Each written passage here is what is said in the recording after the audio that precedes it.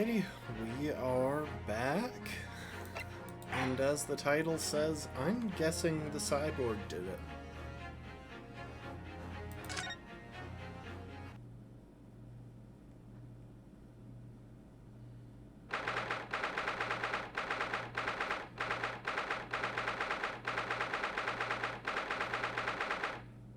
There is a chance I'm wrong. You know, Ace Attorney does have the occasional really surprise twist.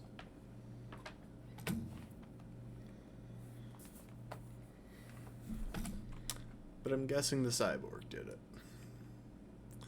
24th October, 9:11 a.m., the Old Bailey Defendant's Antechamber.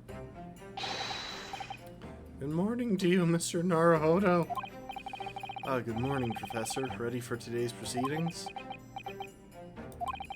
I hope so. I should be.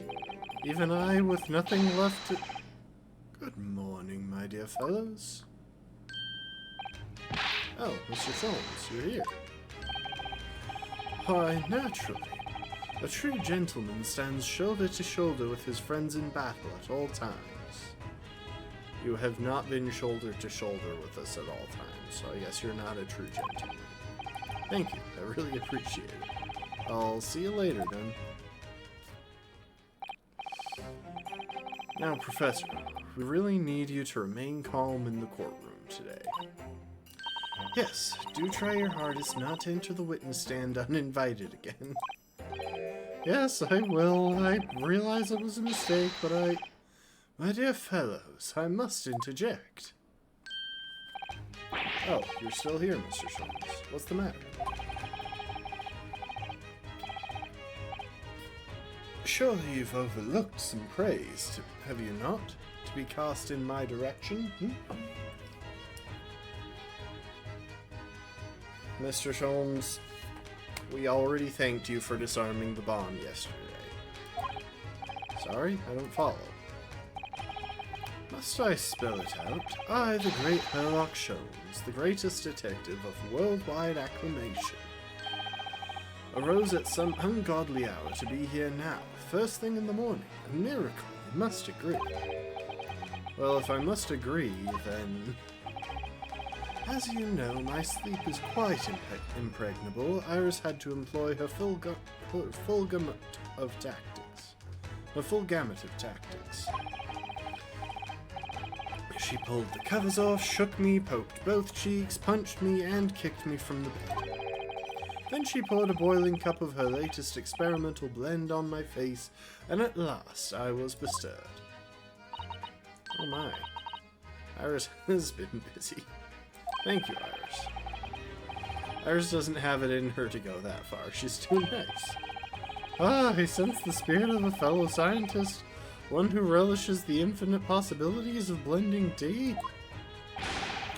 I'm the one worthy of praise here, not Iris. This is my victory. You did nothing. Sorry, Captain. Oh, Inspector Gregson, good morning. Gregson, my dear fellow, why the grim expression at this delightfully early hour? I don't know. Maybe because I've been confronted with a grimmer expression, eh? Dear me, are you going to take that insult lying down, Professor? What? I don't know! What, Professor? Anyway, here's the paperwork you asked for. What paperwork? I took the liberty of requesting it yesterday. I have a feeling it may prove useful. You wouldn't believe the hoops I had to jump through to get this brought out of the archives. It's the Professor's autopsy report. That mass murderers? They killed 5 members of the aristocracy. He was found guilty in a closed trial 10 years ago now. It was all done under wraps. And he was quickly executed soon thereafter. It's all in here.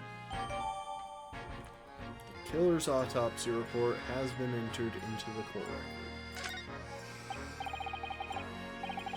I don't know what to say. Thank you, Inspector. Yes, much obliged, Gregson.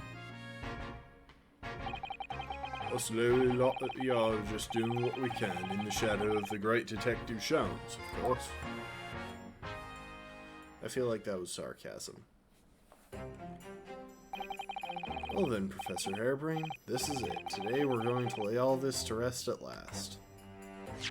But before we do that, I actually want to look through all the new evidence that I've been ignoring for the last little while. I looked at this already.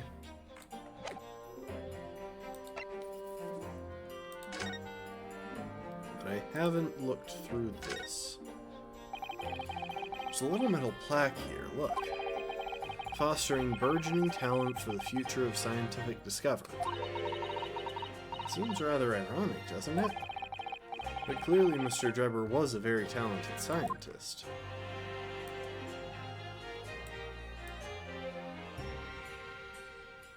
Really, I can't open it or anything?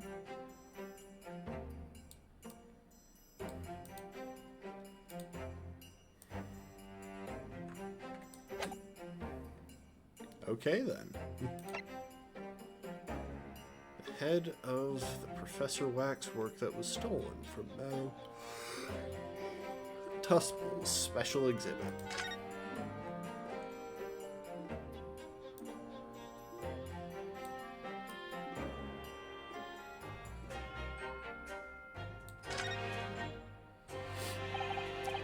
This lock does look very strong, doesn't it? There's definitely no way you could remove the mask yourself if it was put on you. What a terrible way to treat someone, even a convicted criminal. I know, it's starting to make me livid, actually. Mr. Naruhodo, please. I mean, just think about it. Imagine if you had an itch on your cheek all of a sudden. You'd be utterly helpless. Well, yes, that's true. But I'm not sure that warrants quite so much anger. Oh, right. Sorry.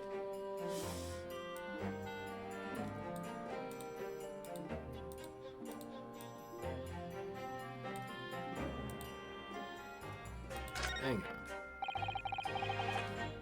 on. Really? You don't find it out of place that there's just a hook holding it on that side?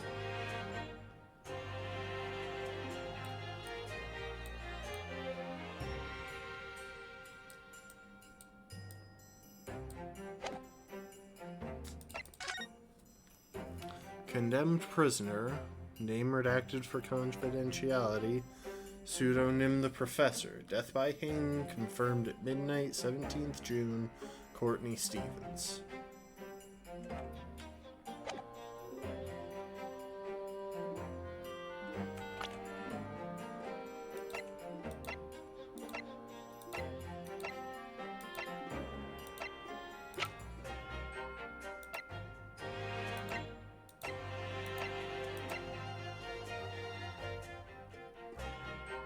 Same first name, different last name.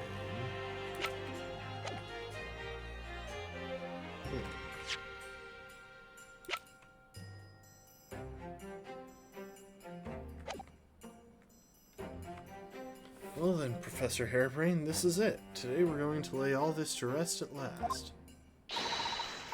I wish you the best of luck, Professor.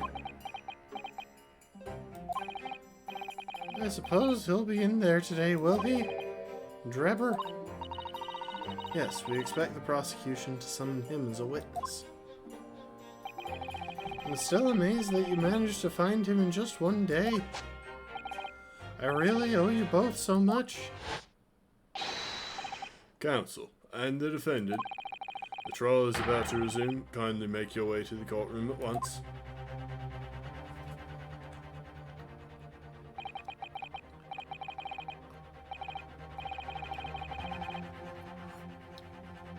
This is it then, the final chapter. Funny, my heart's racing a little. I've not felt this before, actually, this strange foreboding. As if something's going to happen in this trial that I'm not ready for. You have been not ready for practically every trial you've ever been involved in. But I can't let that distract me from the only thing that really matters, finding the truth.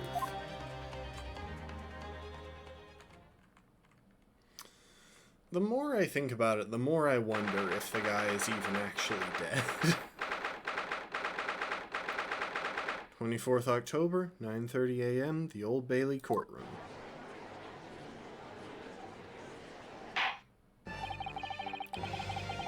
In the name of Her Majesty the Queen, I hereby declare this court to be in session again. We resume the public hearing of Albert Harebrain, here present, who stands accused of murder. Are the counsels for the prosecution and defense ready to proceed? The prosecution is ready, my lord. The defense is ready, my lord. As promised, Lord Van Zieks has his apprentice with him. His apprentice with memory loss.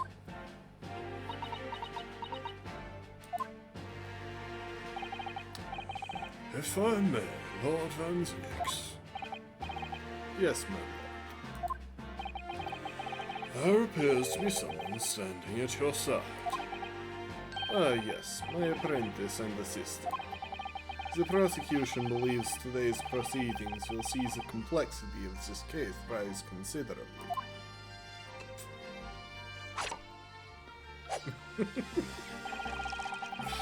I therefore instructed my assistant to attend to ensure the smooth running of the trial.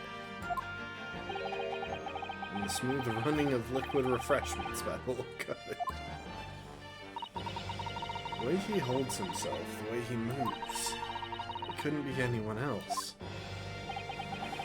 But he's still suffering from amnesia, so there's really nothing we can do at the moment. I know, but this is so very hard. It would appear the prosecution has done a fine job in responding to the demands of the court made yesterday. I understand you have successfully secured the engineer who disappeared from the scene on the day in question. Yes, my lord. I intend to call him as a witness shortly. Very good, very good. Now then, ladies and gentlemen of the jury, who have been chosen at random to represent the will of the people in this courtroom today, are you ready and willing to proceed? Of course, my lord. I'm sure we all understand the importance of doing our civic duty. I feel like that started to slip towards Scottish, whereas...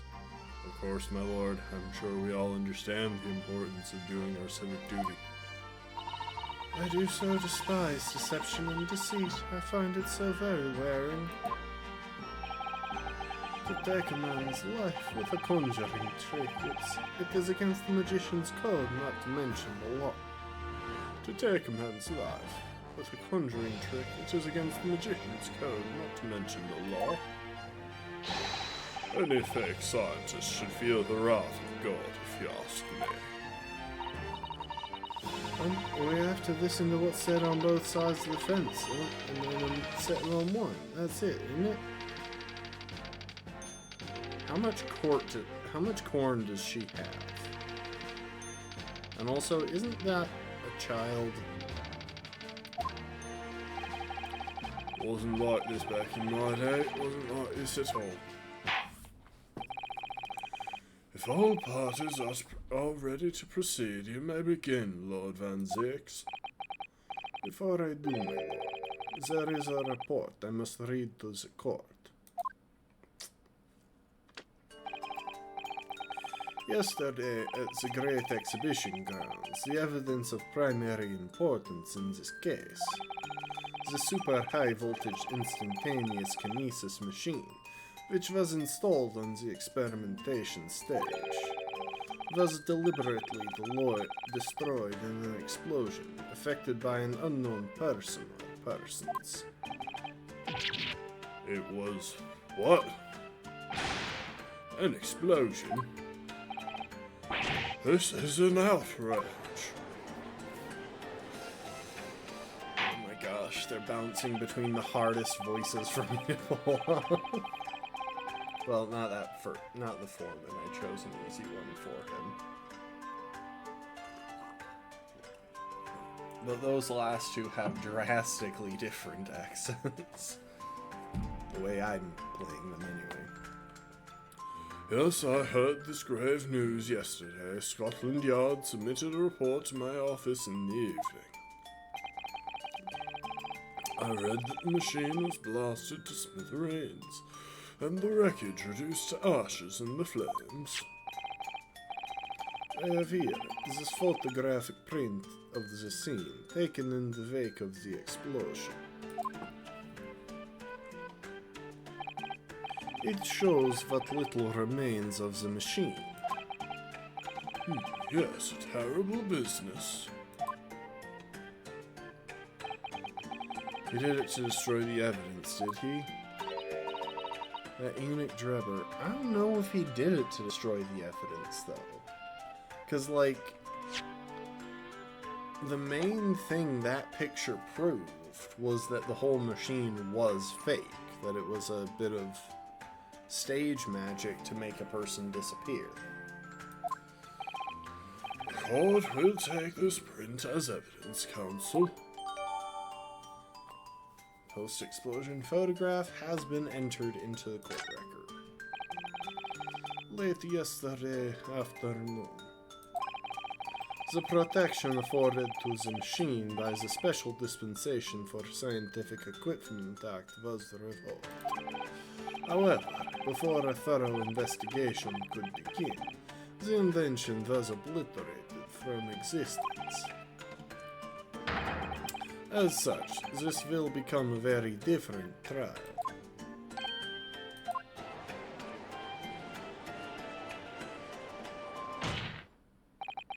As it stands now, with no evidence on which to draw meaningful conclusions, the authenticity of the kinesis machine will remain forever in obscurity. Indeed, a most unfortunate state of affairs. However, one thing remains clear. The victim's death was the result of the actions of the accused. Of that we can be certain. For it was the accused himself who was operating the machine, and who ultimately caused its loss of control. Objection! As Lord Van Zeeks rightly says, this is a very different trial. The accused accepts responsibility for his part in the events that transpired. He acknowledges that Mr. Asman died as a result of the accident caused by his machine's malfunction. However, unbeknownst to the professor, he was being deliberately deceived by a pair of very clever fraudsters. Names, counsel, if you please. The engineer, Mr. Enoch Drebber, and the victim himself, Mr. Odie Asman. So what exactly were these two men up to behind the defendant's back? The defense intends to expose that information, thus establishing the unequivocal innocence of the defendant. Dang. Ryu's on form today.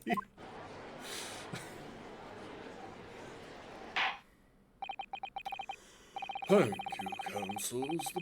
The positions of the prosecution and defense have been clearly stated. Lord Van Zeek, summon your first witness, please. At once, my lord. The prosecution calls the engineer, Mr. Enoch Drebber, to the stand.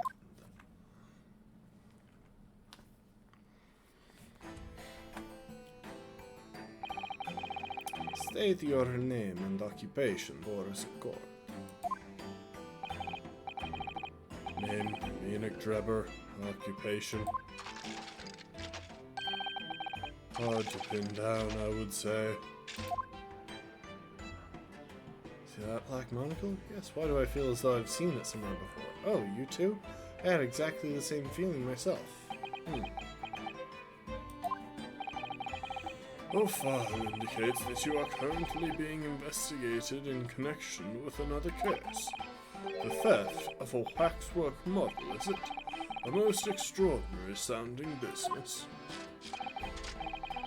But that has but that has no bearing on this trial, I assure you. Leave it from your mind. You're familiar with the public experiment carried out at the Great Exhibition some days ago? The accused super high voltage instantaneous kinesis demonstration. Yes, you could say that. I am aware of it. There was a terrible accident, wasn't there? It was you, Mr. Drebber, who constructed the vast machine used in the experiment. Or so our investigations indicate. Can you confirm your involvement? Yes, I constructed it in precise accordance with the blueprints, but that's all. Then the court would be very interested to hear your thoughts about the machine, I'm sure.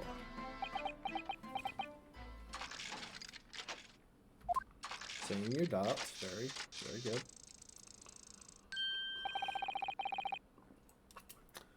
An amazing device, if you ask me. The pinnacle of modern science, making instantaneous kinesis a reality at last. What?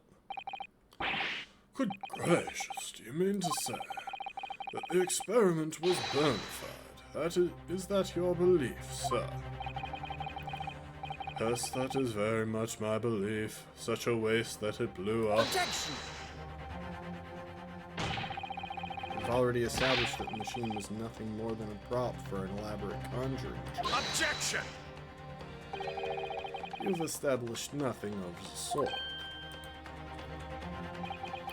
All that was shown during yesterday's proceedings is that the same outcome could have been produced by means of staged trickery.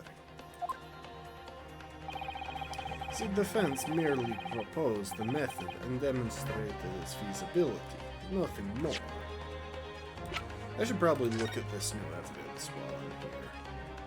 So there's going to be something, like, extremely critical. Obviously, there's the fact that the space under the stage was hollowed out, and the platform was designed as a trapdoor, which already calls into question the machine's legitimacy. But I'm wondering if there are any other sneaky details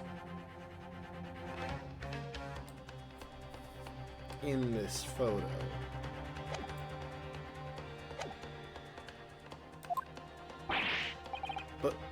But We've procrastinated long enough, I fear. Witness, you'll now give your formal testimony about the machine that you constructed for the purpose of the demonstration at the Great Exhibition. Understood.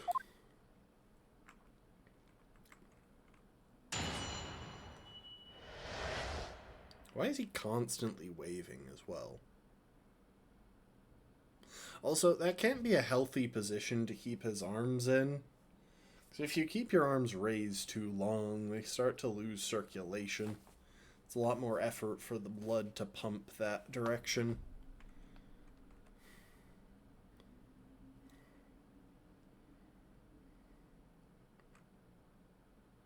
There's actually a guy I saw an image of, I think in India, who has kept his hand raised above his head for like a decade or something as a sign of faith, and his arm is completely destroyed. Like, it's so unhealthy. I met the young professor approximately 1 year ago through Mr. Asman's introduction. He provided me with the blueprints and I constructed the machine to his precise specifications. It was no trick. If the whole show was a fraud, it would have required a body double.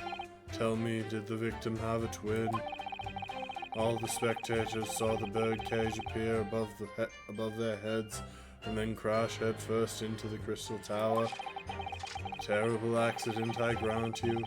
Perhaps the science on which the machine was built was flawed somehow.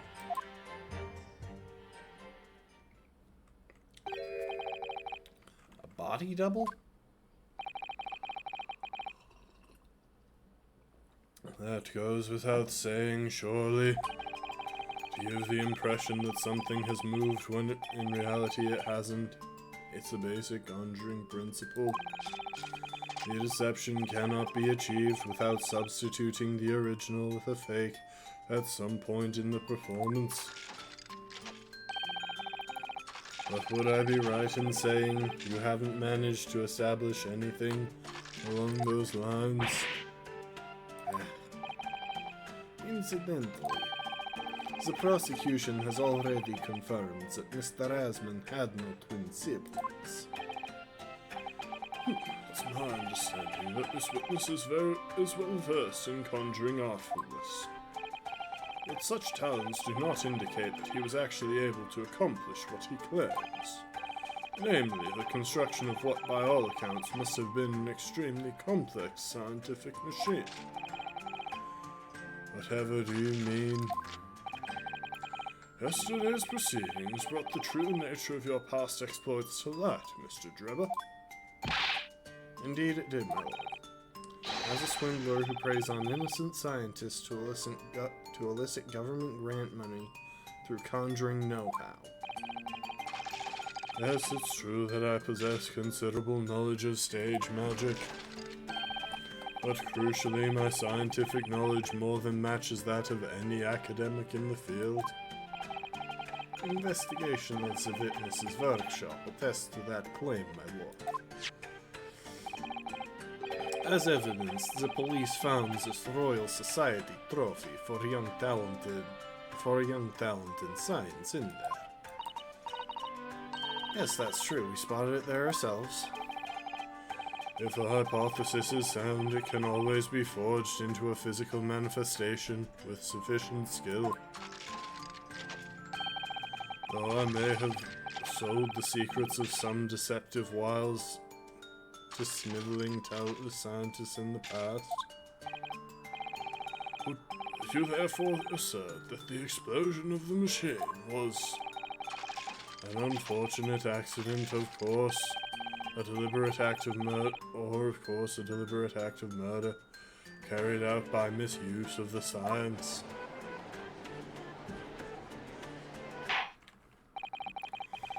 Counsel for the defense, your cross-examination, please.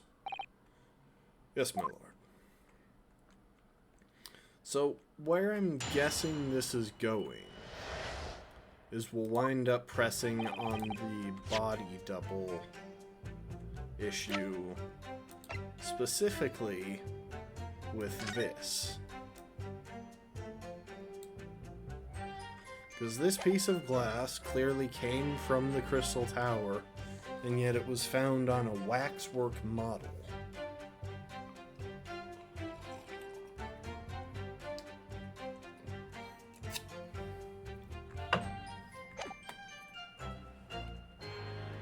Hold it! So you were already acquainted with Mr. Asman himself? Not really. By chance, I'd seen his name mentioned in the papers, that's all. But I had no interest in his private affairs. If he was an unscrupulous investor, it was no concern of mine. As long as people pay their bills, I take up my tools and construct what they ask for. So why did Mr. Asman approach you in particular, then?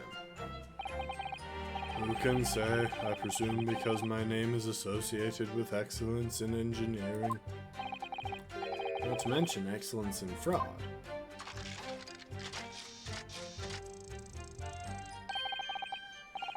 Hard to gauge, but the point is, all I did was construct the machine according to the blueprints I was given. In other words, the Kinesis machine was built on solid scientific principles. Yes, you might say that. Professor Hairbrain certainly has a mind like no other. He provided me with the blueprints, and I constructed the machine to his precise specifications. Hold it! There's no trick. Clear that you have both scientific knowledge and knowledge of conjuring magic, however. The more knowledge you have, the better equipped you are to handle whatever comes along. If your implication is that I furnished the machine with some trickery, I think. It's a possibility that we have to explore. Unfortunately, though, the machine has been blown to Kingdom Come. So there's really nothing left to explore, is there? It appears that the kinesis machine was fitted with a timed explosive device of some kind. And there's nothing left of that device either. Not a single shred of evidence remaining, I hear. You must have planned all this from the outset. But in any case, it's abundantly clear that the experiment couldn't have been a trick.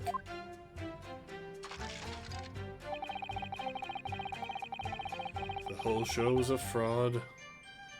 It would have required a body double. Tell me, did the victim have a twin? Of course, that's it. Mr. Asmund was a twin. Objection! Perhaps my learned friend wasn't listening earlier. Mr. Asmund had no twin siblings. No, I heard you before, but the thread of hope hadn't quite left me. The demonstration could have been a trick if there was somebody who looked sufficiently like the victim. But Dr. Scythe absolutely ruled that out as a possibility. It is beyond question that the victim himself, Mr. Asmund, did move from the stage to the Crystal Tower. The fingerprints found at the scene attest to the fact. So it can't have been orchestrated using someone who looked identical to Mr. Asmund. What are you thinking, Mr. Naruhodo? Oh no, nothing. Just that the idea of someone who looked identical to the victim is playing on my mind. All the spectators saw the birdcage appear above their heads and then crash headfirst into the Crystal Tower. Hang on, didn't it crash base first?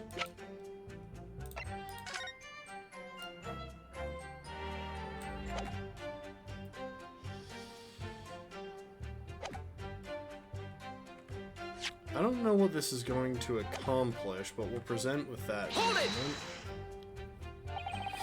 It crashed head first, you say? According to the many witness reports from those there at the time, yes. Were you not there at the exhibition grounds on the day?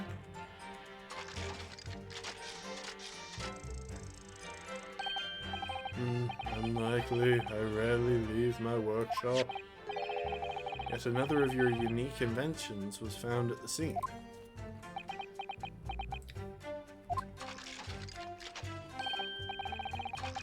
Well, it was the unveiling of a machine I'd labored over for many months.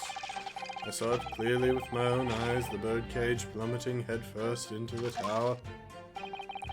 What a surprise. I believe the victim's neck was broken from the headlong fall, wasn't it? How would you have come by that information? Even an infernal recluse like me reads the newspapers, you know. According to the reports, 2 injuries were apparent on the victim's body. Yes, he'd been stabbed in the chest by a screwdriver, believed to belong to the defendant, and he had broken vertebrae as the result of a fall from a considerable height. Correct. My learned friend has been doing his research, it seems. Do we know which injury was the fatal one? Sadly not. Forensic science is not yet at the level where such things can be determined. What we do know is that the victim died having sustained both injuries at some point during the experiment. And since he was found in the birdcage with his neck broken, it's obvious that he fell from a considerable height. Suppose that's hard to deny. terrible accident, I grant you. Perhaps the science on which the machine was built was flawed somehow. So you understood the science, did you? Not in the slightest. Oh, right. As I've said a number of times, I'm an engineer. My job is to manufacture according to the blueprints I'm given. I would be inviting manifold problems if I foolishly allowed my brain to digest the ideas behind them. I could be accused of stealing those ideas, for example. But how is it possible to construct a machine without really understanding the principles on which it relies?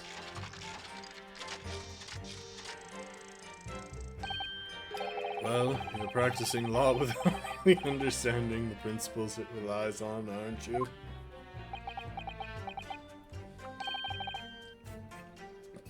Ryu, don't admit to that.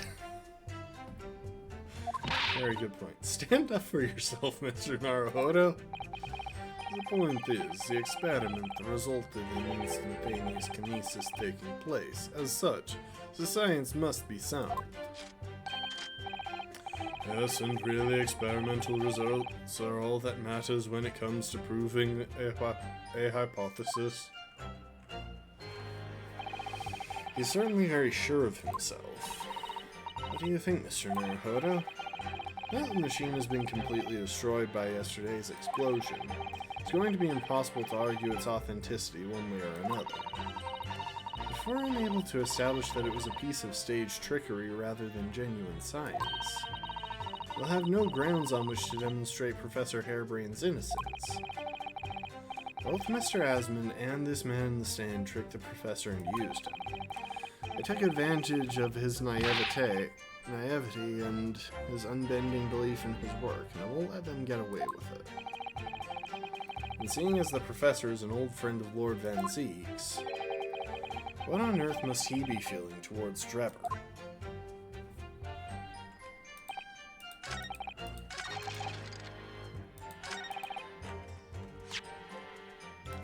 Okay, well, we'll drop a save real quick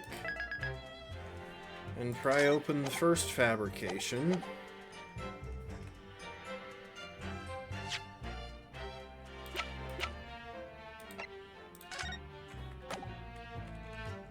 Objection! We've examined the birdcage that crashed into the Crystal Tower ourselves. As you can see, the cave, which is a wooden construction, had sustained damage in one particular spot. Following the explosion, it fell some 30 feet onto the glass of the Crystal Tower. That level of damage is to be expected, surely. I agree, the damage itself is entirely understandable. What doesn't make sense is the location of that damage. All the breakages in the wood are at the base of the birdcage, not the top. What are you saying? That's the opposite of where they should be. That's right, my lord. The birdcage that was at the scene is damaged at its base. So we have reports of the birdcage falling... Oh, I get why this is coming up. It's because this birdcage was damaged when it was dropped through the stage, whereas the other birdcage was damaged when it was dropped out of the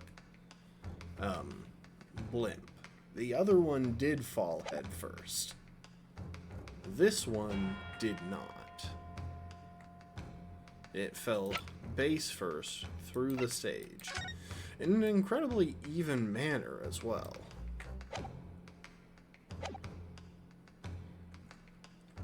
So we have reports of the birdcage falling headlong into the Crystal Tower, yet the damage is at the bottom. The only way to reconcile these two facts is to accept that there were two bird cages in play that day, which were at some point switched. Switched during what wasn't a scientific experiment at all, but an elaborate piece of staged trickery.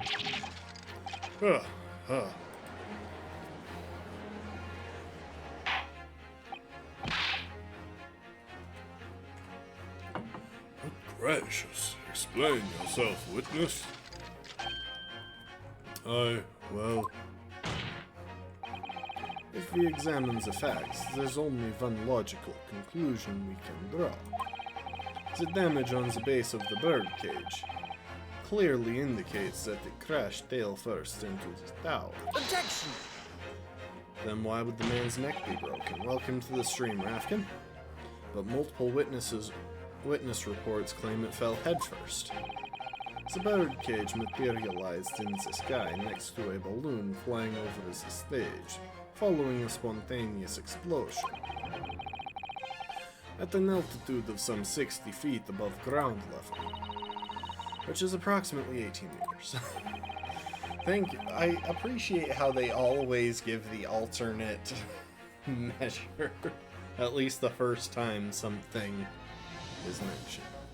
It then proceeded to fall some 30 feet into the Crystal Tower in the ensuing deflagration. Witness reports amid such chaos are notoriously unreliable. Objection! But the victim's neck was broken. Objection! He plummeted 30 feet inside the heavy wooden cage. However he fell, it would be unsurprising to find one or two of his vertebrae crashed.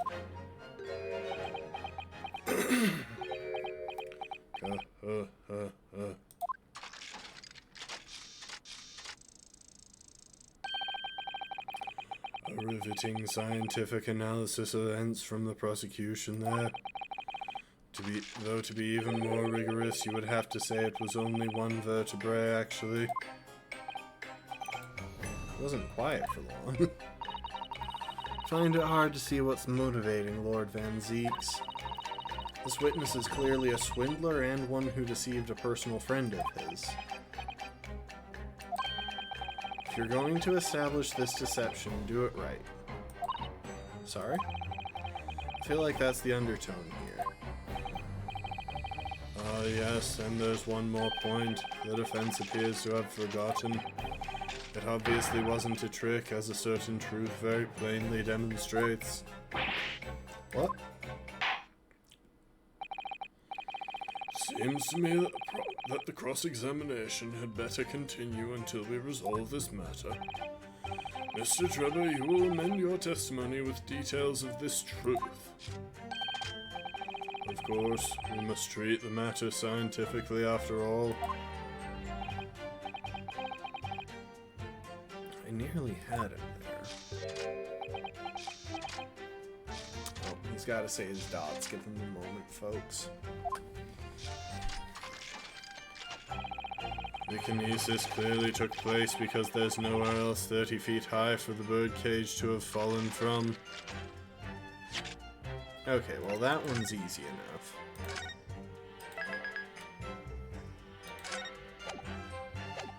I suppose I should press on it first. Hold it!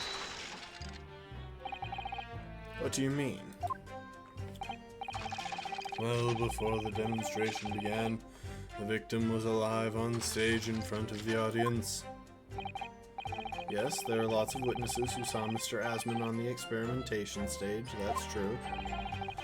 And the victim's neck broke as a result of an impact following a fall. Logically, therefore, the victim must have fallen from somewhere. The balloon that exploded was at an altitude of 60 feet. The point of impact on the tower was 30 feet up. The difference of 30 feet is therefore the total distance the birdcage fell. And there's no other location from which the cage could have fallen if that distance if it didn't drop out of the sky. Ergo, the victim himself must have been beamed from the stage into the sky above the Crystal Tower. Trenchant scientific analysis. Dear me, every time I hear it explained, it sounds increasingly plausible. Oh yes, it's all very well thought out. Certainly all the spectators on the day saw it. The birdcage plummeted 30 feet through the air. Irritatingly, yes.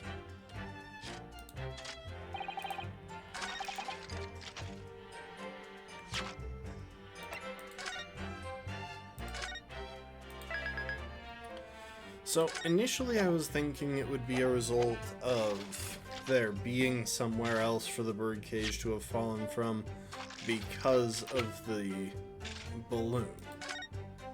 But the argument that's standing right now is that the instantaneous kinesis caused the balloon to explode, leading to the birdcage falling from there. So that wouldn't be an issue. But there is another place. I'm just not sure which evidence to present for it. Because obviously the issue here is solved by the birdcage falling 30 feet through the tower. But do I show that based on the diagram? Or the hole in the machine? I think I'm gonna try the diagram first. Objection! Okay, I was right. This is a diagram of the experimentation stage and its surroundings. Which, you know, I just noticed. Also, sir, now is not the time to be saying your dots. Please pay attention. I just noticed. The tower is weirdly detailed. Am I the only one who feels that way? Because, like, why did they color it in? And why did they color in the balloons? They didn't color in the machine in the experimentation stage.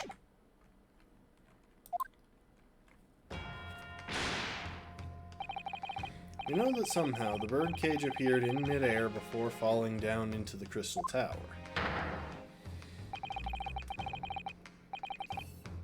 A fall of about 30 feet or 9 meters.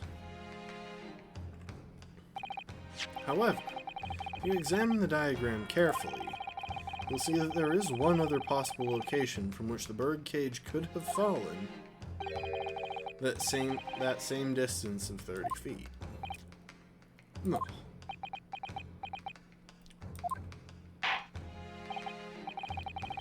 Well, it appears the defense has a possible explanation to put forward.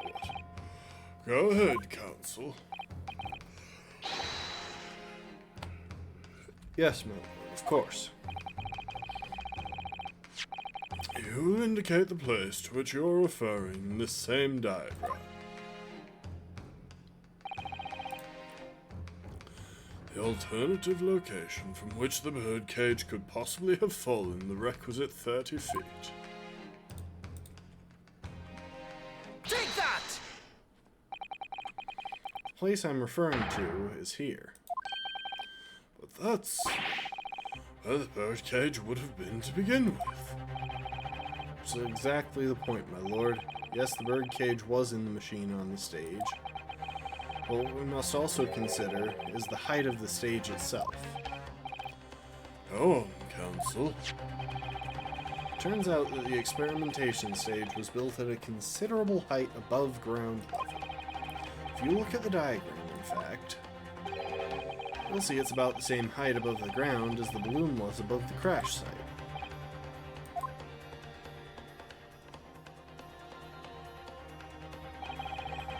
When the experiment got underway, the machine and the birdcage were engulfed in steam.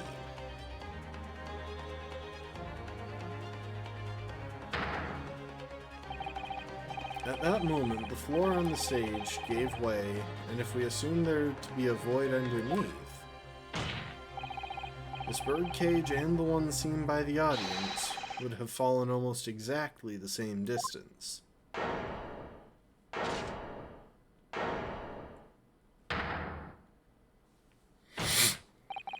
Once again, my lord, this all points to the fact that there was not one birdcage, but two. Objection!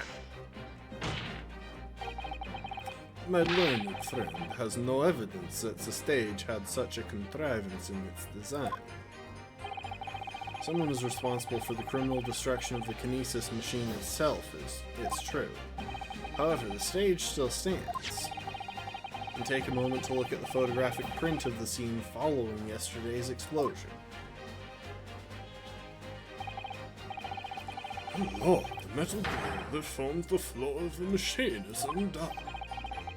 Yes, most likely blown open by the force of the explosion that destroyed the rest of the machine. The defense calls for the space below the stage to be investigated immediately.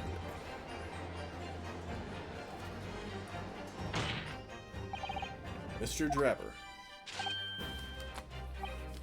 It was you who built the kinesis machine, which means that it was you who built the 2 bird cages that were used to carry out this deception.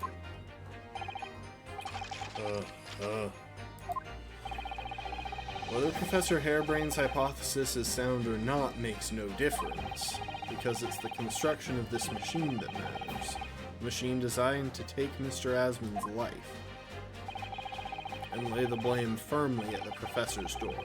Something that could only have been carried out by you, Mr. Enoch Drebber.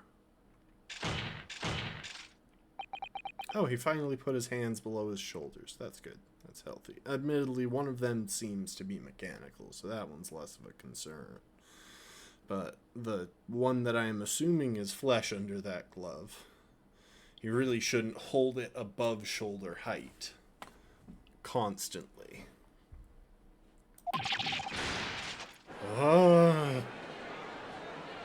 Objection!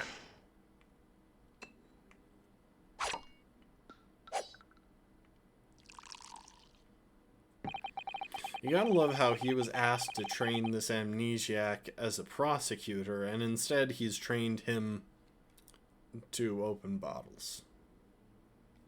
If my learned friend has reached the end of his vile assertions, the prosecution would like to crush the defense's argument slowly but surely. Please do. Please bring out whatever evidence you're currently hiding from me. Your argument fails to hold water on 2 counts. 2. Firstly, before and after the experiment, this witness went nowhere near the kinesis machine. Every relevant member of staff from the exhibition has attested to that. And I believe the members of Scotland Yard have also been on watch duty at every public experiment. In other words, Mr. Drebber had no opportunity to switch the alleged pair of bird cages. Objection! And I've already explained why he wouldn't have needed to. The nonsense with the crossbow, that doesn't bolster your case at all. The man who disappeared from the stage and the man who crashed into the tower are one and the same. The forensic investigation team's report is unequivocal on that point. Hasn't it been established that forensic science isn't broadly accepted as evidence yet? Like, isn't that a major plot point in this game?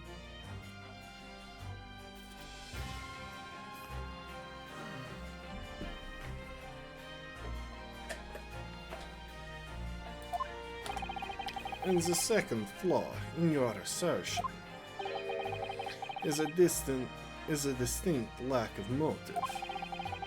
Why would this man have wanted to take the victim's life? He had no reason to do so. A motive? Do I have to think of everything myself? I have here a contract provided by the witness. What contract is this, Lord Van Zix? The contract into which Mr. Drebber entered with the victim, Mr. Asmon. It reads, Mr. Drebber is to receive 30% of all remunerations from government grants or other income. 30%. Certainly very favorable contractual conditions. There was one very important provision bolted onto that clause. What provision? Mr. Drebber may only uphold this right on conditions that both contracting parties are alive. In other words, if either of us were to die, the contract would become null and void. So you see, I had nothing to gain from Mr. Asmon's death. A diametric opposite, in fact.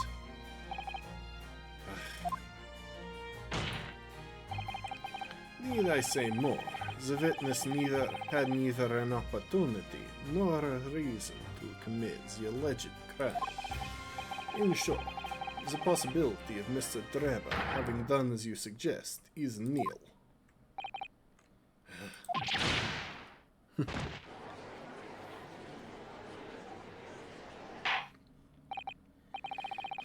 seems the defense's assertion was somewhat wide of the mark. Lord Van Zeeks, you will submit the contract as evidence, please. Drebber's contract has been entered into the court record. Okay, we got new evidence. The investor, Mr. Odie Asmon, hereby enters a contract with the provider, Mr. Enoch Drebber, to fund labor and materials for the construction of a super high voltage instantaneous kinesis machine. Mr. Drebber is to receive 30% of all remunerations from government grants or other income.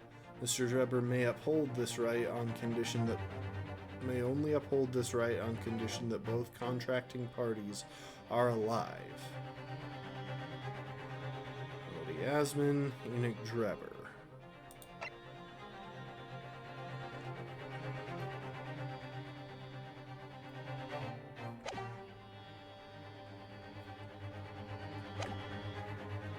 It's true. If Drebber had no opportunity to switch the bird cage under the stage with the one in the Crystal Tower, he couldn't have done it, and in any case, I have no idea what his motive might have been. Here's one aspect of your argument that still holds true, however. There were 2 bird cages. The prosecution is unable to deny that. So I'm sure you're on the right lines, Mr. Naruhodo. I've no doubt there are other aspects of your assertion that are undeniable truths too. How it would seem that the defense has no rejoinder to offer.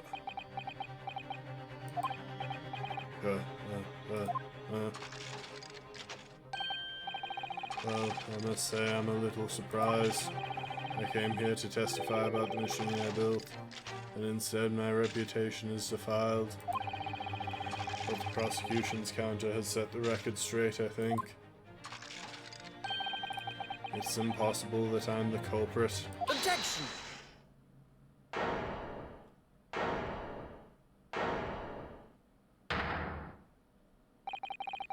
At the beginning of this trial, we believed that there was only 1 bird cage. Yet now we know there must have been 2. In other words, there was more to the demonstration than we realized at first.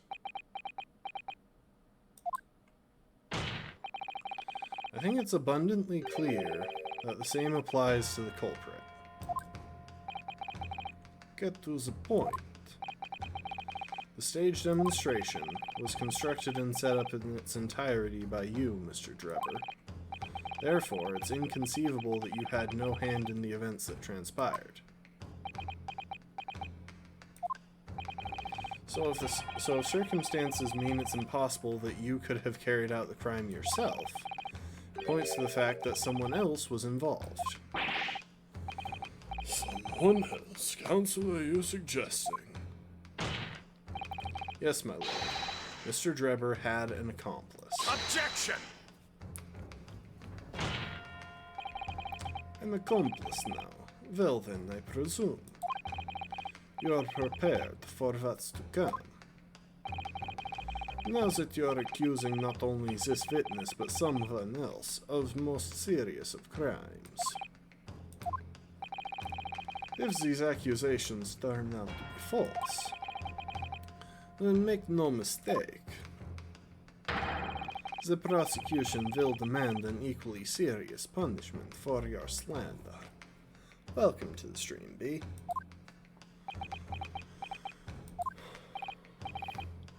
Well, counsel, do you intend to pursue this course and formally accuse another party of involvement in this matter? What do I do here? At the moment, this is little more than a hunch on my part. I don't know for sure if Drebber had an accomplice, or even if he really is the culprit here.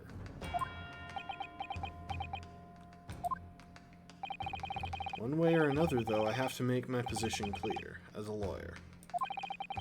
So what's my stance going to be? Did Drebber have an accomplice, or not? Okay, I'm going to save, and then I'm going to see what happens if I back down, because it'll probably be funny. Let's face it, I have no idea who his accomplice might actually have been. Which isn't the strongest position to be in, is it, Ryu? Mr. Naruhodo, think of the sword at your side. Karuma is crying out. Sorry? Crying out for you to show the strength of your conviction now as a lawyer. Yes, you're right. This sword that I inherited, which embodies the will of my best friend, is my own accomplice. I'm not sure that's quite the right word, but that's the spirit, certainly. Defense is ready to name Mr. Drebber's accomplice. Okay, I am going to go back and go down the other route, though.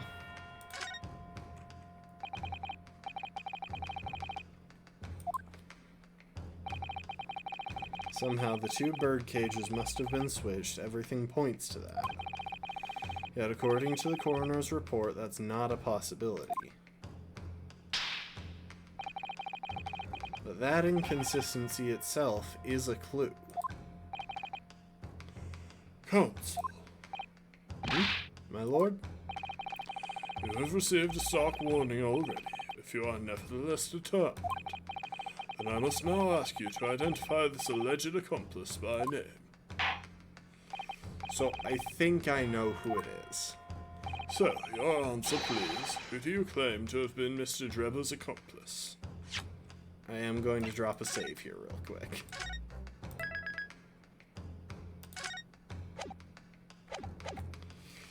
So, I have a suspicion here. And it's a wild one. Take that! Okay, I was wrong. Who is this person? Somebody intimately related to the crime, my lord, and someone you surely wouldn't say you don't know. Yes, thank you. I'm aware of the person, obviously, but on what basis do you claim felonious involvement?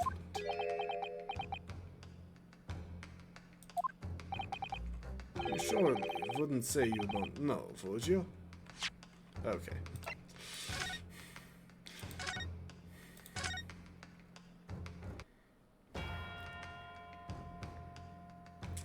Well, in that case... Wait...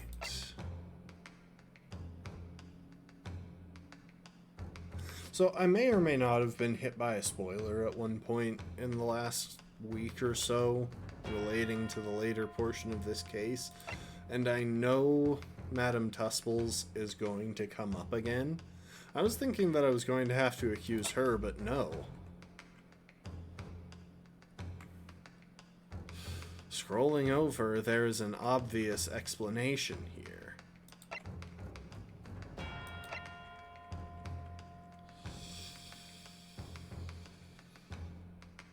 Take that! The name of the person in question is...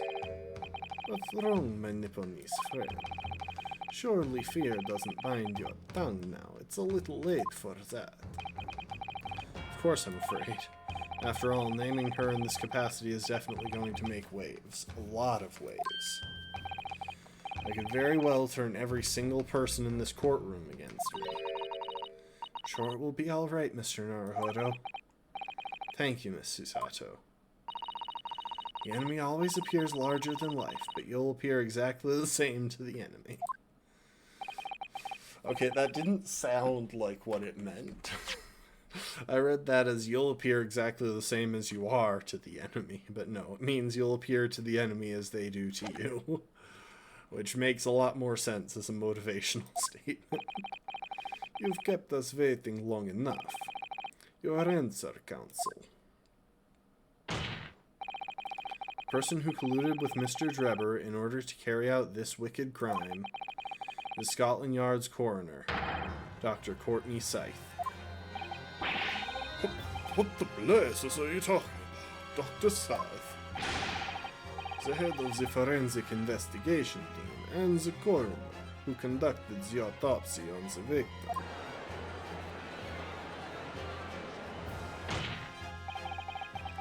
We know there were 2 bird cages, so who could have carried out the switch to complete the illusion?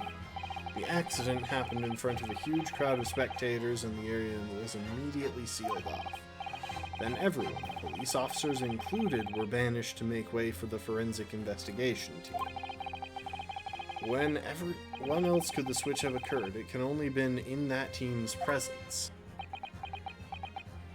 Oh, he looks grumpy. Also, I can't be the only one who's noticing that his monocle is intersecting his eyebrow, including the bone of his brow.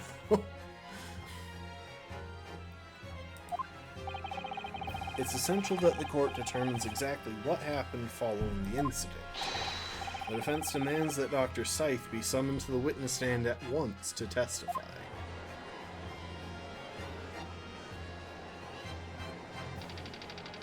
I mean, that should have already happened anyway. You've got nerve, lad. Standing up there and dragging the odd's name through the mud. I didn't mean to. I know the woman very well. There's no better dead room worker out there. How dare you call her a criminal? My learned friend's imagination appears to be wilder than the East End at night. But the recklessness of your accusation aside, there's another grave problem with your argument. One which the prosecution demands you address at once. A grave problem? Oh my word. Who do you claim acted as the victim's doppelganger? What? Certainly if the birdcage containing the body of the victim was exchanged for another, the cage must also have contained a body. And yet, no missing persons or accidental deaths of anyone even remotely resembling the victim have been reported. Which means there was no one, dead or alive, who could have fulfilled the role of body double for Mr. Asman. That's true. My argument is that there were 2 bird cages, then there must also have been 1 person inside each. Okay, now we're getting to the good part. But I don't know if I've got an answer to this yet, have I? What can I do to reveal how this body double stunt was achieved?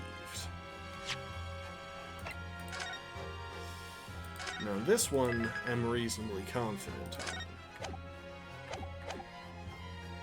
Present evidence. Very well.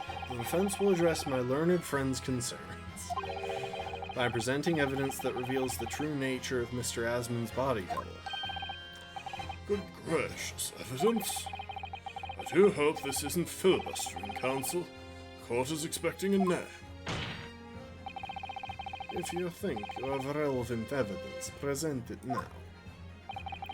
Body double and the birdcage were hiding inside a balloon that was floating above the stage, which means that any witnesses would only have seen them from 60 feet away. So who was it that appeared out of that explosion some 18 meters above the spectators? Ha! Body double inside the second birdcage was. So it was either going to be that we present the broken glass or that we present the waxwork head, but it's clearly the waxwork head. Take that!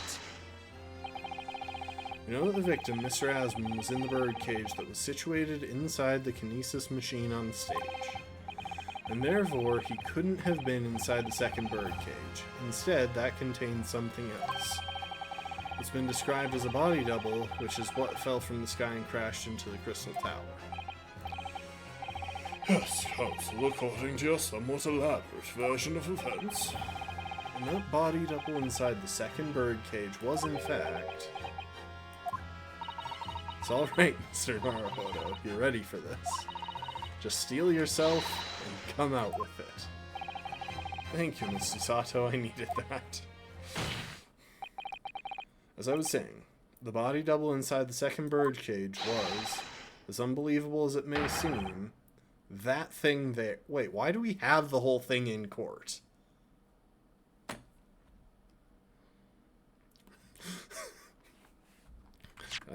I have to question this. That wasn't there a second ago. The only part of it that I had was the waxwork head.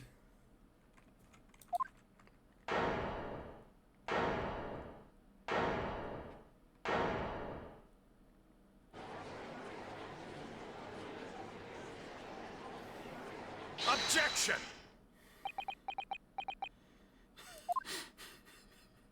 Please tell me he's going to ask how that got into the courtroom. Open your eyes and look into mine, my Nipponese friend. Answer me this. How did you get that into the courtroom while you have been at the stand? Well, you see, I also had an accomplice. His name is Herlock Sholmes. He's in the stands, and he's kind of insane, so I'm sure he could figure it out.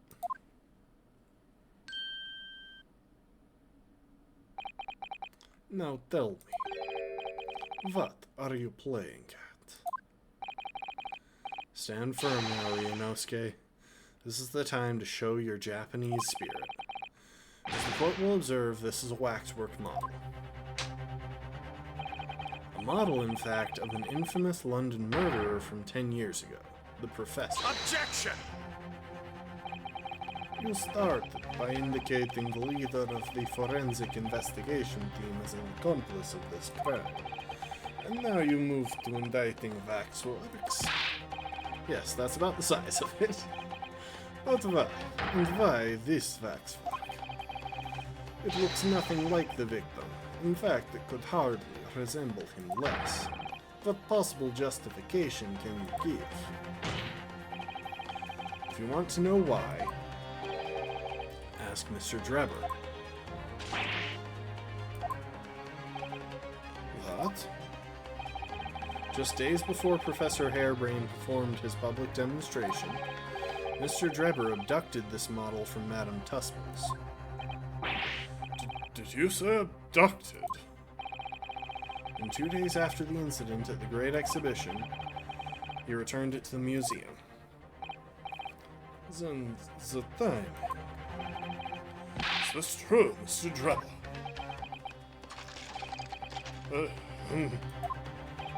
At first, I couldn't see why Mr. Drebber would have stolen the waxwork and then given it back again. But now the reason is clear. He took it so that he could put it inside the second birdcage as a body double for Mr. Asmund. Oh, Objection!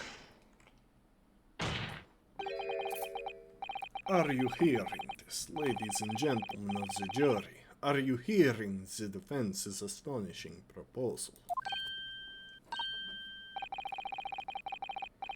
That the witness fabricated this vast machine with the intention of deceiving some wretched scientist.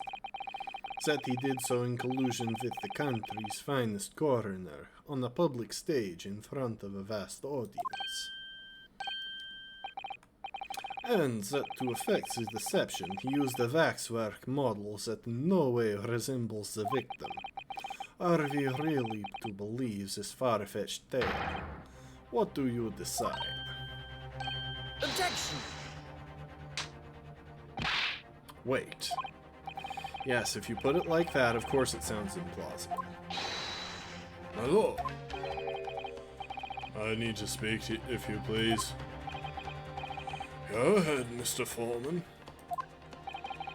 Myself and my colleagues have reached an agreement. Very good, in that case. Ladies and gentlemen of the jury, you will state your leanings for the court to hear now. Guilty!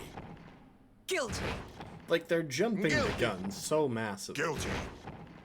Guilty! Kill me! I really thought the one girl was going to smack it down with the corn. Well, we know how this plays. So, as indicated by the foreman, the jury has reached a consensus. I knew that was going to happen.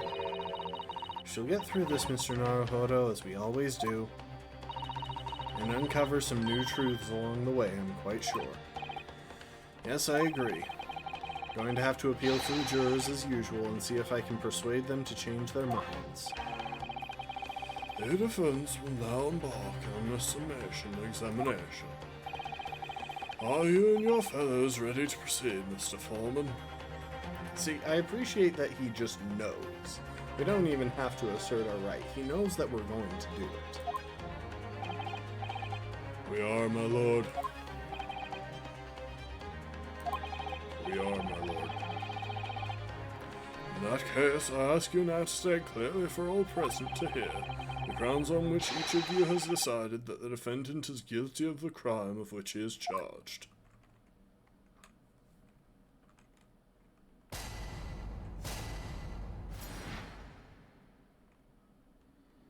The jurors' contentions. I've known that woman for many years. She'd never be an accomplice to anything. It's utter nonsense to think those two would ever be conniving with one another. Oh dear, this is most troubling, but surely the waxwork the man stole has nothing to do with the coroner, is it? I have had my own problems with members of the police. I do not trust them much. So why did you vote guilty?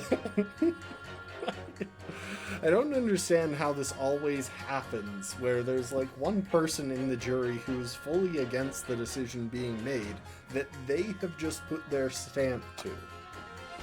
I've seen no rigorous proof that this waxwork was ever inside the birdcage. It's conjecture. Accusing someone without raw evidence is not a proper job, is he? I won't have it. It's weird that we started at the far end and then bounced back. Somewhat unsurprisingly, seems the introduction of this waxwork model to the proceedings has polarized opinion. Given that its face is obscured, and its build in no way resembles that of the victim, I can only applaud my learned friend's temerity at suggesting it as Mr. Asmund's body double. Yes, the applause is deafening, and yes, I know it seems extraordinary. That's the point. That's why I have a strong feeling it's actually a greater clue than anyone yet realizes. What are you thinking, Mr. Naruhodo? I can't explain why at the moment, but I feel as though there's a specific reason why it was used and why it had to be this model. Really? A reason why nothing else would do, you mean? Yes, and I'm convinced something far more significant than whether or not the model looked like the victim. Well, if that's the case, we must prevent the trial from ending prematurely at all costs. I wonder. This is a weird thought. But what if the case of the professor has something to do not with Odie Asmund, but with Courtney Scythe? She was the one who, I'm assuming, performed the autopsy report. Under a different name, sure, but...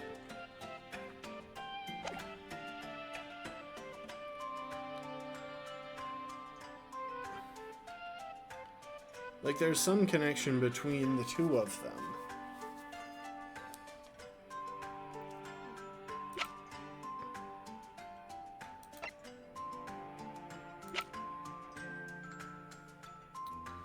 So that waxwork was used to manipulate her, not specifically to turn attention toward Mr. Asmund. Like, we obviously have the proof that the waxwork was present there, with the broken glass. That's gonna be easy enough. I feel like a lot just depends on whatever is inside this mask.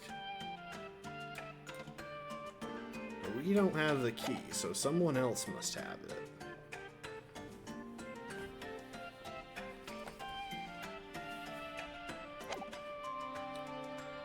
Yes, agreed. I have to find a way out of this. If you're ready, Counsel, you may proceed with the summation examination. Yes, my lord.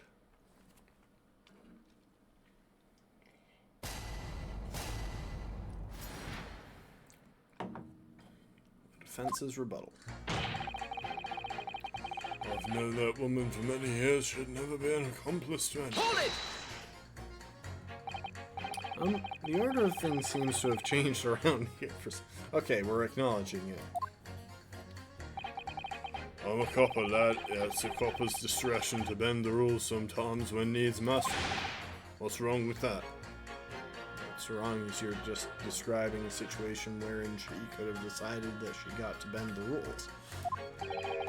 Where do I start? I've been working at the yard for 40 odd years. That's even more than I thought. We've only had a metropolitan police service in town for 70 years, you know. Of course, times have changed. The public didn't trust coppers back when I started. It was rough. We had to fight crime, and we had to fight to win the public's trust as well, and when we did.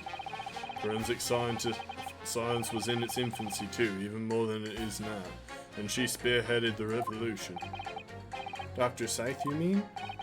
That's right, about 10 years ago now it was, when I was still a youngish bobby on the beat. That's when she started making a name for herself as a top-class coroner. And now look at her, head of the forensic investigation team, and a woman no less.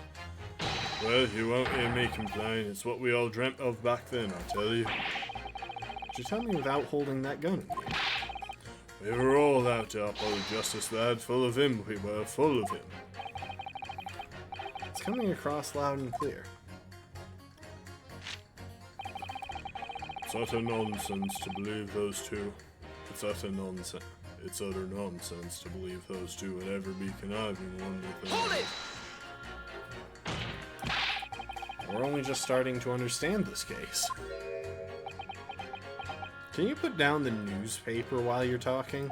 What are you reading there, sir? The man behind those murders on Solar Pond Street was caught in 2 days flat. That's real policing for you. It's really not relevant to this case, is it? You're wrong there. Because it was Dr. Scythe in charge of examining the bodies. There was evidence arising from her work that led to the arrest of the scoundrel responsible. Oh. That's right. Oh, that woman is at the forefront of this country's fight against crime. The idea that she's somehow involved in this murky business is a load of old tosh. Well, it was up to me to press the jurors, not the other way around. Oh dear, this is most troubling, but surely the waxwork model the man stole has nothing to do with the coroner, is it? Hold it! Why would you assume that? Well, quite simply because that unsettling swindler has no relationship with the woman, does he?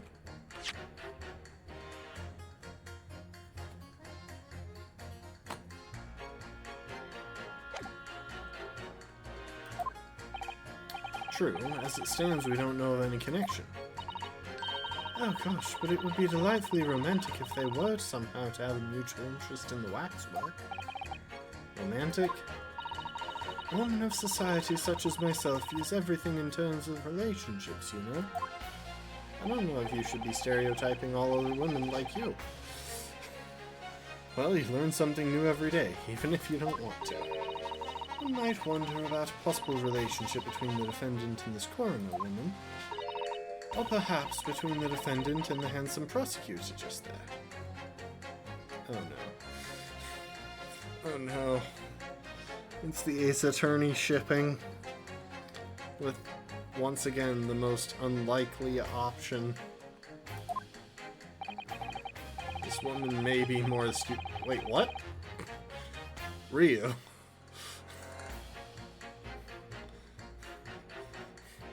Ryu, do you have something to say? That's the woman's stance. And perhaps demonstrating some connection between the waxwork and Dr. Scythe would be enough. Yes, I agree. I just want to be sure that I'm reading this right.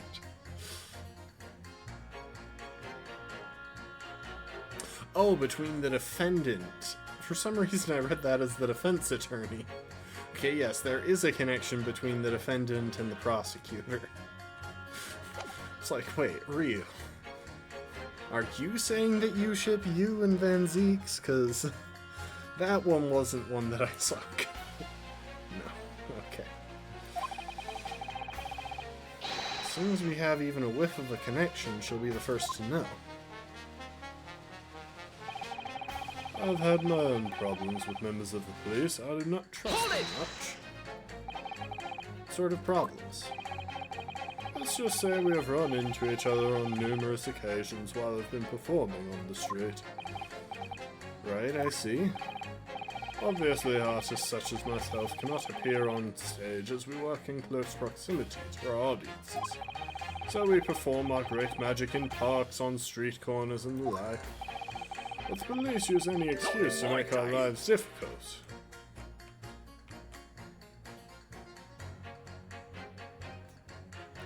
Excuse me.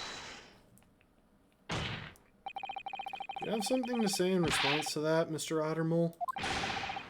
Who are you calling a mass murderer? Oh, sorry, my mistake. I got confused because I heard you look like him. I don't look anything like that man. You want to be looked up, sonny? Locked up, sonny? Thanks, Mr. Sholmes. Perhaps we could move on. I was really wondering if you had something you wanted to add in response to what juror number 3 just said. Also, that's a terrible thing to be doing with your gun. Is that thing loaded? Because you are going to kill someone if you do that. And clearly you do. Back in my day. Back in the good old days. It wasn't like this. What was it like, sir? We worked our fingers to the bone to earn the public's trust, we did. And by Jove, people respected us back then. Respected you? No one would have called the coroner into question in them days. The coroner's report was the hallmark of an investigation done right. Especially when Dr. Courtney Stevens put her name to it. She was the best of the best, an apple of the force's eye. Hold on a minute. What are you talking about? Who's Courtney Stevens? And now... we have the relevant information. I don't know why I'm going backwards to get to something on page 2.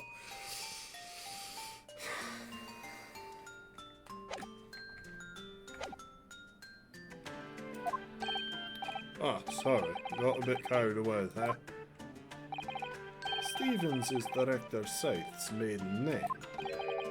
Her maiden name, so that was before she was married. Of course, yes, silly me. It's Scythe now, isn't it? Stevens. I'm sure I've seen that name somewhere recently. Anyway, the point is, those were the great days of policing, not like now. Sorry to interrupt, sir. But do you think you could change your statement to include that name? Well, yes, I don't see why not.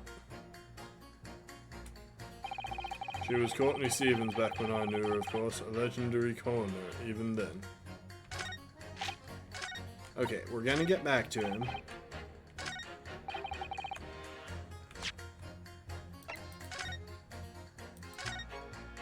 And we're gonna drop a save as well.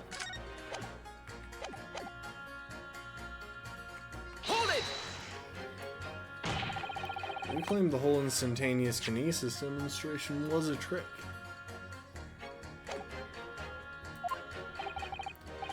But I did. But there's more than one way to pull a rabbit out of a hat, isn't there? Sorry? I grant you, given that this cage appeared from the midst of the explosion, there'd have been no need to use a real person.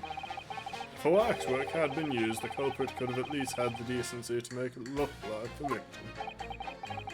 I'm not sure exactly how much criminals are governed by decency. The point is, if you're going to make a claim about that waxwork being inside the birdcage, you need to give us some evidence. Without that, it's just not science. I suppose we should expect nothing less than a logical argument from a fellow of the Royal Society. But that perhaps means his mind could be changed if we manage to present suitable evidence. Evidence that the Professor Waxwork was inside the birdcage. Can I produce that or not? I have evidence. Actually, I have something I'd like you to see, sir. Oh? I must warn you that I firmly believe it's only wise to trust men in white coats. So given your jet black outfit, I don't mind admitting to a sense of trepidation there. It's like clothesist, I guess? So you don't trust anyone in black. Looking in the mirror must be very trying. I do have some evidence that proves the waxwork was inside the birdcage. Namely, why do I keep going the wrong way? Take that! What's that? A piece of glass. That's unusually thick for glass. Yes, it's a piece of broken glass that we found inside the jacket on the waxwork. As you say, it's not ordinary glass though. It's very thick and clearly made for extra strength. Much like the special glass that was developed for the construction of the Crystal Tower. The crystal holy smoke! Exactly, the centerpiece of the great exhibition where the very incident we're talking about took place. On the day in question, the birdcage fell from above and smashed through a window of that special glass. From whence this small piece originated, is that it? Precisely, so, what do you say? Now that clear evidence supports the assertion, in support of the assertion has been placed before you.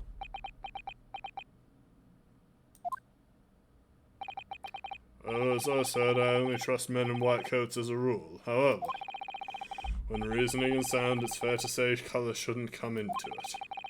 In light of what you've shown me here, yes, I feel obliged to change my position on the matter. In that case, juror number 4, you'll amend your statement now, please. The presence of that piece of glass leaves me little doubt the waxwork was indeed inside the birdcage. Hold it! I've got to ask, why have you brought that corn into court with you? Colonel Culp? He been growing out back on the farm. Picked him off on the way into town. He's a proper nibbler, he is. Yes, the nibbling seems to be taking quite a while. Maybe it could wait until after the trial? I don't like the sound of that. You need colonels at times like these. Whenever I have something big to decide, the colonels always point me in the right direction. See? You're talking about your cob of corn? Nibble, nibble, guilty bubble, nibble, not guilty, out. Nibble, nobble, guilty bubble, nibble, not guilty, out. I'm not repeating that many times. Perhaps it's akin to fortune telling with flower petals like people do back home. So Professor Hairbane's fate is to be decided by a cob of corn. Would you not at least wait until we've had more time to find the truth before deciding on the defendant's guilt? Oh, I don't know about that. My tummy's awfully full already. Amazing. Ew, that's not a good pun. I know it seems a little far-fetched to think the waxwork model of the professor was in that birdcage. But on the other hand, it explains a lot. There really is a reason why that particular waxwork had to be used as Mr. Asmund's double. We must do everything we can to make the jurors understand it. The truth is, I'm sure that's the key to this, but it's the most puzzling part of it, too. In that case, you should see what additional information you can glean whilst trying to change the jurors' minds.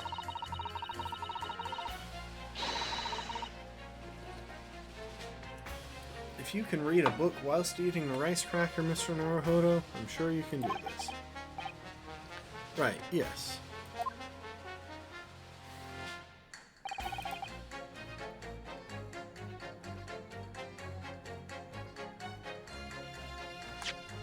Alright. I'm gonna drop a save.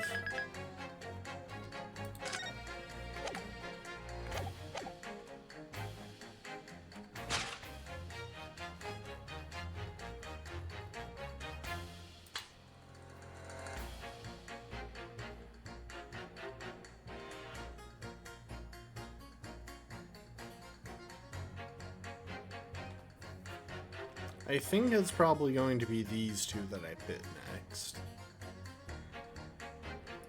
So I'm going to pit them and then show that Courtney Stevens was directly related to the case of the professor.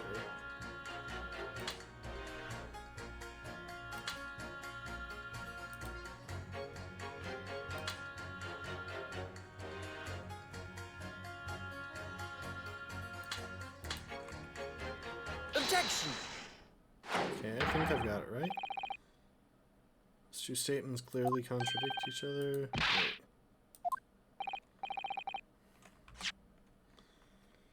Good gracious, to whose statements do you refer, counsel? So, juror number 2.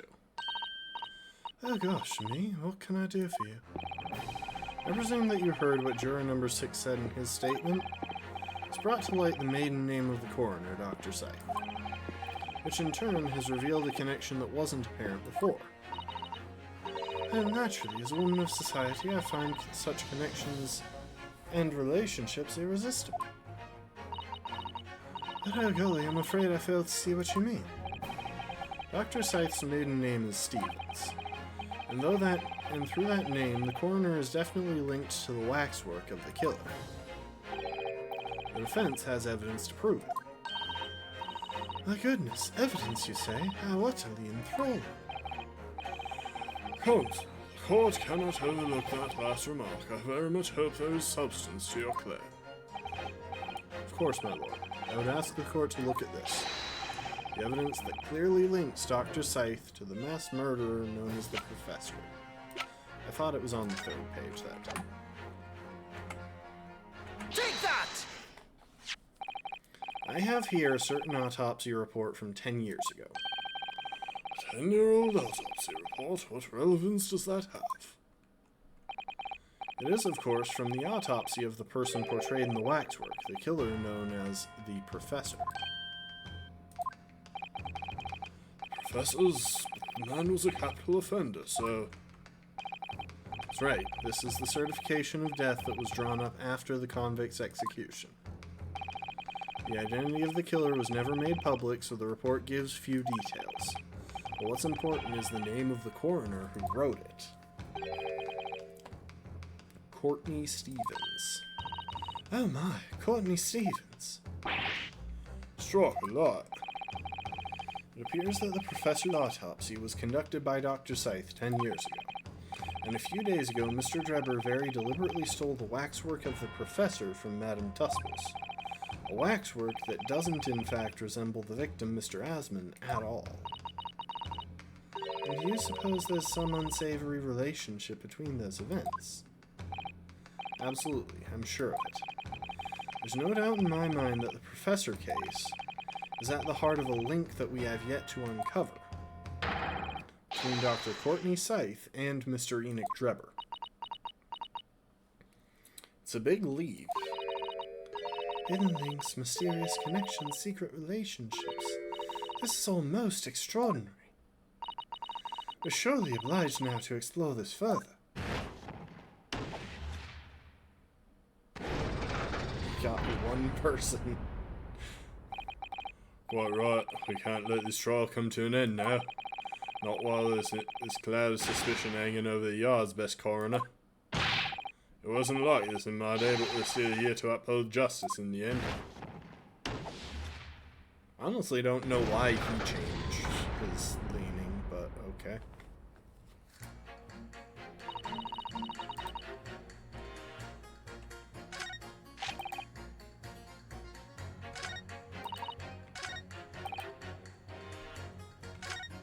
And then I think we just have to pit him against the corn girl. Let's save first, though, in case I'm... because I could be.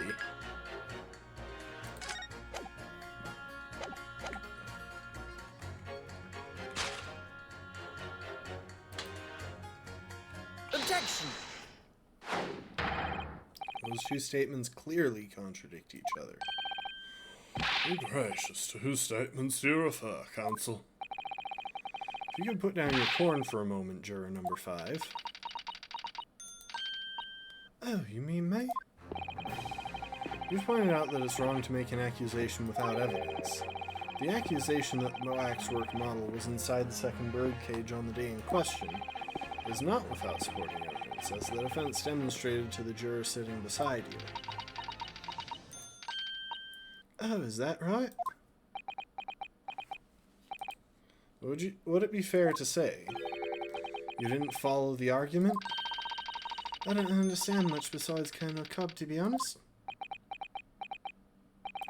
Of course you don't. If I could interject here. Please do, sir. Now that this assertion of yours about the waxwork has been backed up by some solid evidence, it would be wrong of me as a man of science not to pursue the matter further.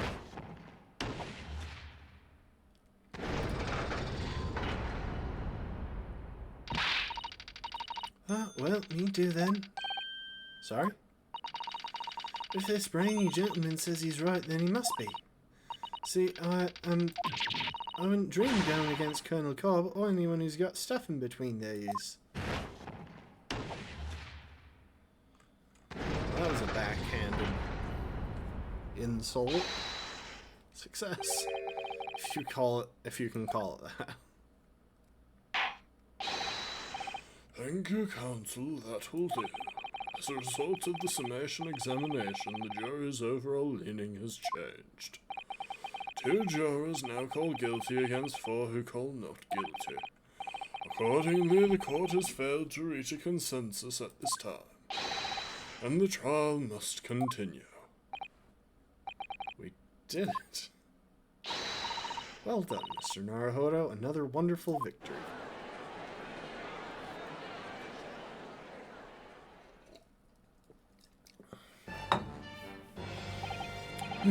Waxwork of the despicable professor, used as a body double for the victim in this quite extraordinary case. I must say it's extremely hard to believe the assertion could possibly be true. However, it would appear that it does at least warrant further investigation.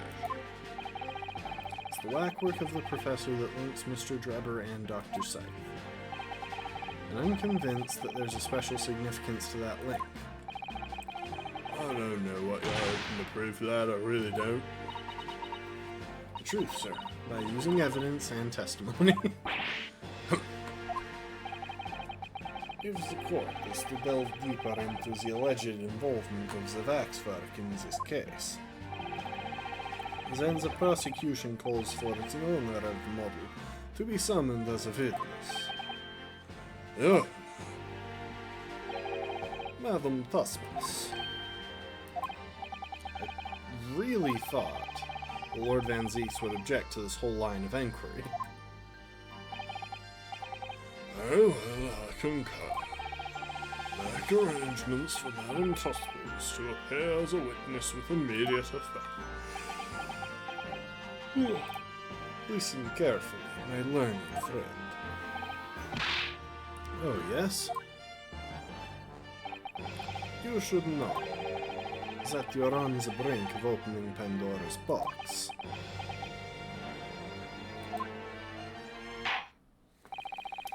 Yeah, we're about to open a can of worms with the whole the professor deal. I wonder, what if his brother was the professor? What if his brother wasn't killed by the professor, but in fact was the professor?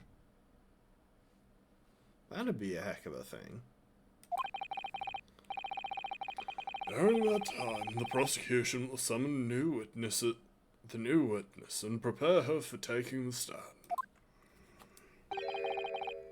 Madam Tusmels, yes, I shall see to it at once, my lord.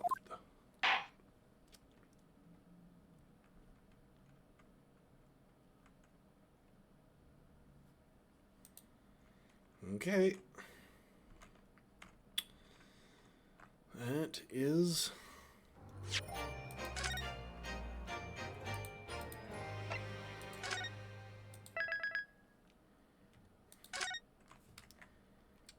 round one of the trial.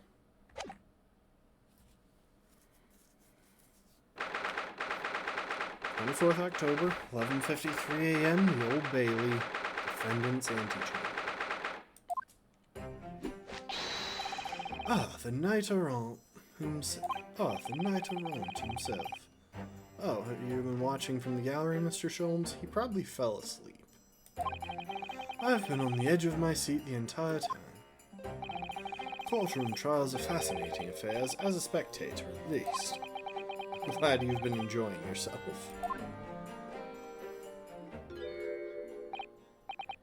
I have to ask, what on earth is going on? It makes no sense. What's this professor business all about? He doesn't look like any professor I've ever met before. Who even is he? Ah, of course. You were in Germany already 10 years ago. Yes, the professor. When I discovered he was the one who had been abducted, a sense of foreboding stirred within me. But who knew the monster would come knocking at your door? My heartfelt sympathies. As it turns out, Lord Van Zieks is even more intimately tied to this case than any of us realized, isn't he? Yes, how true. His great friend from University in the Dark, and now a waxwork of the killer who took his esteemed brother's life makes an appearance too. I imagine even the shrewd Mr. Reaper has failed to foresee that kick in the teeth. An extraordinary move on your part, my dear fellow, to throw that in front of the man.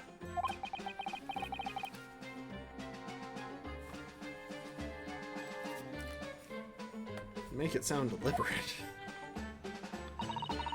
I can't help feeling that this professor case is really very puzzling. Oh yes, in what particular manner? Well, there's Mr. Drebber, Dr. Scythe, and Lord Van Zieks. Seems that everybody in the trial has a link to the case somehow. Yes! In fact, I alone am not a member of the set. Though that leaves me as an empty set, all alone with no intersection to any other. Excuse me. Excuse me. Dr. Scythe. Ah, Dr. Courtney Scythe, née Stevens. Good day to you. Hello. Hello, Sholmes. That was very shrewd of you. What in particular, pray? You requested that 10-year-old autopsy report from Gregson, didn't you? Why would you assume such a thing? Because Gregson told me. Dr. Sholmes, this is not the time to be saying your dots. I think it's been 10 years. 10 years in the laboratory, wielding my scalpel. I smell of nothing but corpses and disinfectant. Policemen on the jury had a lot to say about you as it happens, Dr. Scythe. And I've accused you of being complicit in what happened. I'm hoping that you'll take the stand and tell the truth about what really happened. That certainly won't be possible. Lord Van Zieks won't be summoning me as a witness. Lord Strongheart has forbidden it. Lord Strongheart? Pandora's box you were warned about is the Professor case. But please don't make the mistake of thinking you'll get any information about it out of me. But attempting to hide from the truth, that's cowardice. I've always fought crime the way that I see fit. I have no regrets, none at all. And that's all I came here to say. So, good day to you. I feel like I was messing up on her accent a lot. Well, you, again, not the time to be saying your dots. She's mentioned it too, this Pandora's box. Whatever does it all mean? There's really no cause for concern. I assure you, when the trial resumes, the meaning will become all too apparent, whether you'd like it to or not. Huh? Now then, I believe it's almost time. I must make my way back to the public gallery. The edge of my seat awaits. I think maybe you're enjoying yourself a little too much. Ah yes, one word of warning before I go. If, in the course of the trial this afternoon, you perceive even a shadow of doubt about the truth, don't let it out of your sight. Pursue it like a dog with a bone. To the bitter end, you understand? Do not falter, whatever may come to pass.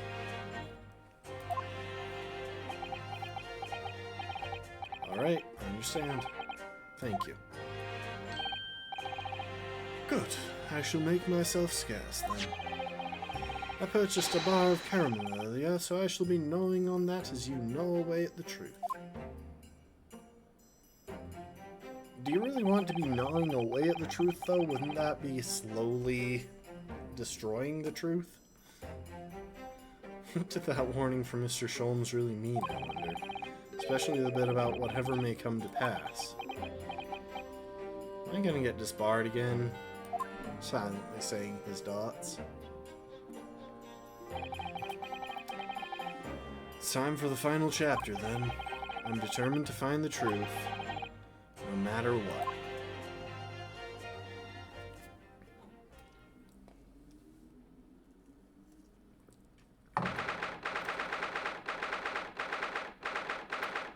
October, 12:40 p.m., the Old Bailey courtroom.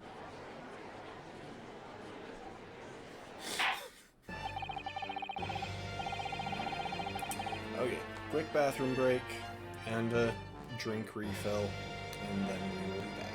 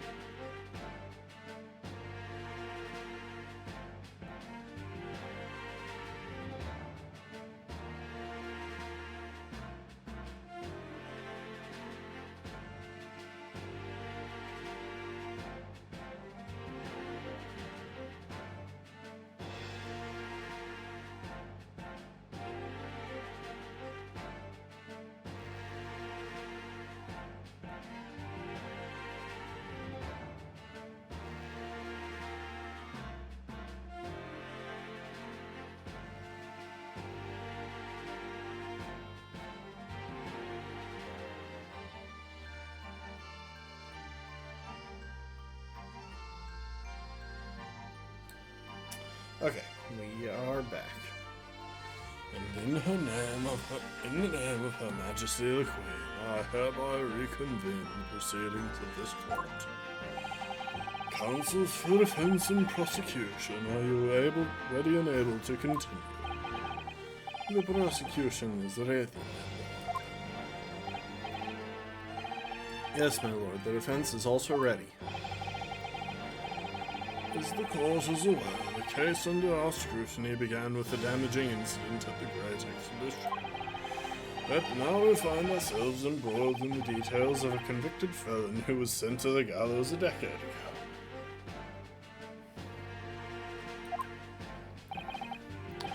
This trial has certainly defied all expectations. This seems to be the fate of all trials in which this Nipponese is involved, my lord.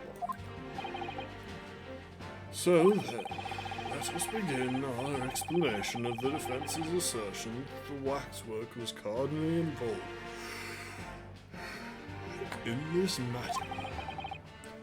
Lord Van Zix, My lord, are we still awaiting the arrival of Madame Tuspels? not at all. She is in the antechamber as we speak, and ready to be summoned. Very well, bring in the witness. At once, my lord. Bailiff, show Madame Tuspels to the stand. Things are about to become a lot more intense. If Drebber is responsible, as I'm sure he is, it means he must have had an accomplice in Dr. Scythe. And what connects the pair of them is the waxwork. Yes, the model of the professor. That's the key to the link between these otherwise unrelated individuals.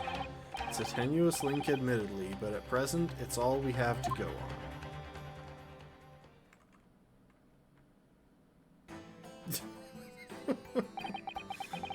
State your name and occupation for the court, please.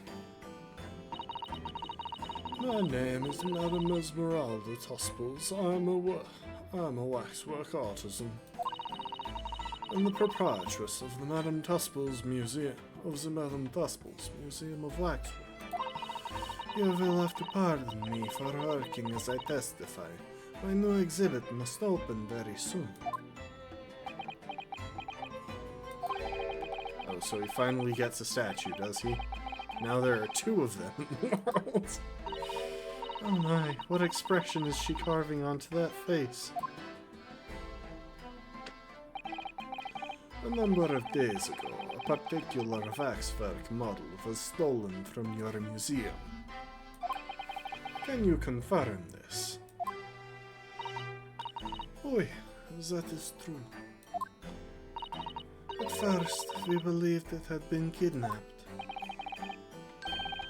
Waxwork model kidnapped? Yes, my lord. There was a demand for ransom money left behind by the culprit. However, according to what I have just been told outside the courtroom, that was not the true reason. I understand it was utilized as a substitute for the body of a murder victim. At present, that is no more than conjecture proposed by the defense. This is the victim of the case in question, Mr. Rodi Asman. But of course, I know him well. He is a part of my odious personages exhibit. I detest to say what is evident, but Mr. Asman does not resemble the person, the professor, at all. Yes, but perhaps their faces are very similar. Are you suggesting that we should see now the demasked visage of the professor? I have here the key, but it is strictly forbidden to open the lock. This is absurd. Pardon? I don't know what face you've carved onto your fancy figure beneath the mask. But clearly, it won't be that of the actual killer. Indeed, man's identity was never made public after all. The trial took place in a closed court. The proceedings were strictly confidential. The condemned man was summarily executed. His identity remains a closely guarded national secret. There is no possible way that the repository of tawdry exhibits could get its hands on that information. Gilgamesh. It would seem you are unaware of the Tuspel's principles. Give me a sec. I am switching to standing. I'll go ahead and redeem stand for myself.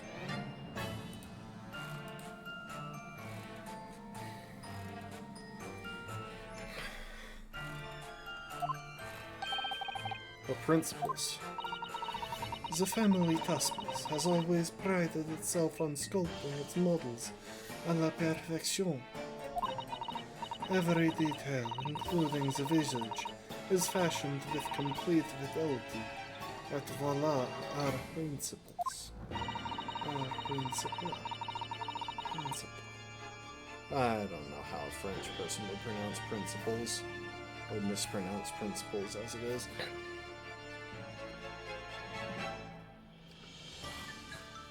There's a well-known legend about the Tuspel's waxworks from the time of the French Revolution. A member of the Tuspel's family is said to have made a waxwork of the queen who was executed. Yes, that is true. It was a century ago now. I believe the queen's face was carved in the minutes following her death, actually at the guillotine site.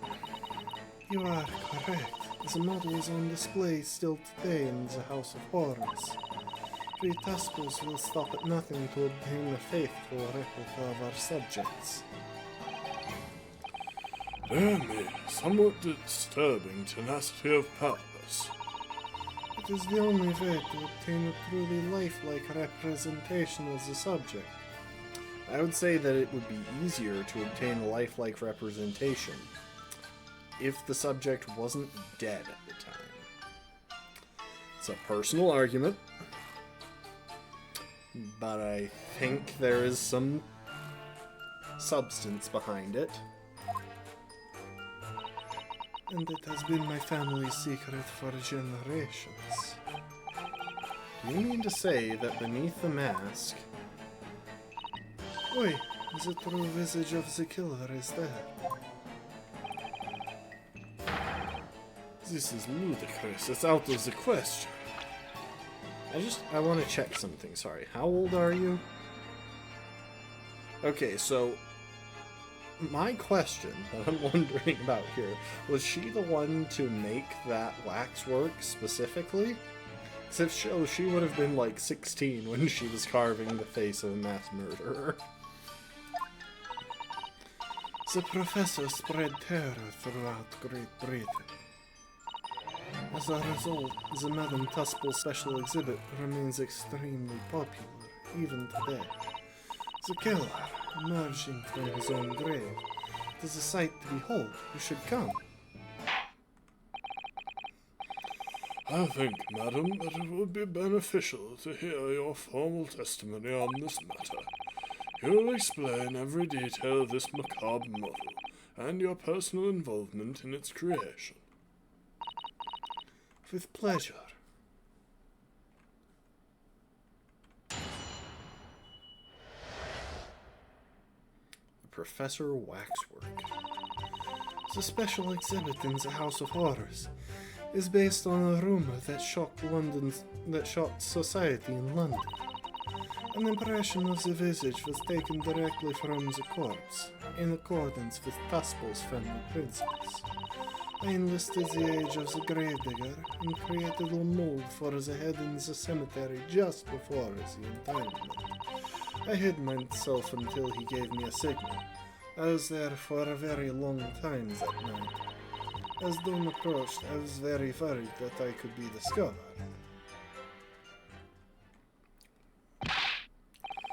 Gravedigger, the man sanctioned this. Oi, I will do all that is necessary to achieve the true resemblance my family is celebrated for. Nobody else knew, only the gravedigger. What harm did it do, huh? So you truly saw it. The face of that monster. Naturally. I was aware at the time that his identity was a secret. But Tusples would not be Tusples if we did not insist on absolute fidelity to our sculptures. I don't believe this. I myself have seen the special exhibit at your museum, madam. Truly blood-curdling scene in which the murderer is emerging from his own grave. The scene it depicts was the subject of many rumors in London 10 years ago. I have here a newspaper from the time. I just happened to bring this evidence and don't question. The special exhibit was based upon the picture in this article.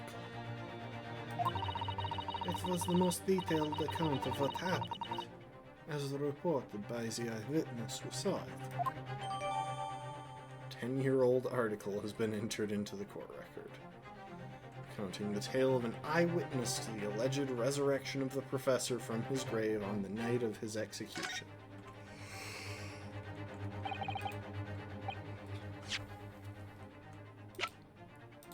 Well, let's take a look. Was the Bal Masque to blame for the Great Blaze? The fire that engulfed the popular theater continues to draw attention as reports that Her Majesty Queen Victoria herself visited the Royal Italian Opera to inspect the site and offer words of condolences to the theater's owner, Mr. Frederick Guy. The theater had been under lease to famed magician John Henry Anderson, and there is some speculation that the blame for the fire lies squarely with him for his insistence on holding his Bal Masque there. Could his magical tricks have played a trick on him, costing the city a great center for the arts? The investigation into the true cause is expected to continue into the next month, if not beyond, according to sources. Oh, and a Krakatoa eruption, too. Wow. Man rises from the grave. Executed criminal returns in the dead of night at local cemetery. Lowgate Cemetery, just behind the prison. The night that foul demon's execution. On the night of that foul demon's execution, the newly interred professor forced off his grave cover as he clawed free of the earth. The young man who witnessed this scene was on the verge of raising a shriek when, in the next second, a gunshot rang out suddenly from behind. The bullet pierced the resurrected man's chest, who breathed and stilled once more. The youth then finally released the scream he had been holding and ran for his life. The university student who experienced this shocking event is Mr. Enoch Drebber, a disciple of science at the University of London and a resident of its student dorms. Mr. Drebber's dreadful encounter. Oh, and there was a mad sheep rampage, in which folded sheep were seized with a sudden fright and left from field and pens. Even blah blah blah. Charles Darwin to receive Copley Medal. Joins the ranks highly important contributions and researches in the fields of geology, zoology, and botanical physiology. I'm not going to try and read all of these. They're half cut off. The Great Stank Parliament is finally address the foul issue after many years. Resolved to relieve the citizens of London of the most horrifying stench.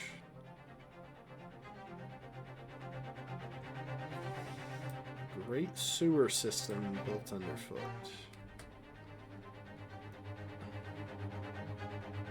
Okay then.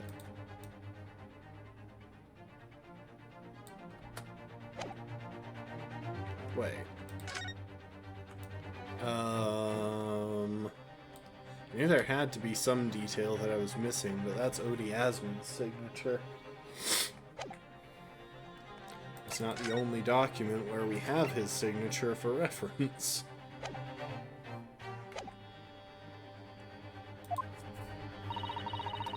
the public enjoy absurdity, monsieur. That is why I have reproduced the scene as carefully as possible in my museum. And it's a waxwork from that exhibit that was stolen some days before the incident at the Great Exhibition, wasn't it? That is correct. The professor you see before you here.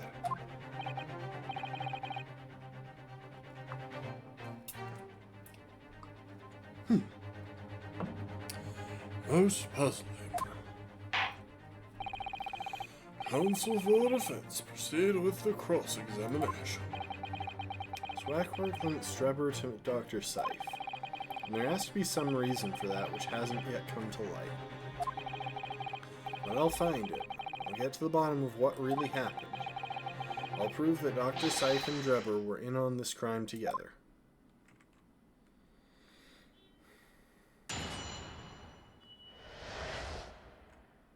Professor Waxwork. The special exhibit in the House of Horrors is based on the rumors that shocked society in London. Hold it!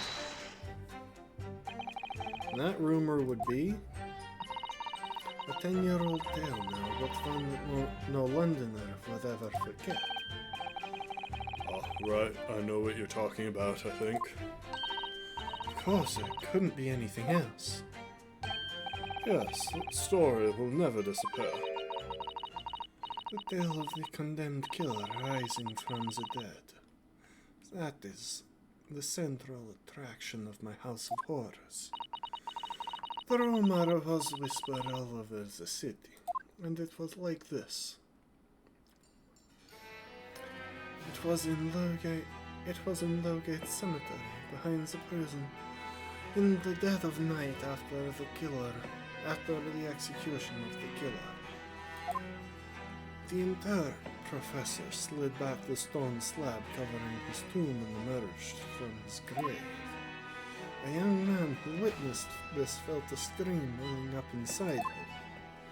But an instant later he heard an ear-splitting gunshot from over his shoulder. The bullet struck the emerging corpse, and he fell motionless once more. The scream finally found its way from the mouth of the young witness, who turned and ran for his life.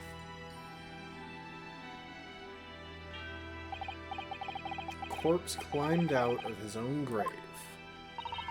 And then somebody shot him? Who? Who was it? Nobody knows even today. But remember, it was just a rumor, perhaps nothing more than a ghost story. The good people of London, they love stories like this. That is why it was in every newspaper across the capital. But was it just a story? I mean, this is exactly the scene that can be seen today at your museum, isn't it? Wait, the special exhibit was modeled on that very illustration. For a while afterwards, the contents of that article were reproduced in every newspaper imaginable. Madam, might I say something? Please go ahead, mademoiselle. When something is described as a rumor, it doesn't necessarily mean that it's entirely made up. I believe that often rumors contain elements of the truth. Ah, I see that people from the East can be just as astute as the people of Europe. Can we be sure, for instance, that the professor's execution was successful? It is not possible for the dead to come back to life. Sorry? 10 years ago, I was there in Lowgate Cemetery, after the criminal known as the Professor was killed by hanging. I took a wax impression of his visage from the corpse just before it was interred. So I can assure you, the man was dead. I see. It would certainly appear that the condemned man suffered the intended fate.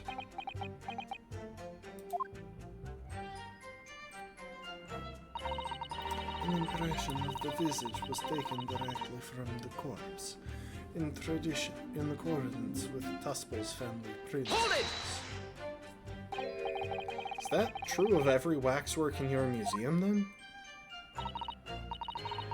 It is, assuming the subject is dead, of course. Live subjects have to cooperate in a similar way.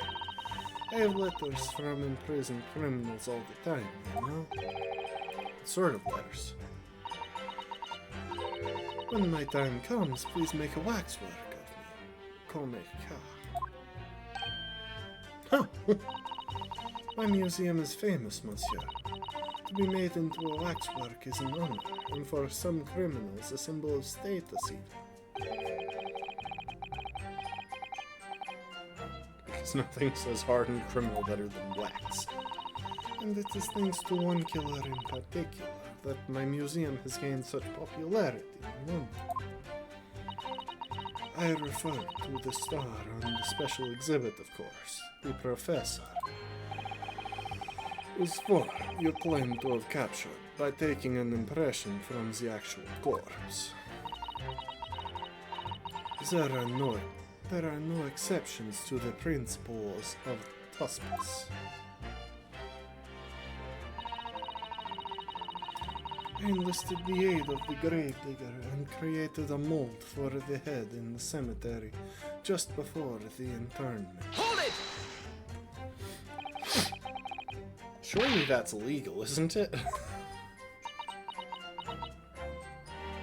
Ma'am, now is not the time to be saying your dots. Please answer the question.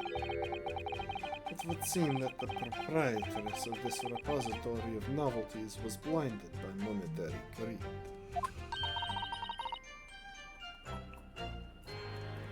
It had nothing to do with money. The man is part of London's criminal history. That is why I had to sculpt him, to record this history.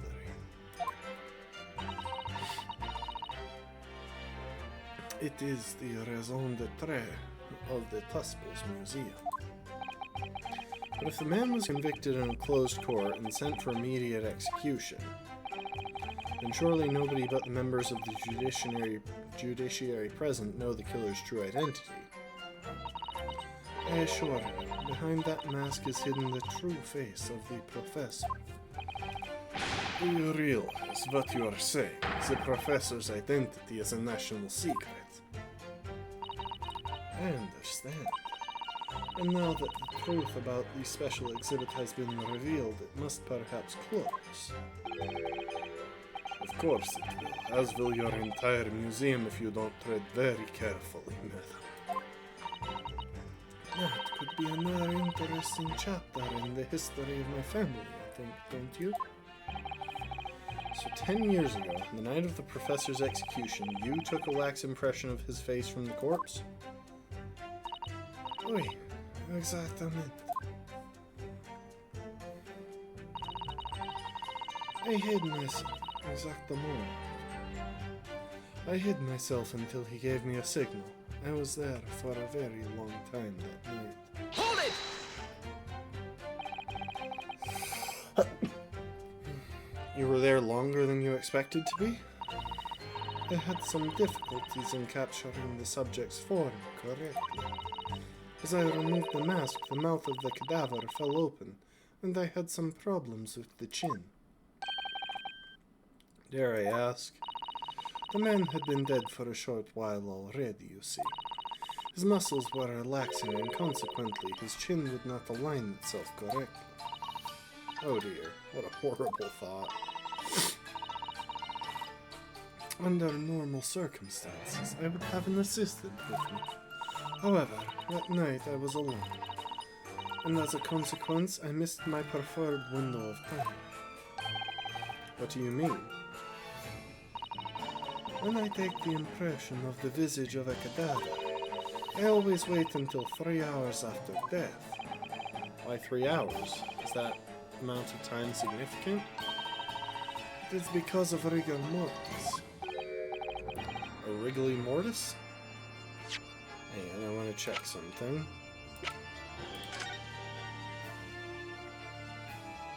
Midnight June 13th. Or midnight June 17th. So that's when it was confirmed. And he was taken down. I feel like timeline is going to be significant here somehow. And this will come up.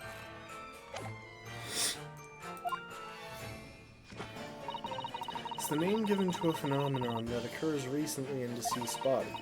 As a rule, 3 hours post-death, the muscles in the body begin to stiffen. By approximately 10 hours post-death, the body is completely rigid and inflexible. And then from that point on, the muscles slowly start to revert to their relaxed state. The effect is often used to estimate the time of death when a body is discovered. Well, that was an education, if a slightly scary one. As the Mademoiselle says, rigor mortis commences 3 hours after death, and it starts in the jaw. I see, so that's why you wait. Before that time, the mouth falls open, and it is very difficult to do my work. It's getting hard for me to do my work with all this talk of corpses. I wonder about that information the court just heard from Madame Tusbles. The information about rigor mortis that you just shared with us, would you mind including it in your formal testimony? I believe it could be significant, you see. Of course, I do not mind at all. I can't help feeling that after this latest topic, the atmosphere in the courtroom has become extremely great. Really, Susie? Really? This is no time for jokes, Miss Susato. Madam, kindly amend your testimony as discussed. Bien, sir. Took me a very long time because it was before the onset of rigor mortis. Hold it! Rigor mortis being the phenomenon you described, whereby the corpse becomes stiff after death.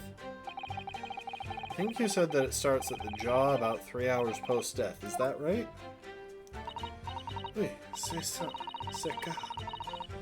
Of course, the exact duration depends a little on the season. I didn't realize a waxwork artisan would be so well versed in the subject. No, that is only elementary knowledge in the field of legal medicine. Well, I had no idea about it, but maybe I won't admit to my ignorance about forensic science. I could ask my father to give you a very simple primer if you'd like. That would actually be very helpful, thank you, Susie. I think corpses should be your domain. I'm not good with them. Oh dear, I'll do my very best.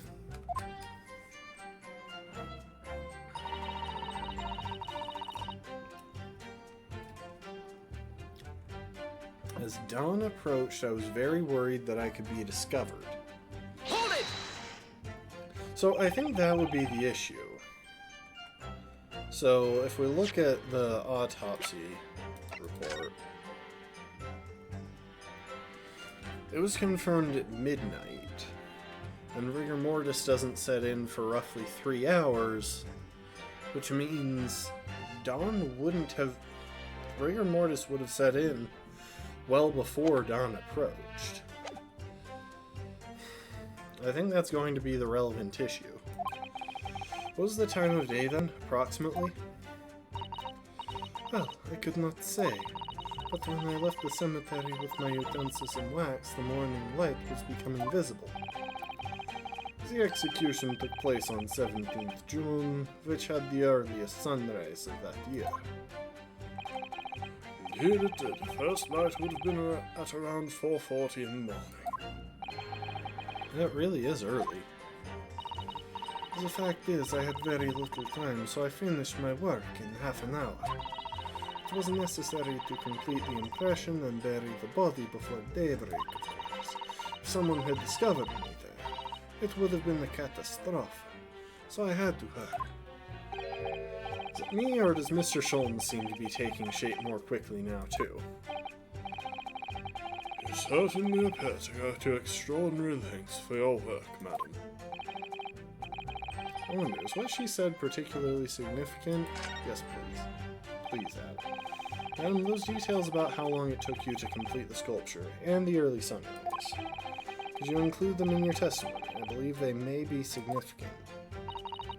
Of course, if you would like me to. You're quite right, Mr. Naruhodo. It is intriguing. But a sunrise at 4 in the morning would be absolutely unimaginable at home, wouldn't it? It's not quite what I meant by significant.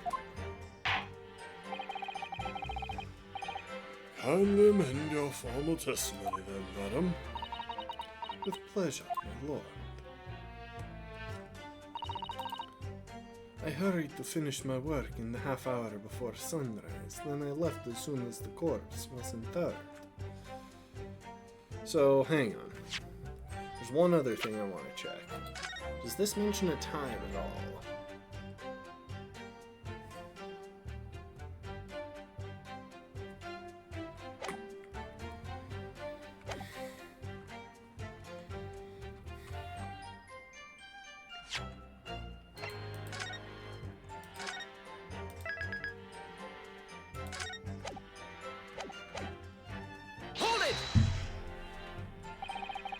Do you have a reason to believe that you might be discovered once the sun came up or something? I had paid the gravedigger money to keep my little secret, of course.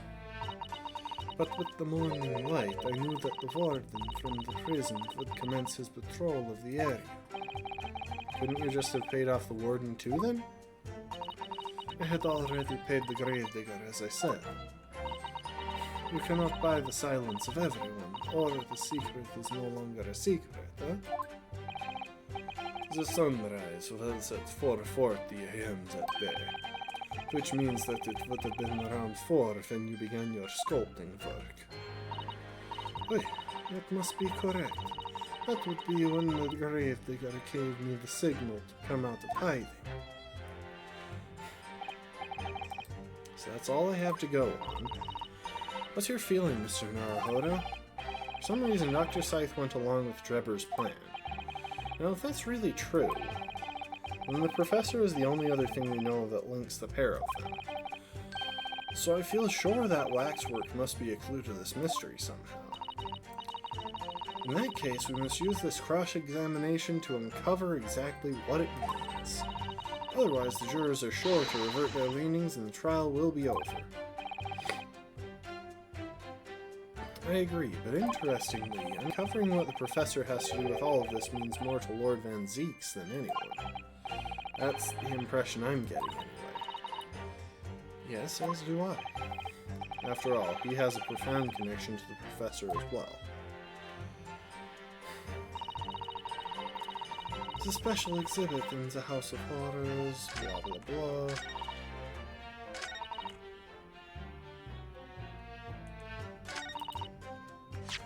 Okay, we're gonna drop a save here.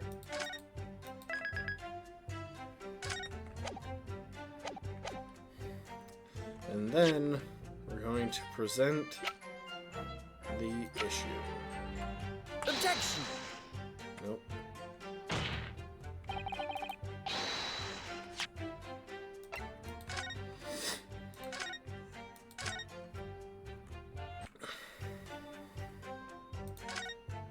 Oh.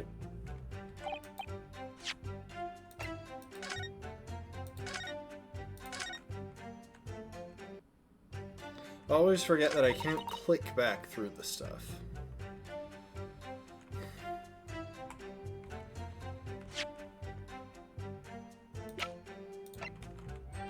Objection! There we go, it's that one that I wanted it presented on. Madam Tusples, I have here an autopsy report that was filed 10 years ago now. It confirms the death of the professor following his execution at the gallows. And is that a problem? I believe it is, because your testimony and a particular detail in the report completely contradict one another. Oui? Are you going to explain yourself, my Nipponese friend? According to her testimony, Madame Tusples was creating her wax impression just before dawn. And at that time, rigor mortis had not yet set in. Am I correct so far, madam? You are, yes. As I said, the stiffening of the jaw is the first sign of rigor mortis, 2 to 3 hours after death. But the man's chin was limp, so he cannot have been dead for a long time. But on the other hand, if you look at Dr. Scythe's report, it quite clearly states the following. Death by hanging confirmed at midnight, 17th June. No. If the professor indeed died at midnight that day, and by the time you were sculpting his face, rigor mortis would have already set in. Wait, yes, you are right. The chin would have been completely stiff. In other words, this report is wrong. Objection! No coroner makes mistakes when recording the time of death. The very idea is absurd. In that case, there's only one possible conclusion. The execution didn't actually take place at the stated time. Impossible.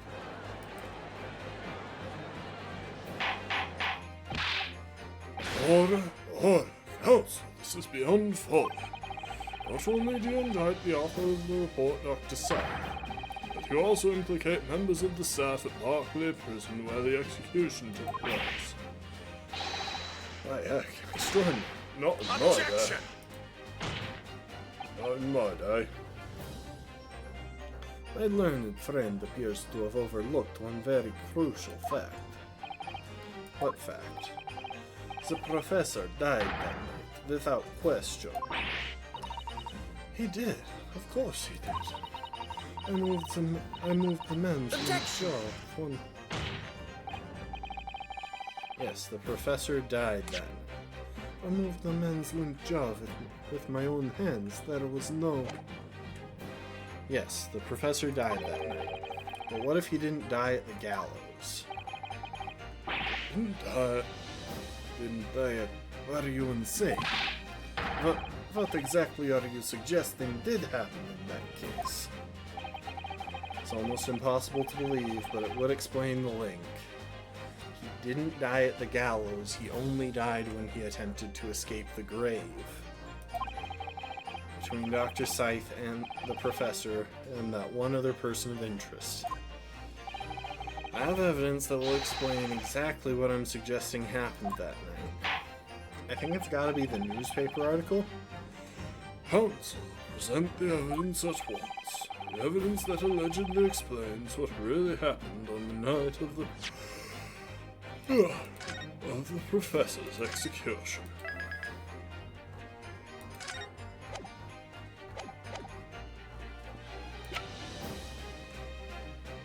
Take that! What happened that night is written very plainly in this newspaper article. Executed criminal returns in the dead of night at local cemetery. You're suggesting it was a corpse coming back from the dead now. Well, if this article is to be believed, yes. The professor, assumed dead following his execution, emerged from his grave and was killed again. Objection! Don't be a fool. That's simply a rumor, published by the Gutter Press. Cut by the Gutter Press. Can you be certain of that? Are you serious? The point is, as the article says, there was a witness to what happened. Oh, her, yes indeed. Lee, the young man who stole into the cemetery by chance that night. Objection! Of course, there was a witness. The story didn't write itself, but obviously the man made it all up. And in any case, this was 10 years ago now. There would surely be no hope of finding him. Objection! He's already in this court. On the contrary, my lord, we all know this witness well. But are you suggesting, Counsel, that you've identified the person in question? That you know who claims to have seen these utterly incredible events take place? Yes, my lord. In fact, you could say that he's right here before my very eyes. You substantiate your latest claim now, then, Counsel. Who's the alleged witness of this staggering scene from the cemetery 10 years ago? Enoch Drebber. Take that! The man in question is Mr. Enoch Drebber. Drebber. The previous witness? Special exhibit in the House of Horrors at Madame Tussauds Museum of Waxwork recreates that decade-old scene in very great detail. The condemned criminal emerging from the grave, and beside the tomb, a young man with a lantern stumbling upon the terrifying sight. And that young man is a 10-year younger Mr. Enoch Drebber.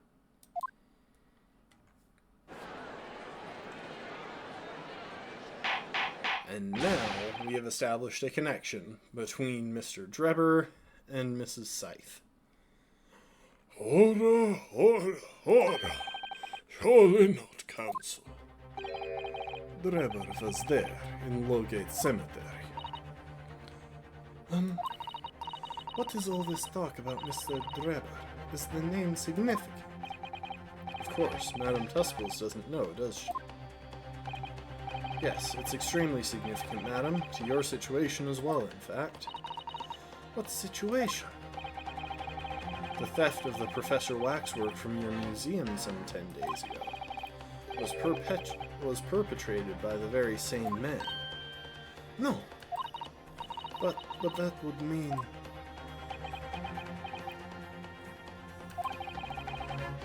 Madame Tussauds.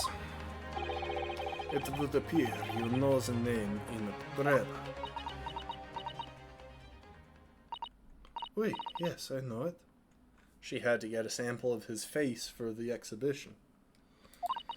But from long ago, in the past. What? Oh my. Good gracious. I don't think she's implying they were dating, Your Honor. Explain yourself. Tell us everything you know. Yes, of course.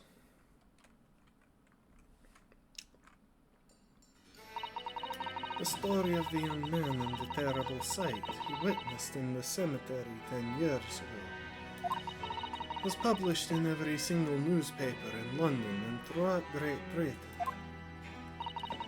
However, in all of the articles, the witness was simply described as a certain young man. No details were published about his identity. His name was never revealed. That is, apart from in one newspaper.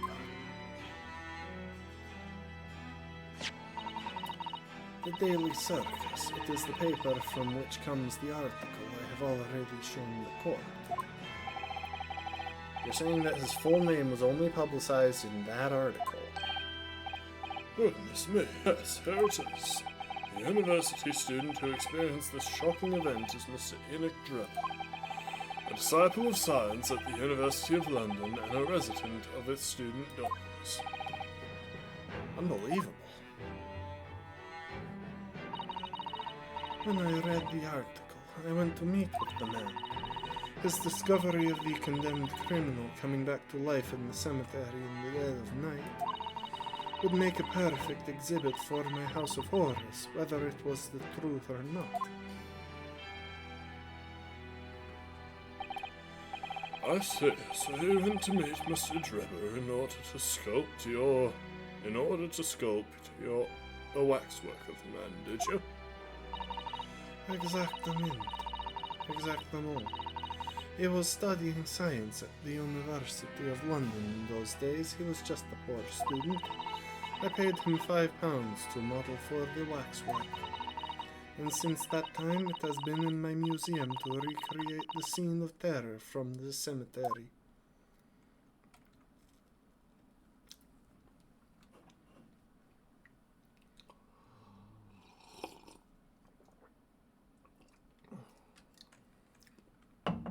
I have to give everyone a chance to blink real quick in response to that information.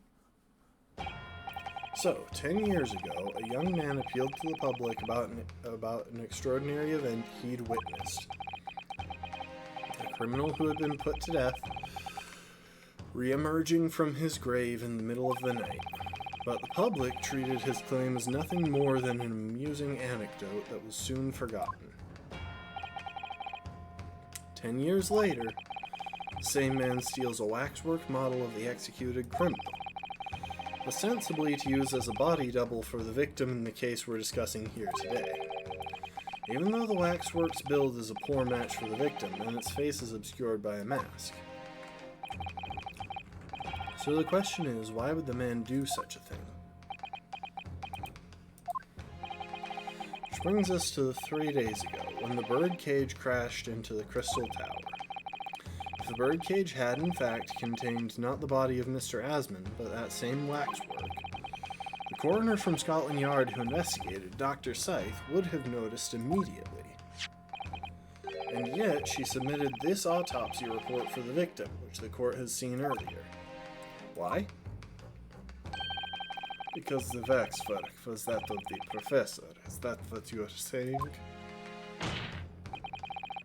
Dr. Scythe put her name to a document confirming the death of a condemned criminal who was still alive. A criminal whose apparent resurrection was witnessed by Mr. Drebber.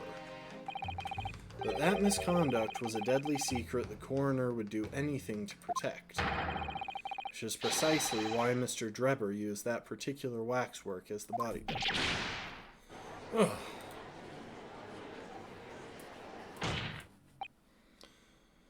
My lord, this court must summon Dr. Scythe to the stand.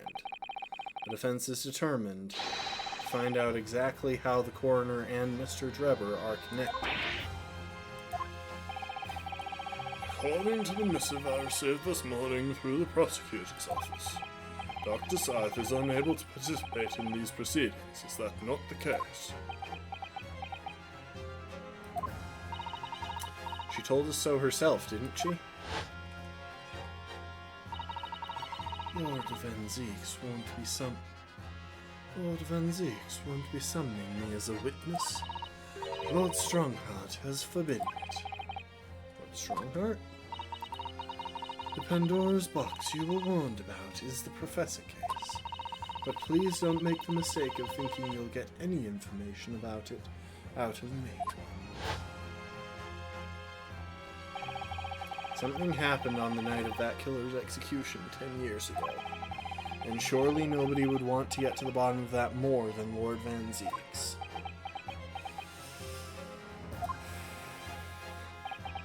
The prosecution calls for the instructions in that missive to be scrapped.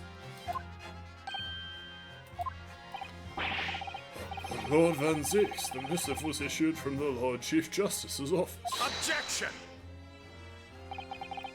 The assigned prosecutor has the final say on policy in any particular trial. In other words, me. Yes. Let Enoch Drebber and Dr. Scythe both take the stand together. Let's keep Madame Tussbles up close. Even if she doesn't have anything to say, I just like having her around. Order, order, order. Very well, I will uphold your request. Bailiff, send a subpoena with immediate effect addressed to Dr. Scythe of the Forensic Investigation. The woman is compelled to attend on Her Majesty's orders. Alright then, Enoch Drebber and Dr. Scythe. If they weren't colluding with one another, this crime could never have been committed. I'm just a stone's throw away, I can feel it. The truth behind all of this is about to come out.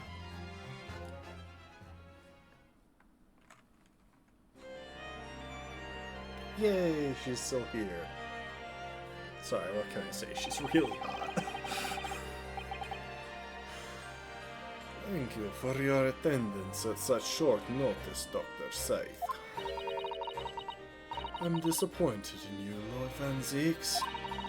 You've completely betrayed the agreed policy of both Scotland Yard and the prosecutor's office. Betrayal is not my nature, as long as the truth isn't compromised. If it is, if there is even the hint of wrongdoing, then no matter whom it concerns or disgrunts,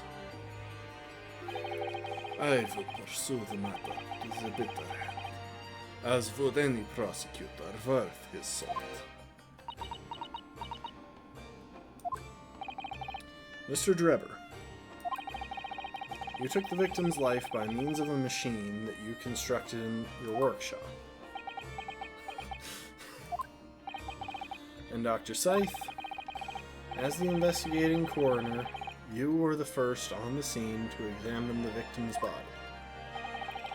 It is the belief of the defense that you collaborated with each other and were both complicit in this crime. And where is your evidence? And where is your evidence?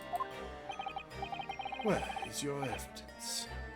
At present, we have no definitive evidence, but we do have a very significant clue. What are you talking about? I'm talking, of course, about the waxwork. This model of the killer known as the Professor, who was sentenced to death 10 years ago. You don't need to tell me. You don't need to tell me. I witnessed the man's execution with my own eyes and officially pronounced him dead. That remains to be seen. Is that so? According to newspaper reports from the time, on the night following his execution, the killer came back to life. Don't waste my time. And the sole witness to that mysterious event was you, Mr. Drebber, wasn't it? If what you saw in the graveyard that night 10 years ago wasn't some chilling fiction but reality, it would make you privy to a very great secret of Dr. Scythe's. A secret so profound, it could compel the coroner to agree to collaborate in your evil scheme, in fact. Mr. Drebber, tell the court. Tell everyone the truth of what you saw that night in Lowgate Cemetery. So he was the student who saw it. You can see the resemblance, actually, can't you? With the man in Madame Tuspel's, I mean. Surely he's not going to claim that's really what he saw, especially not after all these years. He was a research student at the University of London, was he? And a bit too clever for his own good, if you ask me. Huh, huh, huh.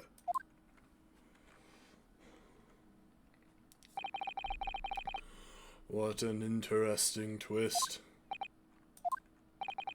When at the time not one person would take me seriously, yet now here we are, 10 years later, and suddenly my story matters, and in a court of law too.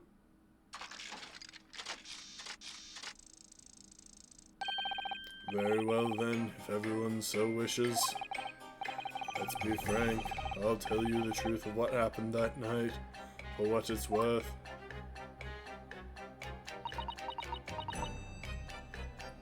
She gave him a look. And gave me a screenshot because I gotta keep my eyes out for opportunities to get a good thumbnail.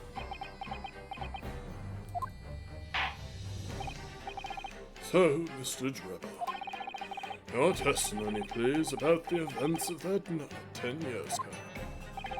You tell the court exactly what you stumbled across in Lowgate Cemetery. Yes, of course, as you wish.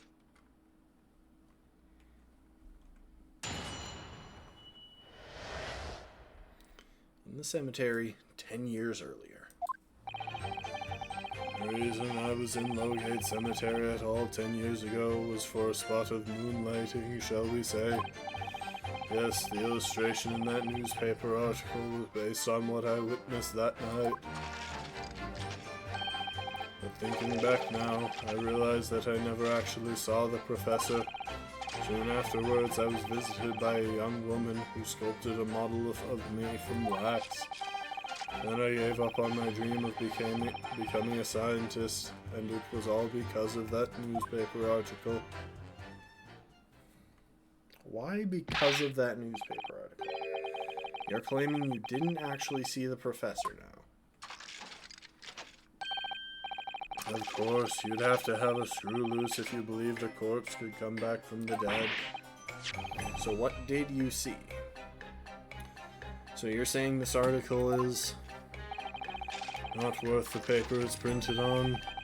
I think that would describe it perfectly, yes. The details in the article aren't true. It nullifies your argument for why Mr. Drebber and Dr. Scythe would have been working together. So he's discrediting himself to cripple my argument. He doesn't have much credit anyway, to be honest with you.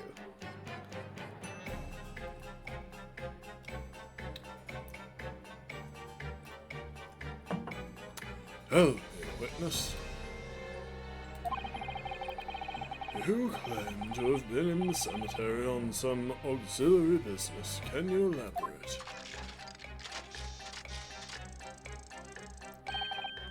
That's right, grave robbing to be precise.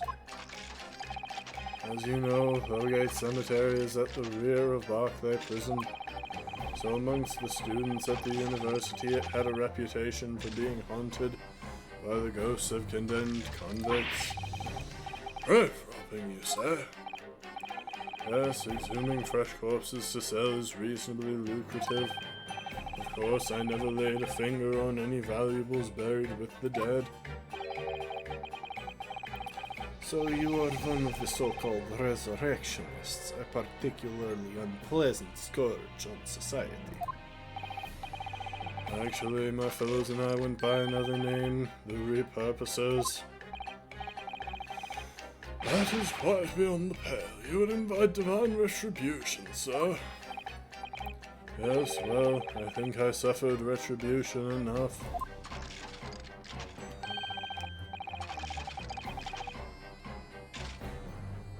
The Daily Circus eventually unearthed my name and put it in print. It caused me a great many headaches. In the end, I had to leave the university. That was the only paper with the bad grace to identify me unambiguously, I might add. I see. Out of interest, who drew the illustration for this article? Yes, that was the reporter. That was the reporter who exposed me. He sketched that right in front of me as I described the scene. Obviously, as time ticked on, I bitterly regretted what I'd done, claiming to have seen something I never truly saw. Foolish, very foolish.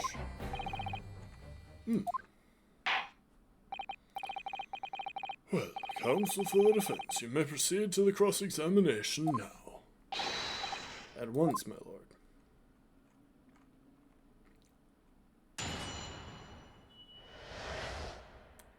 In the cemetery, 10 years earlier. Hold it! By moonlighting, you mean grave robbing, do you? Sure, you only need to look at the graveyard scene and my appearance to gauge the answer to that. Lantern and the spade. But is it a spade or a shovel? But who on earth would want to buy a dead body? Any major hospital. A hospital? In order to better understand the human body, the study of anatomy is crucial to medical science. There isn't a hospital in the world that has enough specimens to work with. Though obviously they can't openly express an interest in obtaining more by dubious means. As aspiring scientists, we young research students had no money to work with, as I'm sure you can imagine. So we made surreptitious arrangements with the hospital via some of our medical student acquaintances. We would never take anything of value from the graves. This was all for the furtherance of science, you see. That's what we all told ourselves every time we stole into the graveyard at night, spade in hand. You realize body snatching is a serious crime. If you were caught, you could expect the gravest of consequences. We were students caught between the hammer and the anvil. We needed funds for research. Professor Harebrain said exactly the same. I'm quite speechless at the apparent levity with which you've revealed this abhorrent behavior. Well, if you wanted to know why I was there at Lowgate Cemetery, that's the reason. I never expected it to end the way it did. That I regret to this day.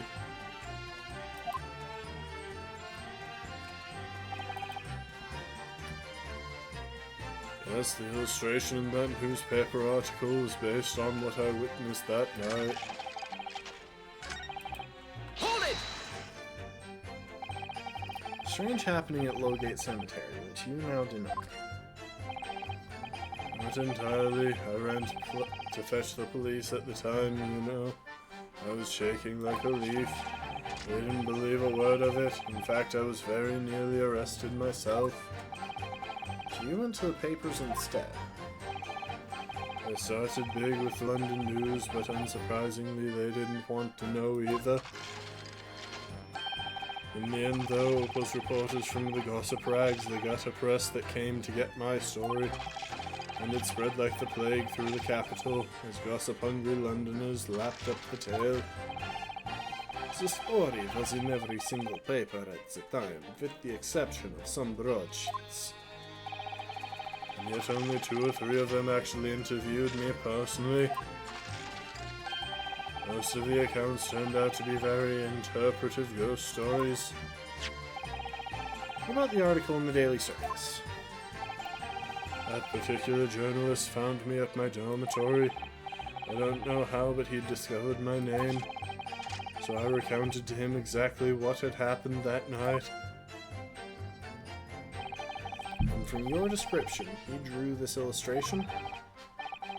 Precisely, that's how I learned from the condemned man that the condemned man was the infamous professor. Because the reporter told me so. I had no idea myself, you see. Newspaper reporters are wont to snoop around in matters that don't concern them. So the scene portrayed in the illustration is accurate, then? Well, thinking back now, I realize that I never actually saw the professor at all, though.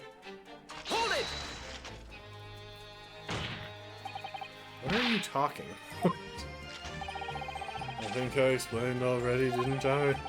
Lowgate Cemetery is at the rear of Barclay Prison, so it was renowned amongst us students at the university for being haunted by the ghosts of condemned convicts. Some absurd reason I was scared of the graveyard at night, and as a result only too willing to believe that nonsense about the dead coming back to life. But you said you actually saw it. I said what I'd seen in my mind's eye. After all, resurrection is impossible, isn't it? You'd have to be unhinged to think otherwise. Unless, of course, you have some evidence that proves I encountered the professor that night. Well, there is one important piece of evidence. His hair turned white as a result.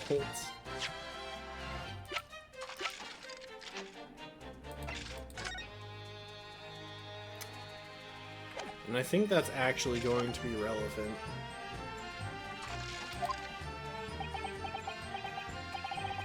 I don't know. Is there any material evidence that could show he really did see the professor? If you have anything at all, Mr. Naruhodo. I know, I need to present that against that irritatingly backtracking statement of his. Point is, that night was a pivotal moment in my life.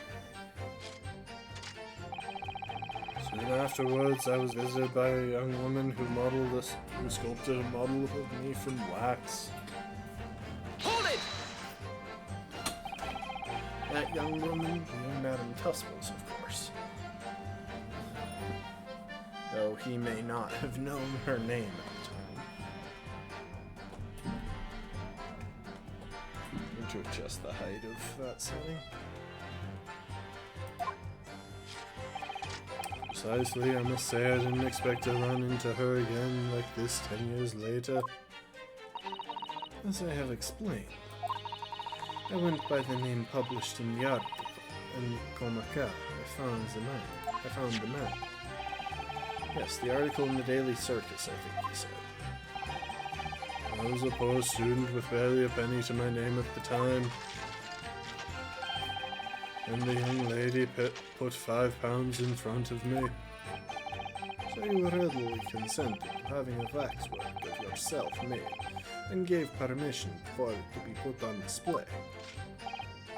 I did. I should sell what little I had to sell, I concluded. Ah, oui, I remember. I purchased something else from you that day, Mrs. Pa.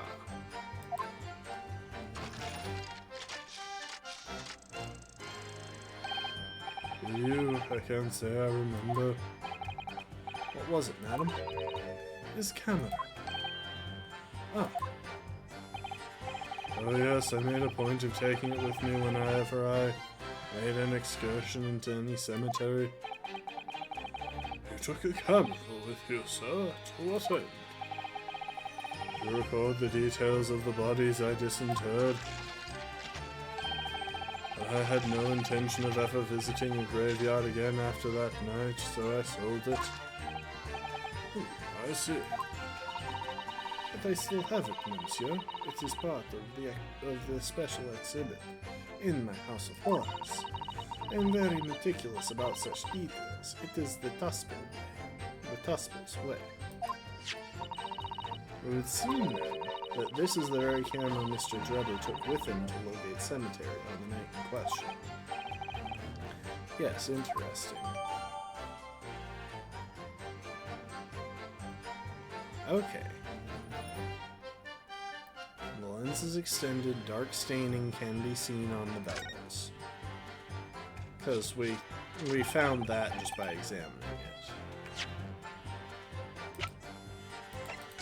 Let's revisit the thing.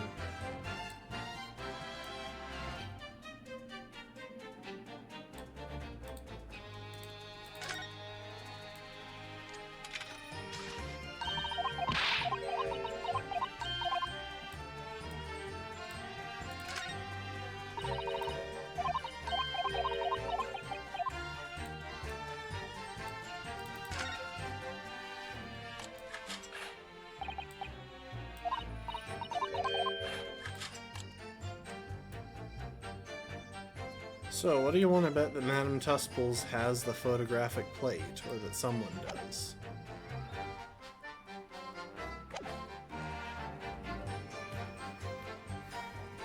Either way, that's probably the evidence that we're going to have to present. It's either that or the fact that his hair literally changed color as a result of what he experienced. Hold it!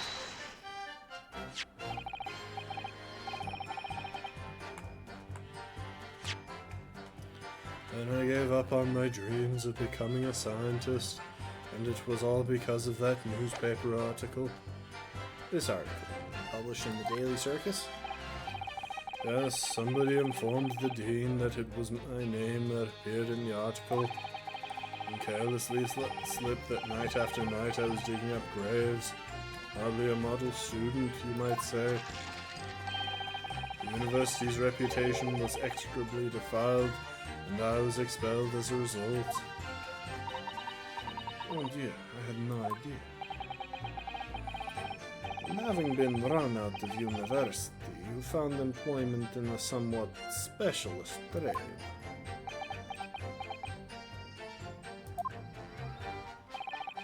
You combined your knowledge of science with knowledge of stage magic. Create various experimental machines intended to demonstrate never-before-seen technology, and you use those deceptive machines to trick the government and private investors into giving you money.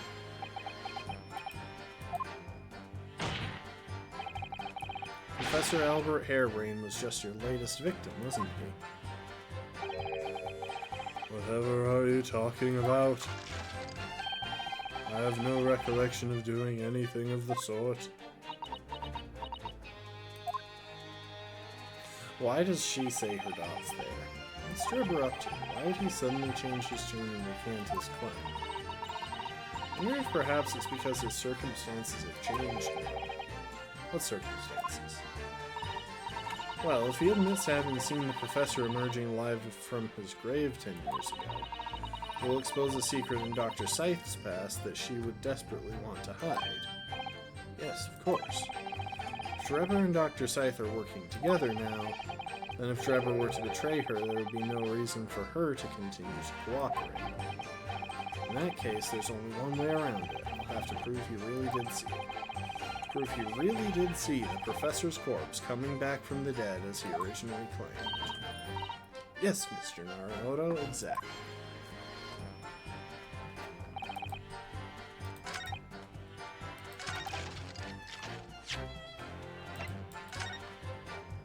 Okay, drop a save. We start presenting stuff. I actually want to present the newspaper article first. Mainly because I think it's wrong. I don't think that's what I'm supposed to present here. I'm assuming I'm supposed to present the camera. But... Objection! Oh. Okay, I'm right. Sorry, Mr. Drebber, but I don't believe that. Don't believe what? Your latest claim. You did see the professor on that night 10 years ago. Oh dear. We seem to be at odds, but I was there and you were not. I know what I didn't see.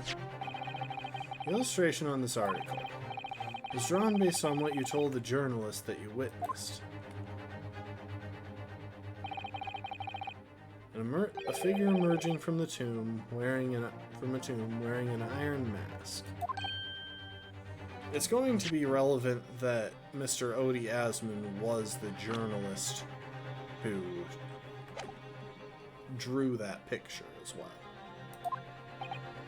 Yes, when the killer was tried 10 years ago, it was decided in the closed court rulings that the man would wear the mask to hide his identity. It wasn't to be removed even during his execution and subsequent burial. Not even the prison wardens were to see the man's face. Obviously, the provision of this mask was not public knowledge. So, Mr. Drebber, as you've just heard,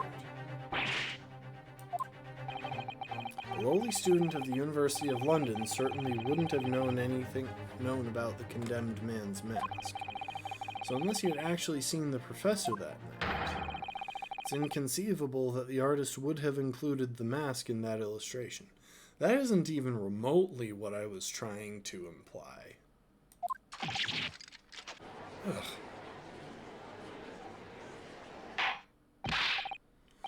Order. Well, Mr. Drebber. One lie down. Now the story can start to unravel. It's a vile scene, isn't it, if you look closely? And as I've already been at pains to point out, I was utterly petrified, which is why I had it in my head that I'd seen such a blood-curdling sight. But afterwards I came to my senses, and I realized that I'd been mistaken. You're still saying that you didn't see it. If you're stubbornly sticking to that story, Fitness, then amend your testimony to explain how exactly you think your eyes deceived you. Of course, only too happy to oblige. Can't believe he's still not going to concede the point.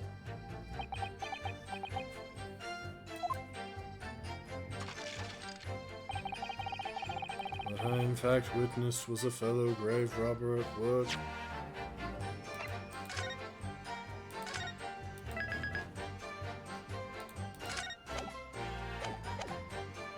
Hold it!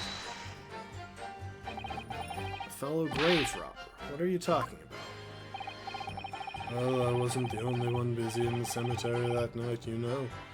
Other body snatchers were at work. Of course, when I saw one emerging from the hole he dug, my heart very nearly stopped. So that's the terrifying sight I actually saw, you see. You're claiming it was just another student, an equally insalubrious business as yourself. Many of the medical students would wear metal masks to protect them from bacteria during dissections. Really, the fellow was using such a mask to protect his anonymity, wouldn't you say? Objection!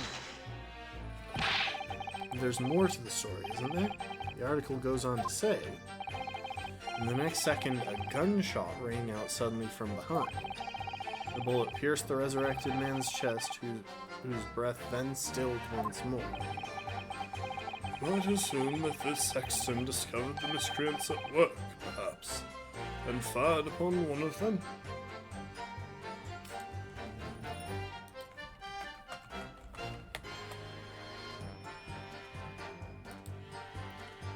Sexton is an officer of a church, congregation, or synagogue charged with the maintenance of its buildings and/or an associated cemetery.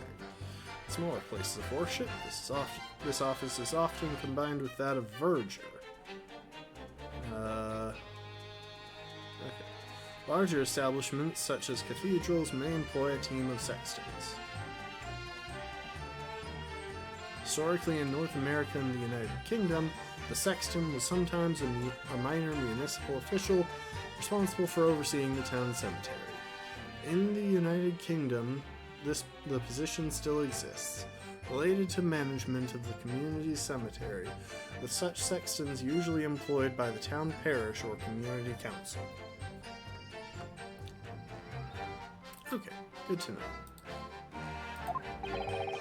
If the gravedigger had shot someone in the cemetery, I think it might have been rather big news, my lord. Ah, yes, well.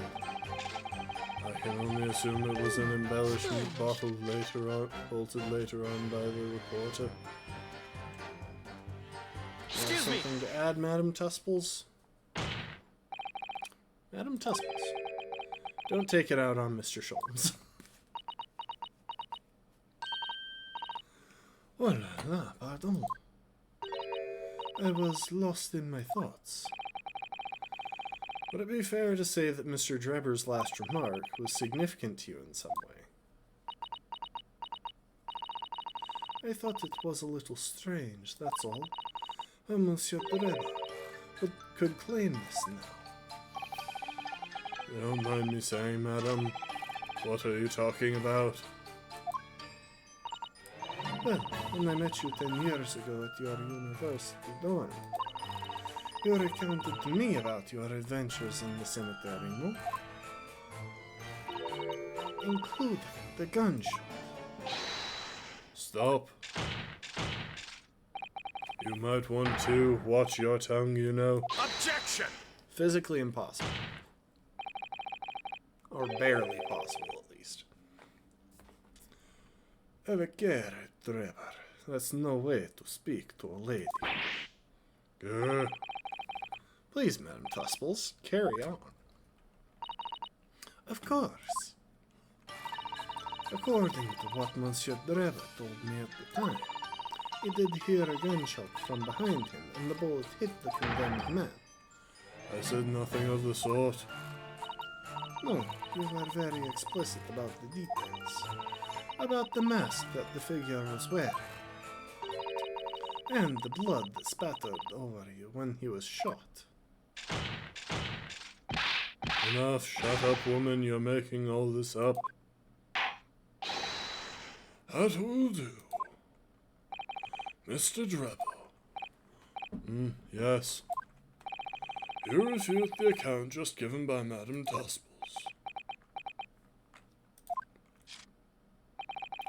I have no recollection of ever saying those things. Come on, do you really expect us to believe? Control yourself, counsel. I will not permit baseless accusations in my courtroom. Right. Under the circumstances, I think it best that you supplement your testimony with a statement to clarify your position on this witness. Very well, very well.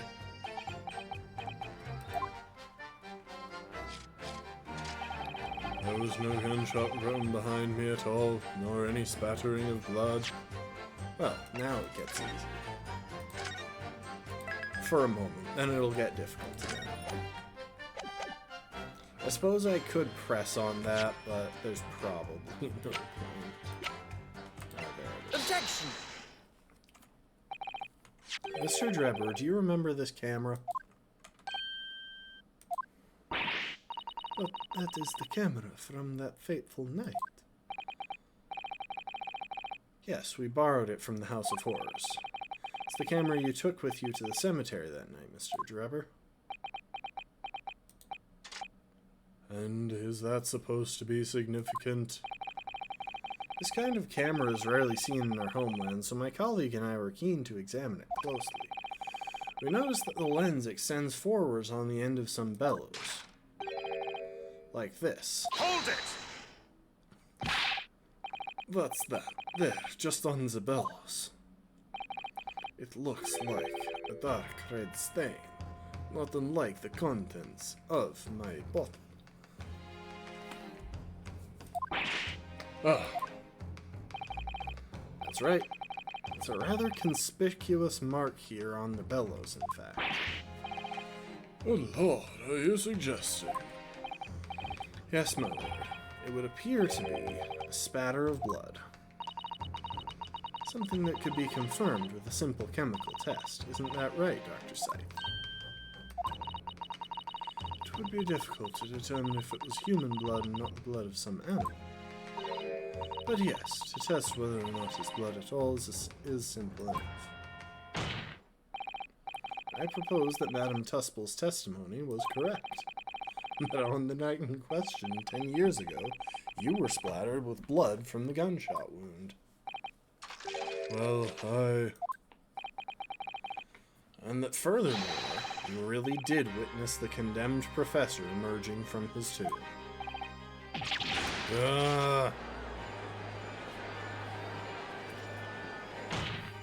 It doesn't help your case that Madame Tuspel's is simply a much more trustworthy witness than you, as we've all seen.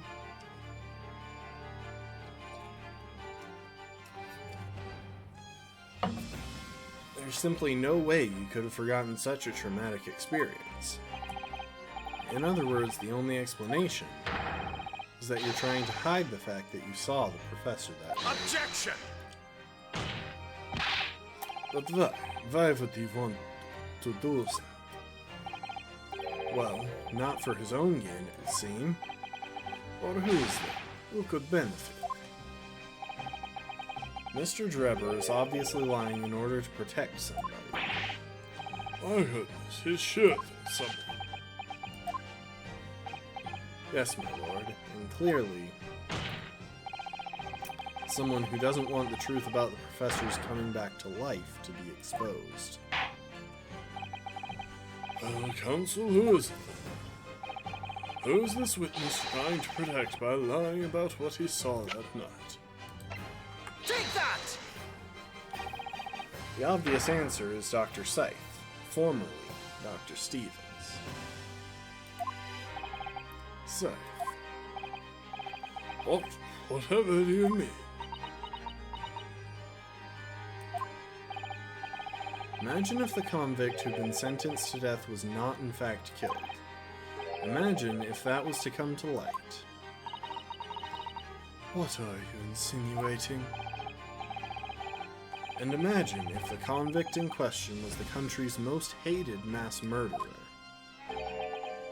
If it was the professor. That would be an unprecedented scandal. Objection! This is beyond a joke. Need I point out that the dead cannot come back to life. What you're suggesting would mean that the execution never actually happened. Yes, that's exactly what it would mean. Objection! Once a man is sent to the gallows, he hangs. No one could escape, not in Great Britain. Objection! But the fact is, there was a witness to the fact that the man did escape his hanging. That were really true, Counsel, the implications of misconduct would not stop at the supervising coroner. It would taint the honor of the entire judiciary from the ground up. And it's exactly because of those monumental repercussions that Dr. Scythe would consent to any demand made of her by someone who threatened to expose the secret, even if that meant being complicit in a crime. You mean? I mean that Dr. Scythe wasn't collaborating in Mr. Drebber's wicked scheme. She was coerced into collaborating in order to protect her decade-old secrets. She switched the dead body of Mr. Asmund with the waxwork model and fabricated the autopsy report.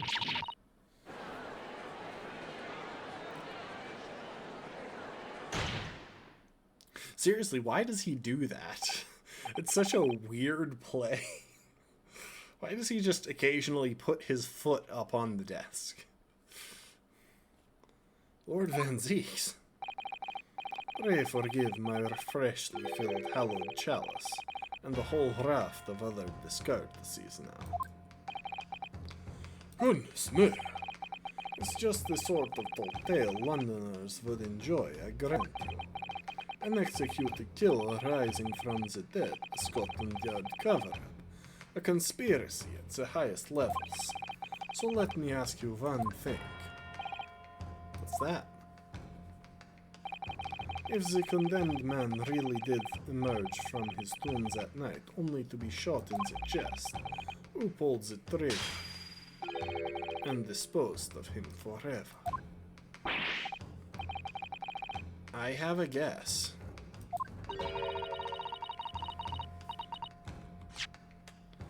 Well, I have no idea at the moment. I have a guess. There's exactly one person who I think might have done it. And she's right there. Why she didn't see him properly executed and shot him herself, I don't know. But to me, that makes sense. That makes the most sense of the people that we've seen so far. Perhaps she wanted to be personally involved in his execution. The only other main suspect that I can think of would be Lord Van Zieks himself, but I really don't think so. He hasn't behaved right for that to be the case. He wouldn't be digging so hard into this if it was going to reveal that he shot a man who was rising from the dead. He wouldn't be so surprised by all of this. We have too little information to work that out at present, I think. I couldn't agree more. The Old Bailey is no place for wild fantasies. There is one piece of evidence that might be available, though. Recall, the photo plate is not in the camera. If Madame Tusples might happen to still have it, then that would answer the question. And have you considered this, my learned Nipponese friend? Considered what? Do you realize just what a dangerous endeavor it would be to coerce this woman into such criminal activity? It's tantamount to declaring war on the entire British police force and judiciary. Quite hard to imagine any sum of money being offered for research could warrant it. To rely on some stage deception when so much is at stake would be madness. Well, I suppose. And this was no petty crime either. The victim was murdered. A man who'd already invested money in the venture and would be instrumental in future profits too. Yes, I had no reason to kill Mr. Asmund at all. Or are you forgetting that his death results in me not receiving a single penny? The court is already aware of the contract between myself and the victim now. There is the contract, that's very true. The motive for this case runs deep, though. I can feel it. Using threats to force the head of the forensic investigation team to cooperate is extreme, especially for a government grant he had no guarantee of receiving in the first place. If a research grant was the aim, taking Mr. Asmund's life would have made no sense anyway. Which means, Mr. Drebber's motive wasn't money at all. He was just trying to kill Mr. Asmund. Why? What was his motive? Your time is up, my learned friend. I'd say you have one last chance before the jury lose their patience with this charade. Let's see if you can back up your heady proposal, shall we? How do you explain why this engineer would throw all caution to the wind and threaten his own country? At this point, I'm not prepared to listen to more of this outlandish conjecture without proof. So, counsel, present your evidence. Alright, so this is when the issue of Mr. Asmund being the one to report this comes up. And in fact, as the reporter, he was the one who named Mr. Drebber and ruined his reputation. So that is very personal motive. It's not even that hard. Who exactly was Mr. Asmund to Drebber? There's a connection there that no one's seen yet. And I'm going to have to present two pieces of evidence to show what it is.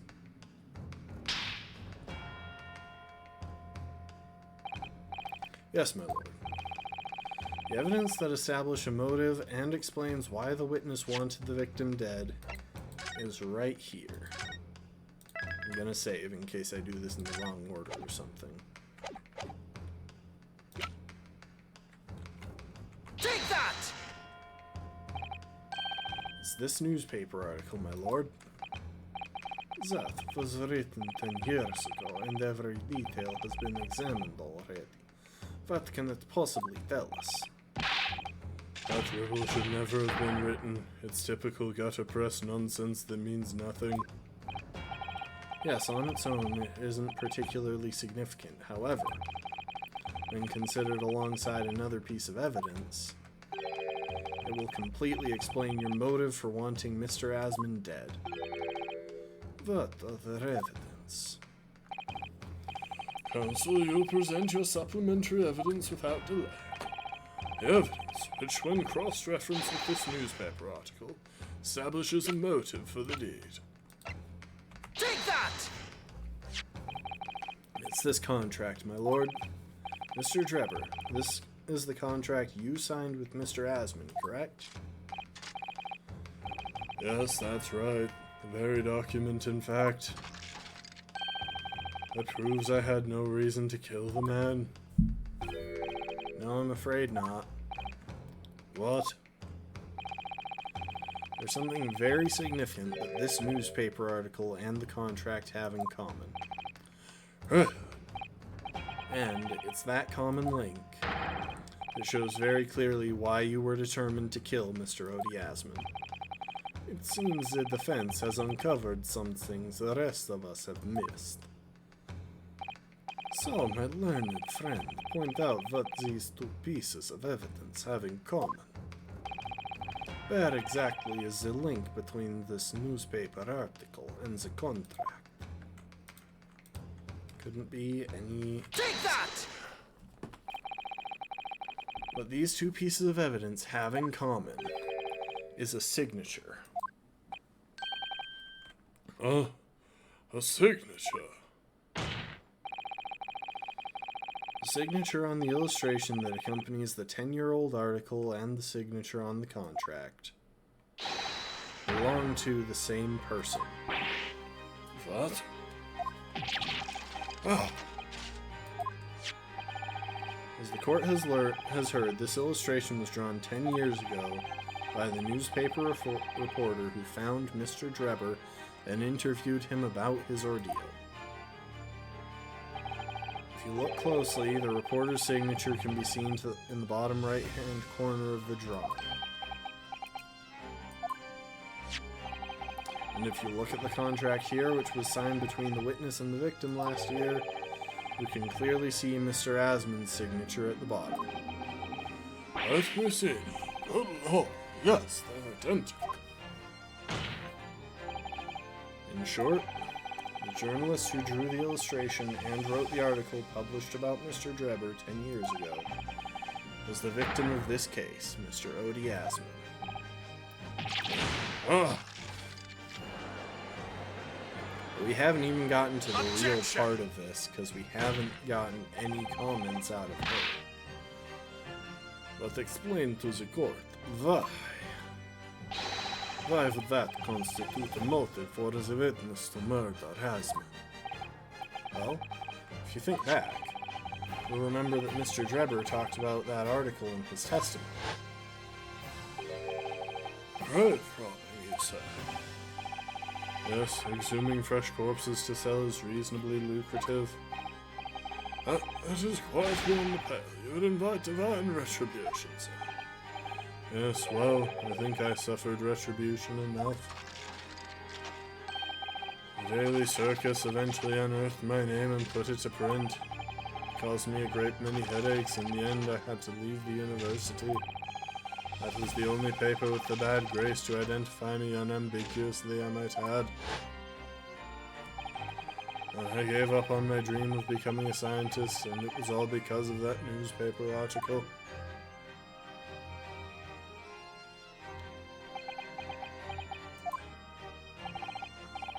At the time, you were a student of the University of London who dreamt of becoming a scientist. However, this single newspaper article changed your entire life. So Mr. Asmund used to be a newspaper journalist, did he? He did, my lord. In fact, it's a widely held belief that Asmund managed to position himself at the heart of his criminal network, thanks to the many dubious connections he made during his time as a reporter. So you had to give up on your dream and leave university. You lost everything. Eventually, you found yourself working in the field of science, but only in the shadows. And all because of that article written by Mr. Asmund. Enough!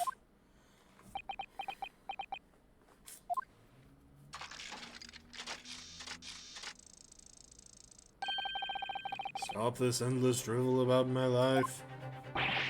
What? Explain yourself, Mr. Drebber.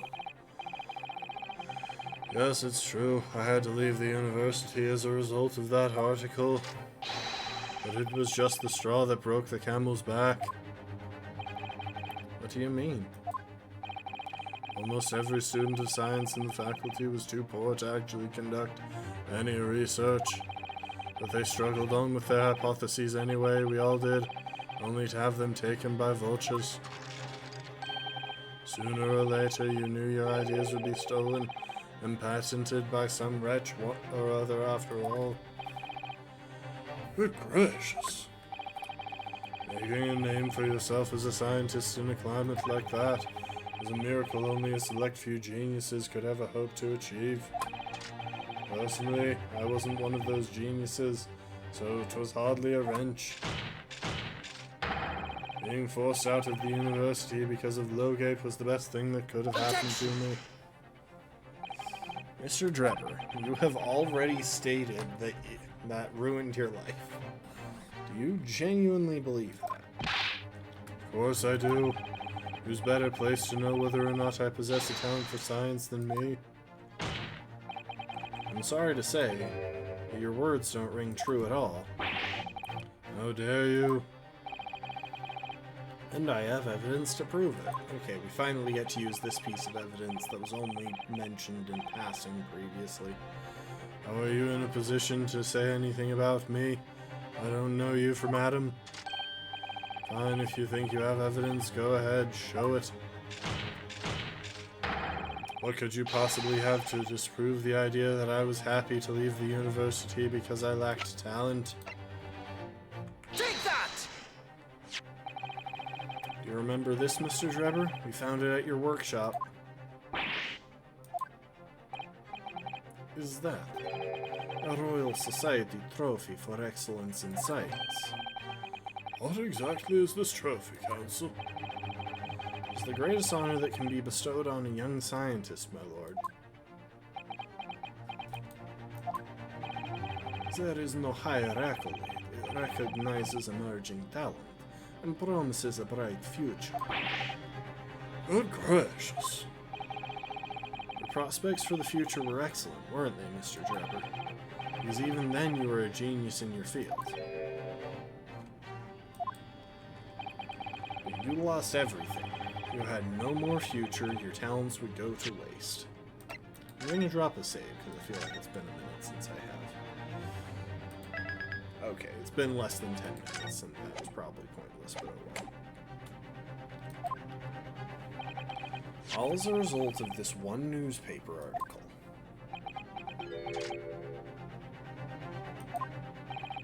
I don't know when you realized who Mr. Asmund was, but when it dawned on you that he was the same journalist who 10 years ago ruined your life, it's abundantly clear that you had no intention of forgiving the man.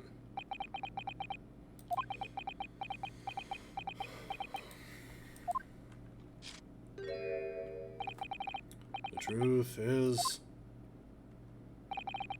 Finally, he's going to fold. No, he's not.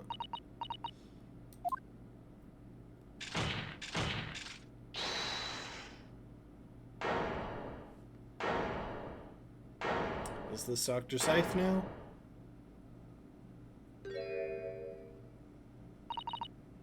Huh. Fine. Clearly this has run its course now. What? I admit it. All of it. What? What are you doing? It's exactly as the Japanese man said. I was coerced into going along with this man's plot to murder the victim, on the condition that he kept my dirty secret from 10 years ago. No. Good Lord!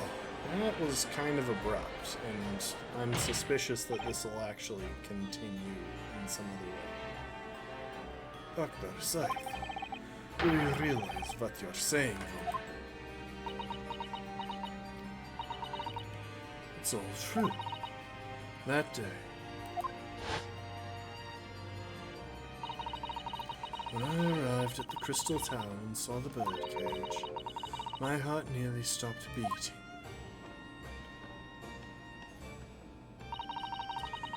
That memory from a decade ago that I'd done my best to bury deep inside myself. It was the professor again, staring me in the face. And then, before I had a chance to react, I noticed something else.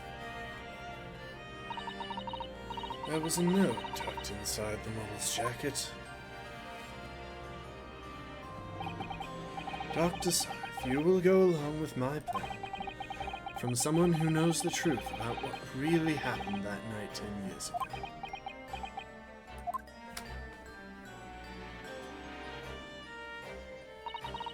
All the instructions were there in the note. Every detail was meticulously written out. I had no choice but to do what it said. I made the necessary alterations to the scene, fabricated the autopsy report as instructed. There was really no other choice. It had to be done to protect the judiciary. I can only apologize now. That was really abrupt.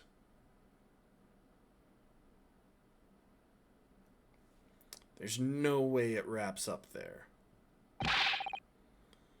Why on earth would you buckle now? Well, there's no point trying to hide it anymore, is there? I would have done anything to stop it coming out, even collaborate in a murder. But the great lie about that execution 10 years ago has been exposed. Whatever happens, I'm finished. So then, Mr. Drebber, what do you say to that? Your accomplice has admitted everything.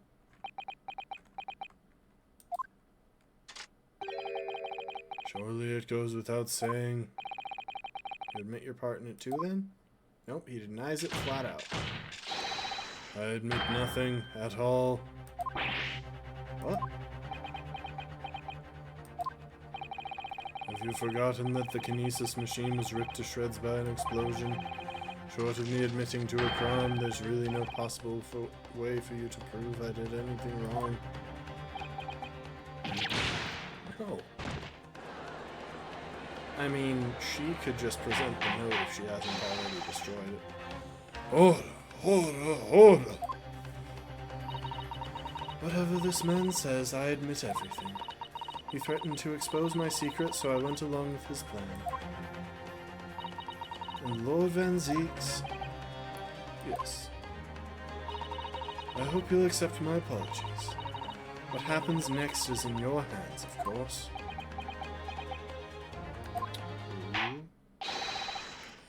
I've heard more than enough now.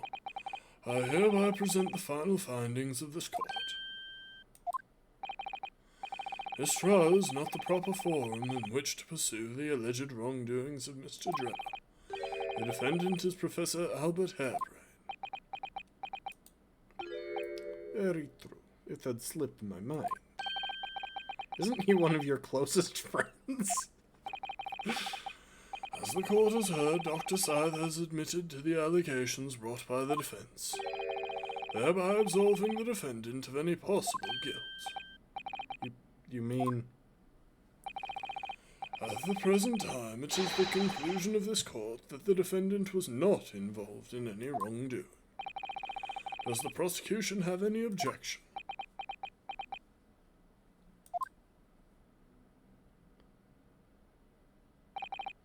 None, my lord. This doesn't feel right. I'm still suspicious that there's going to be another twist here, because it really feels like there should be. Congratulations, Mr. Naruhodo. You've proven Professor Harebrain's innocence. Without further ado, then the adjudication. Unless the prosecution or defense have any other matters to discuss.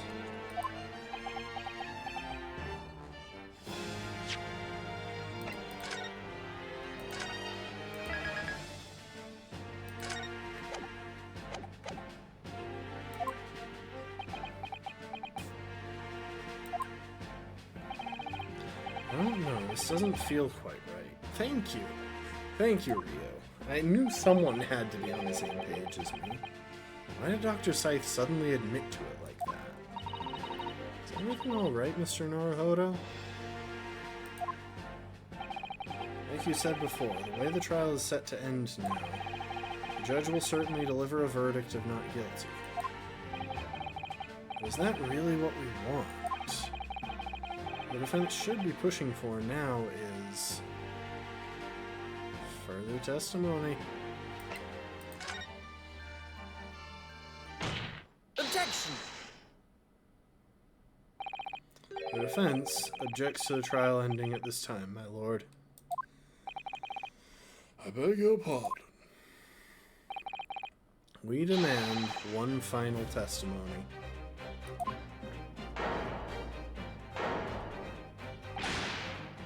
What?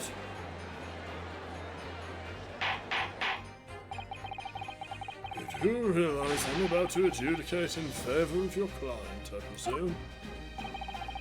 What are you playing at now, my Nipponese friend? Why would you want to obstruct the conclusion of the trial at this point?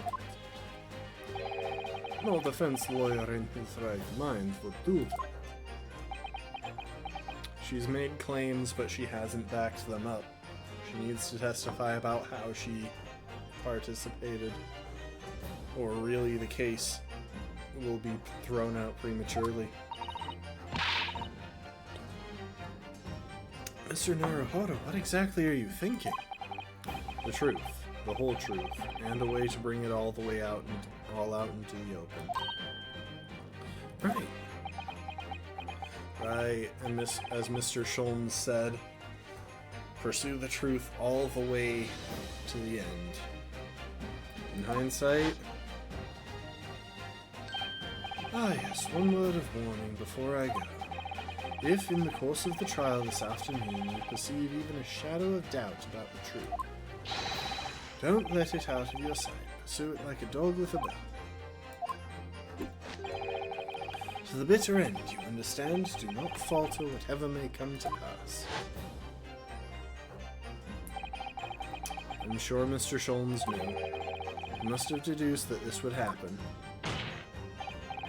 Yes, I'm here in court to advocate for my client, and to secure an acquittal. Obviously. That's not all. I believe that I have a duty to the court to pursue the whole truth of the case, until every last detail is laid bare. And that is why the defense calls for further testimony from Dr. Scythe. Testimony from me about what? About the nature of your collaboration with Mr. Enoch Drebber. In case it's escaped your attention, I've already admitted to everything I did. The whole truth has already been revealed. So stop wasting everyone's time. As his lordship made very plain, your client will get the acquittal you wanted for. There's simply no point in protracting this business further with another tedious cross-examination. Objection! Lord Van Zeeks just killed a man in the audience. Pray forgive my careless handling of that hallowed bottle. I slipped. That's what you call it? You just killed a man, and it's not the first time. What is your objection, Lord Van Zeeks? The prosecution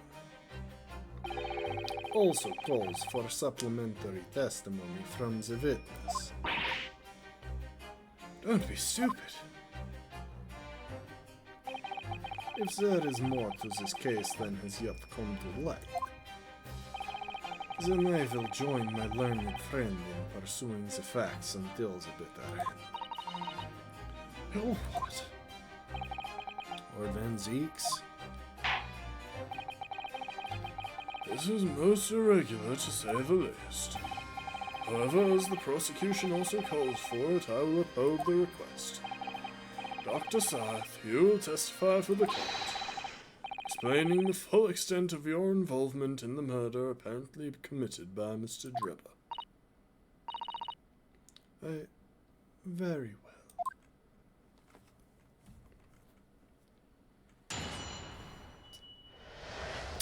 Now the real trial begins.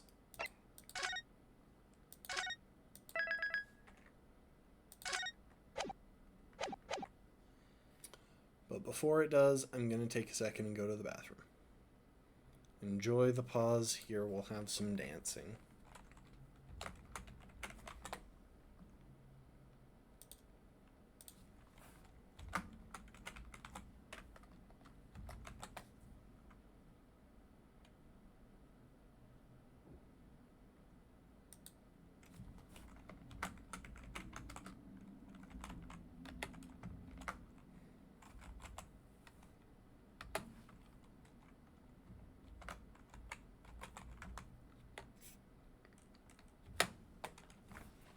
Enjoy some dancing while I duck out to the bathroom.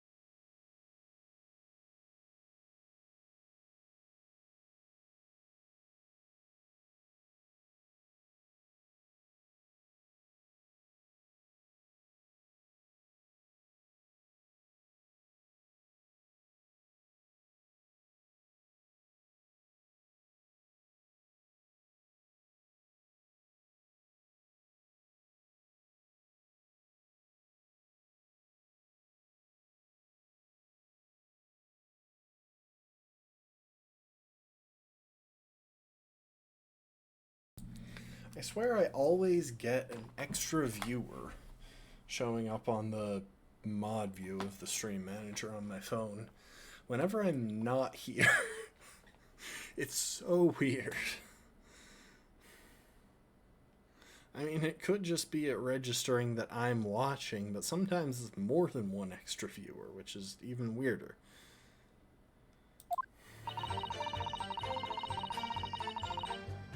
It all began at the scene when I saw the waxwork and note tucked inside its jacket. The actual body of the victim, as indicated in the note's instructions, was beneath the experimentation stage. The body had to be arranged in certain ways to implicate the defendant, which was my job. I enlisted the help of the entire forensic investigation team to dress the scene appropriately. The truth about the execution 10 years ago is a state secret of the highest level. I had to protect it.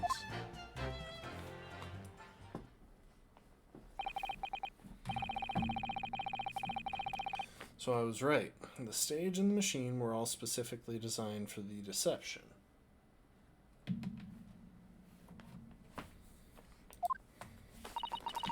So it seems, all meticulously prepared. You did well to see it through. To see through it. You're a very shrewd boy. She frightens me. Like, a lot of the criminals are kind of comical, shall we say. But she is a serious opponent. So kind of you to say. What about his autopsy report, then? All I did was record the location of the body as being in the Crystal Tower instead of under the stage. That's all? That's a terrible corruption. Only my team were aware of the deceit, and then only under my explicit instructions. Nobody else at Scotland Yard knew anything about it, I assure you. You must be thankful for small mercies, I suppose. Well, I believe that testimony has clarified everything. There's no particular need for a cross-examination, I would say. Hold it. No, I disagree. I can't shake the feeling that something's wrong. Just look at that expression on Dr. Scythe's face. It's the defense's right to cross-examine any witness following testimony. What is it about you Japanese that makes you all so doggedly persistent? Very well, if you so desire, counsel, proceed with the cross-examination. Yes, my lord.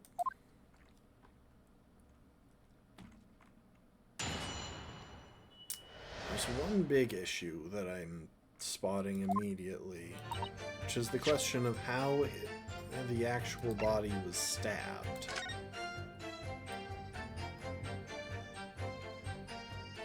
Especially, this was topside, I assume, before the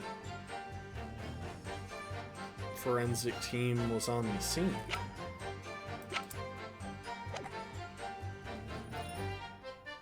Hold it! Well, I guess... I'm not sure. From what you described before, it sounds like the note was anonymous. Do you have any idea of who was behind it? There are very few people who know about what really happened 10 years ago to start with. But anyway, I'd never heard of this engineer. So no, I had no idea. But despite not knowing who was behind the plan, you went along with it? I had no choice. Protecting the professor's secret was my only concern. But the horse has bolted now, and the stable door will never shut again. Scotland Yard's reputation will be immeasurably damaged as a result of this. Yes, thank you, Lord Van Zieks. I'm aware of that. So, as I understand it, what you found in the birdcage was the waxwork model. Where then was the victim's body?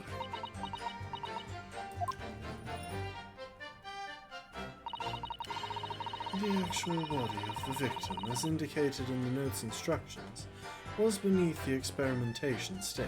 Hold it! So you knew about the special construction of the stage used to carry out the trick, then? It was quite obvious what had happened with the victim and the waxwork. And you switched the two over, didn't you? In other words, you recorded the victim's body as having been discovered in the Crystal Tower. And the waxwork? I wrapped it and sent it by carriage to the specified address at the specified time. And why were you given such directions? Presumably so it could be recovered by Dreba and returned to Madame Toscos. I see. Then you put the birdcage back on the experimentation stage? Yes, although someone obviously made a mistake about which cage should go back. I thought I'd made it perfectly clear to the team, but still. I suppose you were focused on the victim's body, that being the more important detail?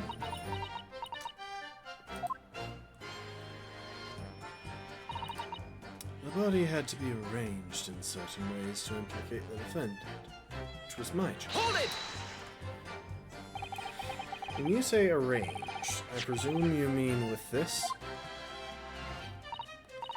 Yes, the instructions in the engineer's note said something along the lines of fabricate some evidence to make it clear that Harebrain alone could have killed Asmik. So you mean that was your doing?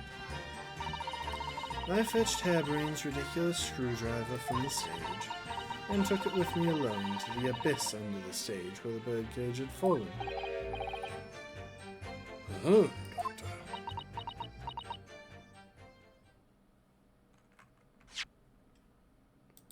Does that contradict anything?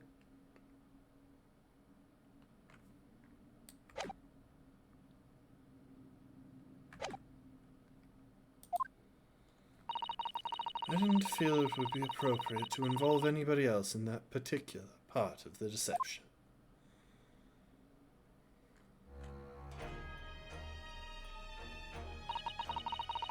There was a void under the stage where I found the birdcage lying in the dirt.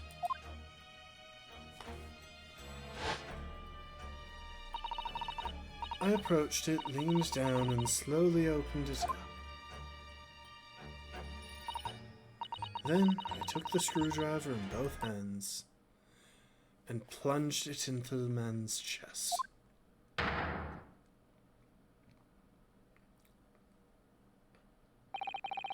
And then you noted that in your fake autopsy report as a fictitious cause of death.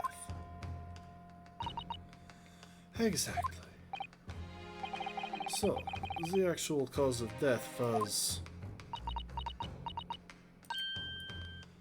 the trauma resulting from the 30-foot drop. My word. What is it, Mr. Sato? Something about Dr. Scythe's last statement. It's playing on my mind, that's all. Yeah, help me out, Susie. Yeah, mine too. Dr. Scythe.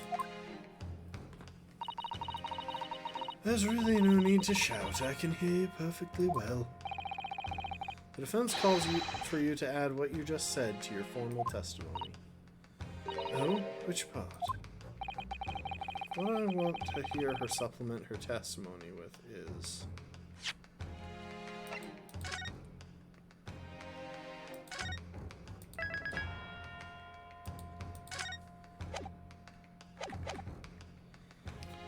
the real cause of death, or what she did to the victim.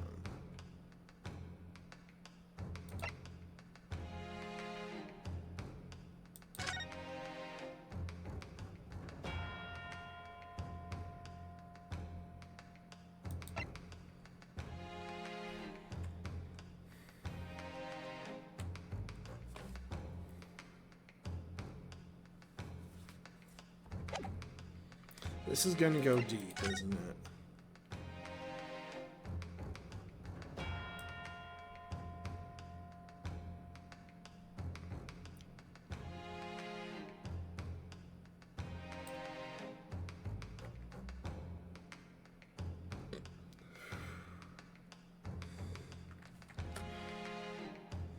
Could that have been an ante-mortem stab wound? Like, if his heart was already stopped, would it really have bled that much?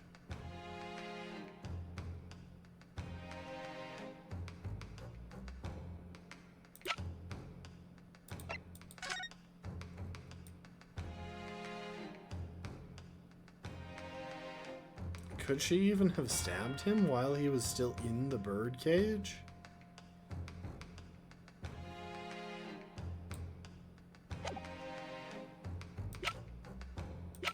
I think it's gotta be what she did to the victim.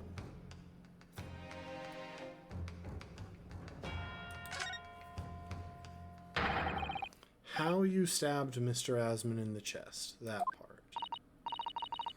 Fine, if that's what you want, but there's really no need to point.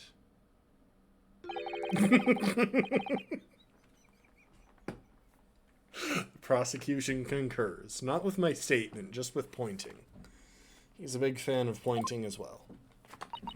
I love these games. I love them so much. Very well, you will supplement your testimony now, witness. If you wish, my lord. I stood over the victim's corpse where it lay in the toppled cage and plunged the screwdriver into the chest. Now, let's leave the same where it is. Hold it! So it was you who stabbed Asman with this. Yes, far easier than dissection, I assure you. No precision required. What a welcome change. The victim died instantly from a snapped neck. All I did was carry out the instructions I'd been given. As unflinchingly as ever, no doubt. I imagine you didn't bat an eyelid when you drove the weapon into his body. There was no need to bat my eyelids. And what else did you do to twist the facts? Remind the court, why don't you? If you wish.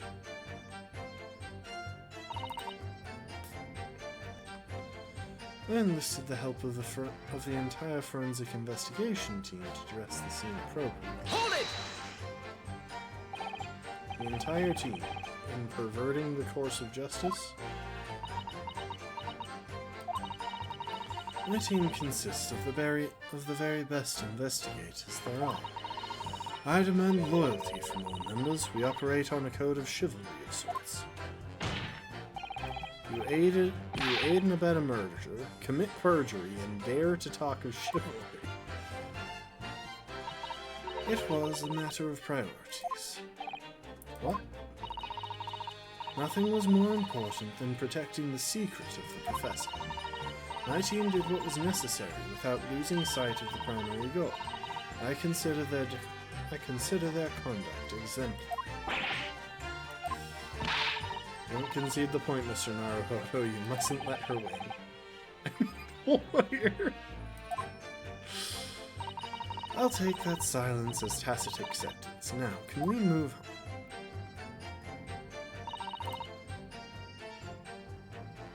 Truth about the execution 10 years ago is a state secret of the highest level. I had to protect it. Obviously, he's going to ask what that secret was. Hold it! Get told off for it. But at what cost? Faith in Scotland Yard is going to suffer a terrible blow as a result of this. And your precious secret is out now, and yes, as you say. And I take full responsibility. Lay me down, drop your sword. Surely there was some other way you could have protected the secret. No, there really wasn't. I've done my utmost, believe me. In many ways, I respect your determination. Oh, I nearly froze under that cold stare as she said that.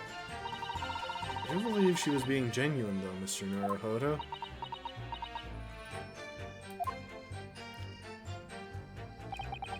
So that's her story. She's admitted everything and revealed her full involvement in the crime. I do wonder if there could really be much more to it. I don't know, but I just have a feeling. Do you, Mr. Naruhodo? The truth is, I find it strange too. How those two are reacting to this in completely opposite ways, I mean. Yes, exactly. For some reason, I feel sure they're still trying to hide something. Okay.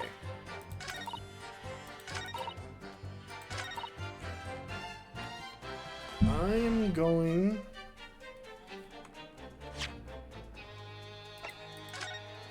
to attempt to fight this statement in the way that I think I can.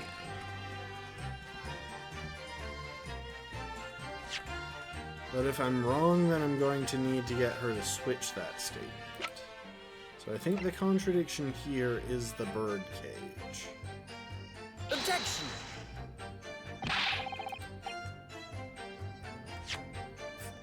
Okay.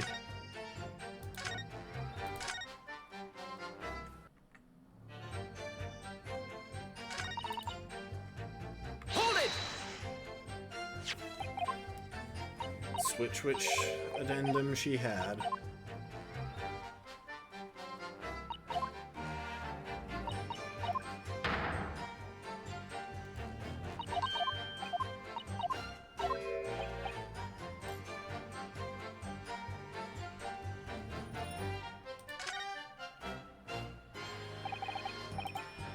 You said before about the real cause of death. I believe that may be significant, so could you change your supplementary statement to explain that instead? Very well. The actual cause of death was the neck trauma Asmund suffered from the 30-foot fall.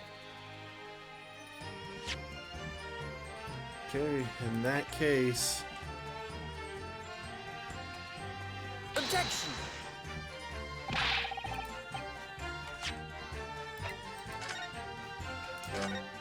I should have saved after having her change it. Maybe I should just have Hold it! 2 saves.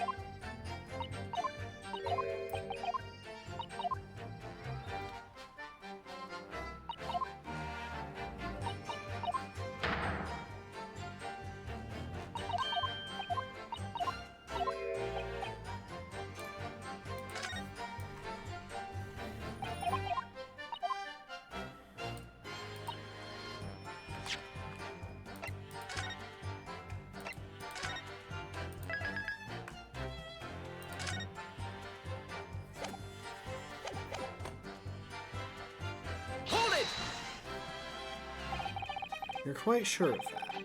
It was the result of a broken neck? Yes, as a professional, that was more than apparent.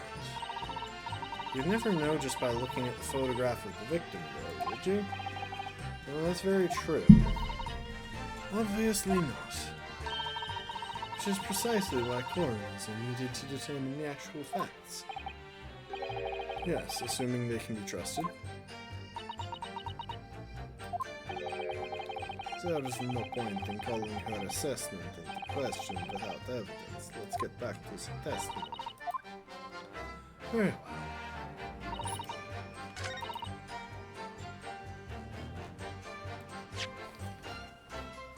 Do I have something to present?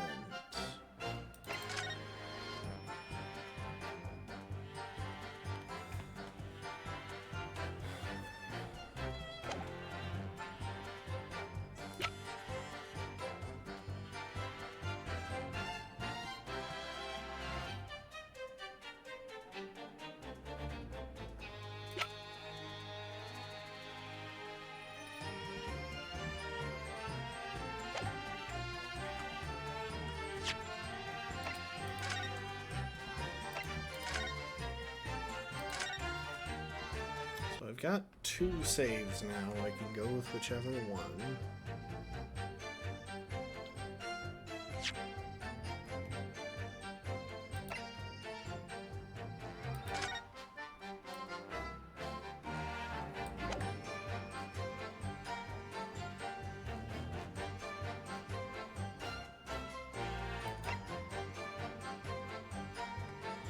Objection!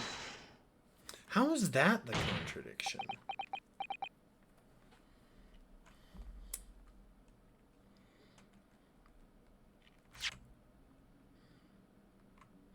Like, I thought if we were contradicting the cause of death to being the stab wound, that we would have to present that on the other one.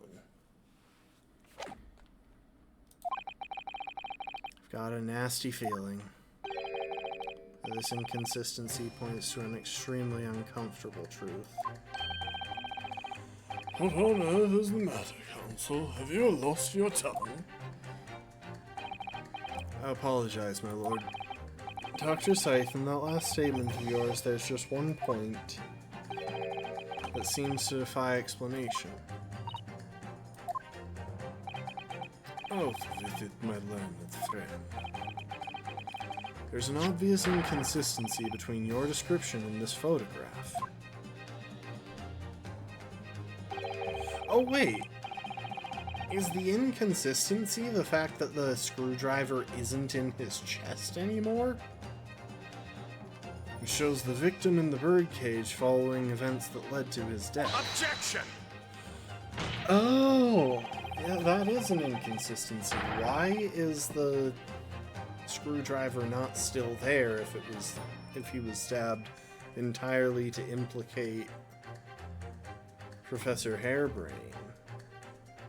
She wouldn't have a reason to know that the screwdriver wouldn't have been transported. Otherwise, she would have taken off his glasses as well, and we never would have gotten here. The court has already examined that photograph in depth. There's nothing new we can learn from it. But we can remember something about it. Objection! Yes, we have already considered it. That's true. But we now know the facts to be different. What do you mean? I believe we should let the defense explain. Where in this photograph should we see the alleged inconsistency with the witness's statement? Okay, so there are two possibilities here. Either it's the fact that his neck doesn't appear to be broken, which I don't think is a great argument, or the complete lack of a screwdriver in this image. And I think it's... Take that! Look closely at the blood stain on the victim's chest. It clearly extends in a downwards... Oh! That's the inconsistency we're going with here? Downwards direction towards the man's feet. And why is that significant, Counsel? If the victim was stabbed moments before the kinesis machine was set in motion, that's entirely expected. Well, of course, no, that's not what happened. Exactly, my lord. Dr. Scythe made it clear in her testimony just now that the point at which she stole Professor Harebrain's screwdriver and stabbed the victim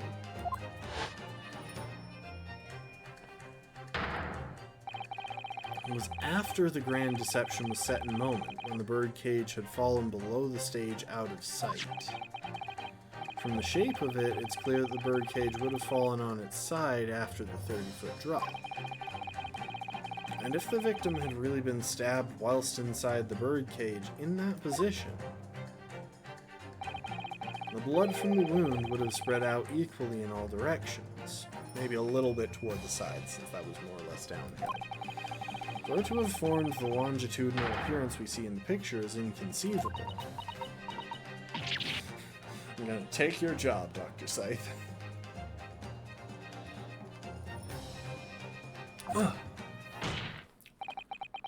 Given that the victim's blood seeped vertically downwards from the wound, it must be the case that when you stabbed Dr. Asman, he was standing up.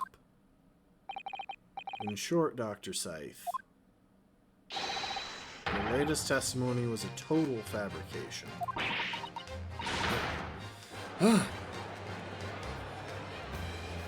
Like, I think the point that we're getting towards is that he was alive when he landed.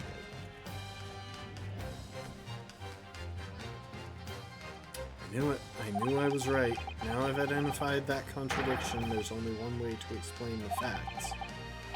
We've all been under a great misapprehension here. What? What sort of Misapprehension.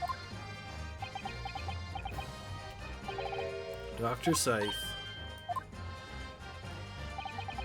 you claim you were coerced into helping Mr. Drebber as a result of the note he left in the waxwork.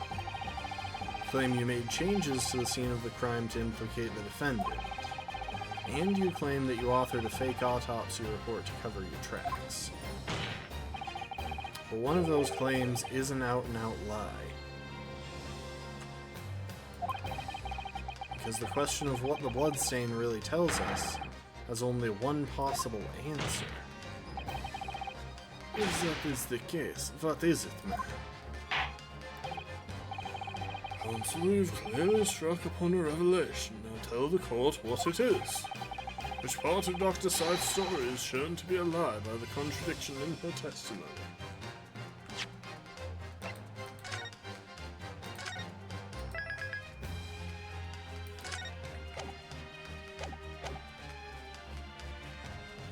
Stabbing of the victim feels like it.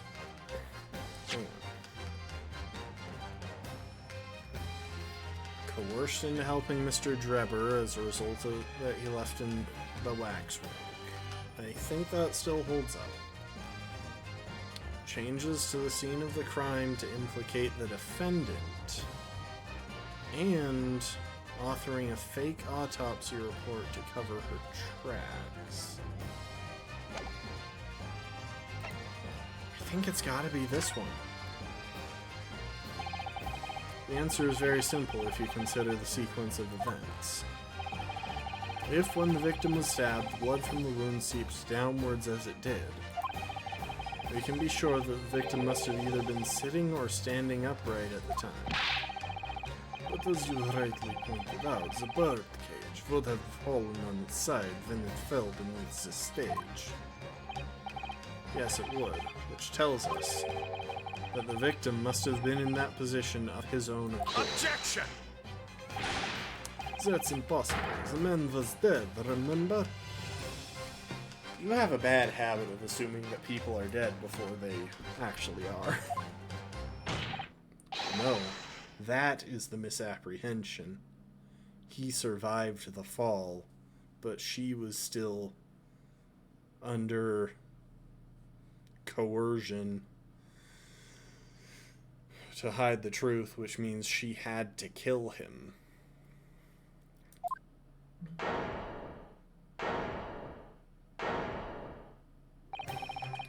When the birdcage fell from the stage into the void below, it must have hit the ground with considerable force.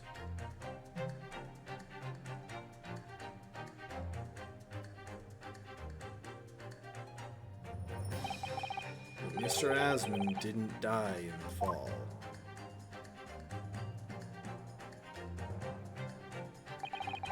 He probably lost consciousness for a while, but when he came around, he got to his feet to climb out of the cage.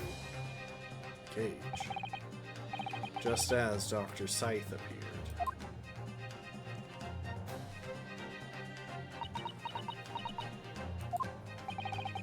If the victim was in fact alive at that point in time, it changes everything.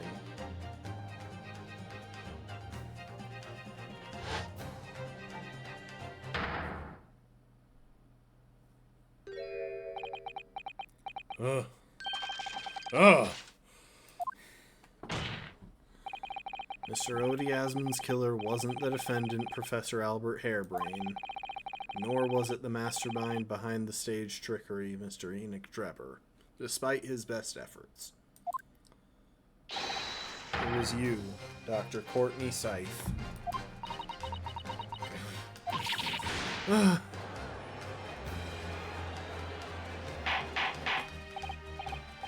Order. Can this possibly be true? Have you been taking me for a fool? It was you, was it? You killed him? You hoped that by admitting to being an accomplice in Mr. Drebber's scheme, the trial would end. before you were accused of a far worse crime. Cold-blooded murder. Oh, do shut up. You're so desperate now, you're making all this up. As if I would do something like that. Objection! I assure you, the defense is not desperate, Doctor. If you recall, we've already proven our client's innocence. We have nothing to gain here but knowing the truth. Mr. Naruhodo has established the facts using evidence and logic alone. Huh, logic? Don't make me laugh. Sadly, your logic has a gaping hole in it. What? What do you mean? I'd have thought it was obvious. A motive. You're lacking a motive. What possible reason would I have to kill Mr. Asman? Asman was involved in a number of criminal activities for coercion, from coercion to theft to murder. But there is no known connection to Dr. Saif there. I'm rather relieved to say it does seem somewhat far-fetched. True, there's no obvious motive. There's still something in the back of my mind. I feel sure I've seen something somewhere that hints at why the coroner might have done this. Let's give it a last look through the court record.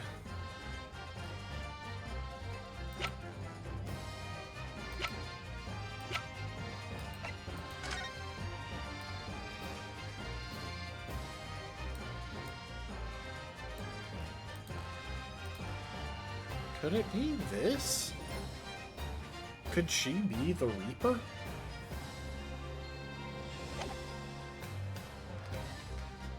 That feels like a pretty big leap.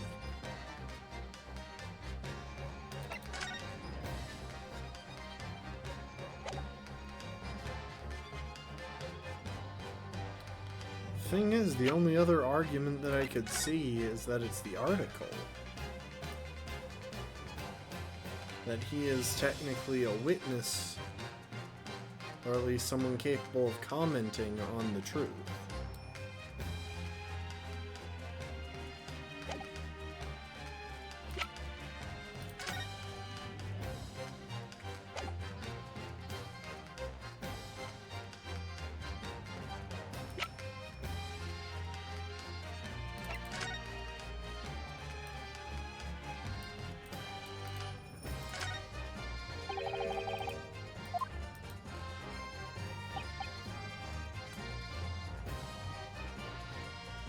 Kingpins of the criminal underworld generally managing to escape conviction in the Reaper's trials. This isn't the first time their henchmen have tried to attack Lord Anziques as a result, by the sound of it. It makes you think if that's how the justice system works in London, there must be dark forces at work.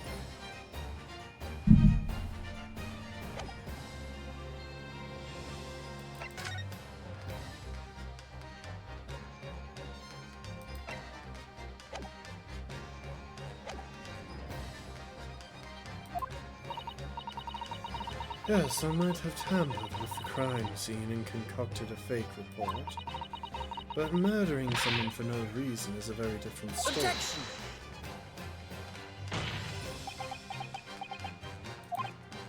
No. When you question what possible reason you could have for wanting to kill Mr. Asman, something did come to mind. What was it, Counsel? What was it, Counsel? Enlighten the court at once.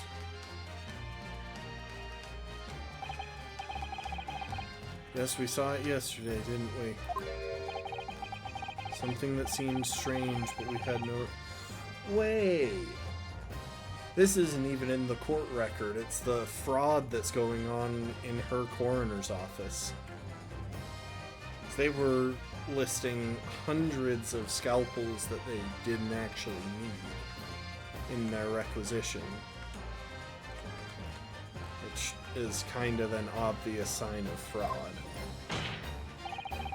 I've taken a lot of trainings on fraud, waste, and abuse at my job. Like, a lot.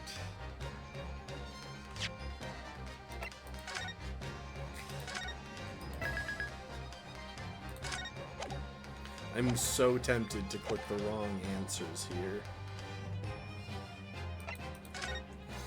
Let's do it. It's the screwdriver, or should I say, Master Andrew. You're not making any sense. Huh? I'm sorry, Mr. Naruhodo, but how is Professor Harebrain's trustworthy tool related to the motive? Can't really explain that myself, actually. Clearly, you have no idea what you're talking about. I think you must have said the wrong thing. Forgive the interruption, Dr. Scythe, but what my colleague meant to say was...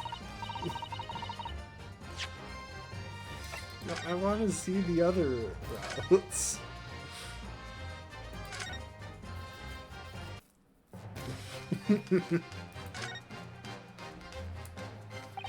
It's the Iron Mask. You've lost me. Huh? Sorry, Mr. Naruhodo, but why the Iron Mask? Well, of all the things I saw yesterday, it left the greatest impression, so... Clearly, you have no idea what you're talking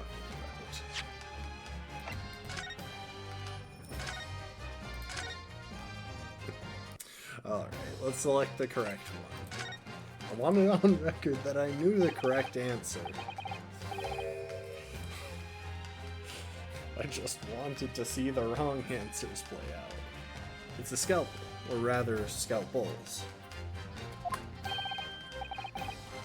Did you say scalpels? It would appear that word has struck a chord, Doctor. You, come on, out with it. It was yesterday when we visited your laboratory. Look at this big, thick book here. Ah, it appears to be an accounting ledger. It's a record of the forensic investigation team's spending. Huh? What is it? It's clear that the team purchases various equipment and supplies on a monthly basis, but, well, one entry seems rather strange. Really? In what way? They're buying 500 scalpels every month.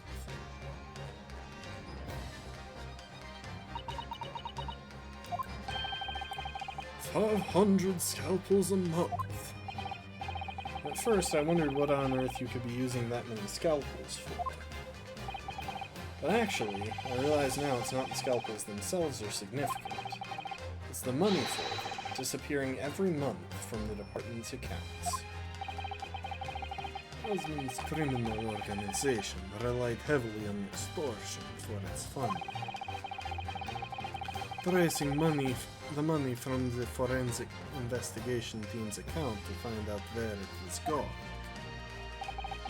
would be extremely straightforward.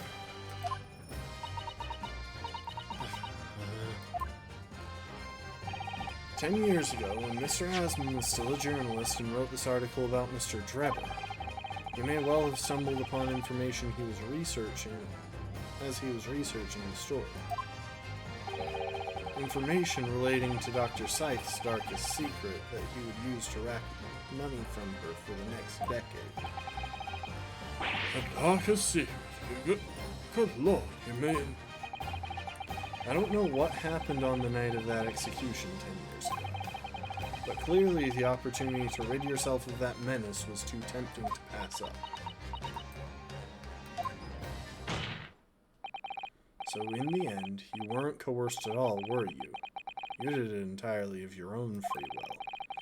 You stabbed Mr. Asmund in the heart with all your might. To silence the blackmailer who knew your dark secret forever.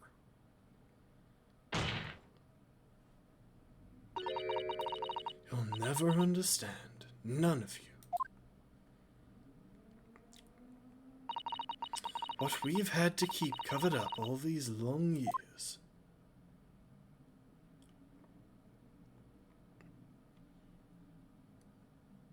I mean, please feel free to make us understand. By all means.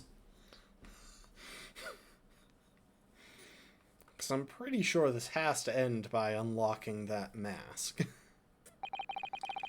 As very little of the machine remains after it was ripped apart by the bomb, the truth of this case can never properly be established unless you speak out. And if you decide not to, it's very possible that Courtney Scythe will escape punishment for her crimes. Please, sir, own up to what you've done. Tell the court the truth about what happened.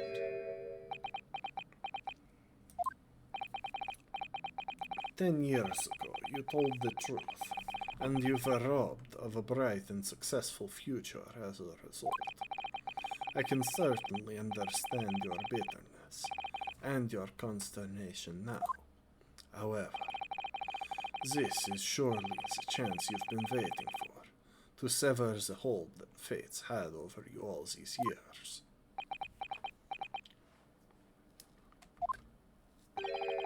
Super high voltage instantaneous kinesis? I mean, really?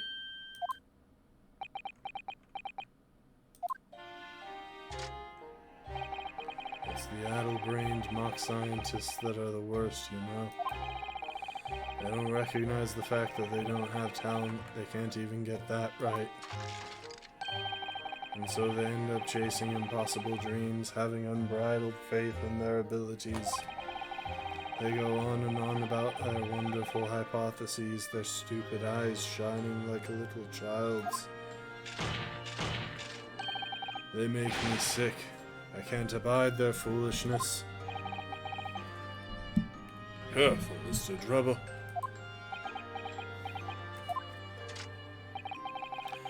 I was particularly pleased with the kinesis machine. It made for quite a show, didn't it? So you admit it? You admit that it was nothing more than a sham made for the purpose of killing the victim? Yes, I admit it. Did his nose just change shapes? I did it all in the name of revenge. Revenge for the future that Mr. Asmon's article had deprived you of 10 years earlier. Though the revenge you sought didn't stop at Asmon, did it? Which is where that particular waxwork comes in. Yes, I see. The condemned convict that you saw rising from the grave in Lowgate Cemetery 10 years ago. If your account of those events was all true, then obviously Scotland Yard couldn't afford to acknowledge what had happened. Even if it meant discrediting a bright young man and crashing any future career he might have had. So your plan required that you abduct that particular waxwork model in order to exact your revenge on Scotland Yard as well, or on Dr. Scythe to be precise.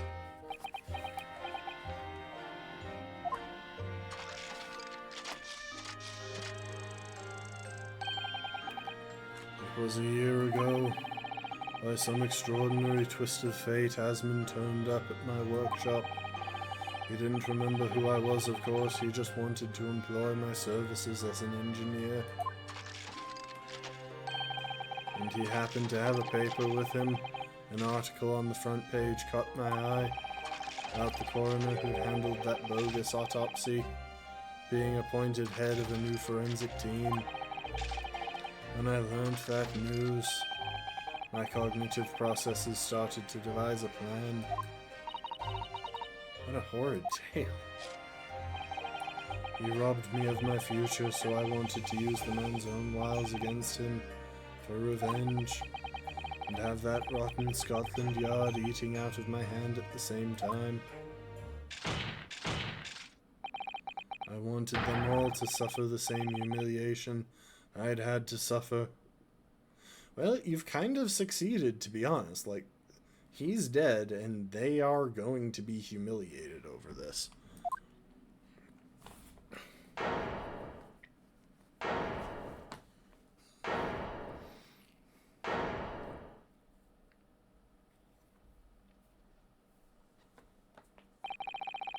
Your actions against those who'd ruined your future were justified as revenge, at least to yourself. Certainly, no one has the right to destroy another's prospects, especially for purely selfish gain. And yet, in carrying out your plan, you did exactly that to someone else, didn't you? Did I? Professor Harebrain's only crime was passion for his hypothesis, but you had no compunction about sacrificing his future to effect your revenge. You knew that he would be forever branded as a failure and a fraud. There it goes again. His nose like twitches. Maybe it's a change of model that moves like the line on it from one side to the other. I'm not sure. It's really fast when it happens, so it's hard to spot. Perhaps life treated you unfairly 10 years ago, and others' misconduct left your life in tatters. But remember this. Your own actions resulted in exactly the same thing for another perfectly innocent young man.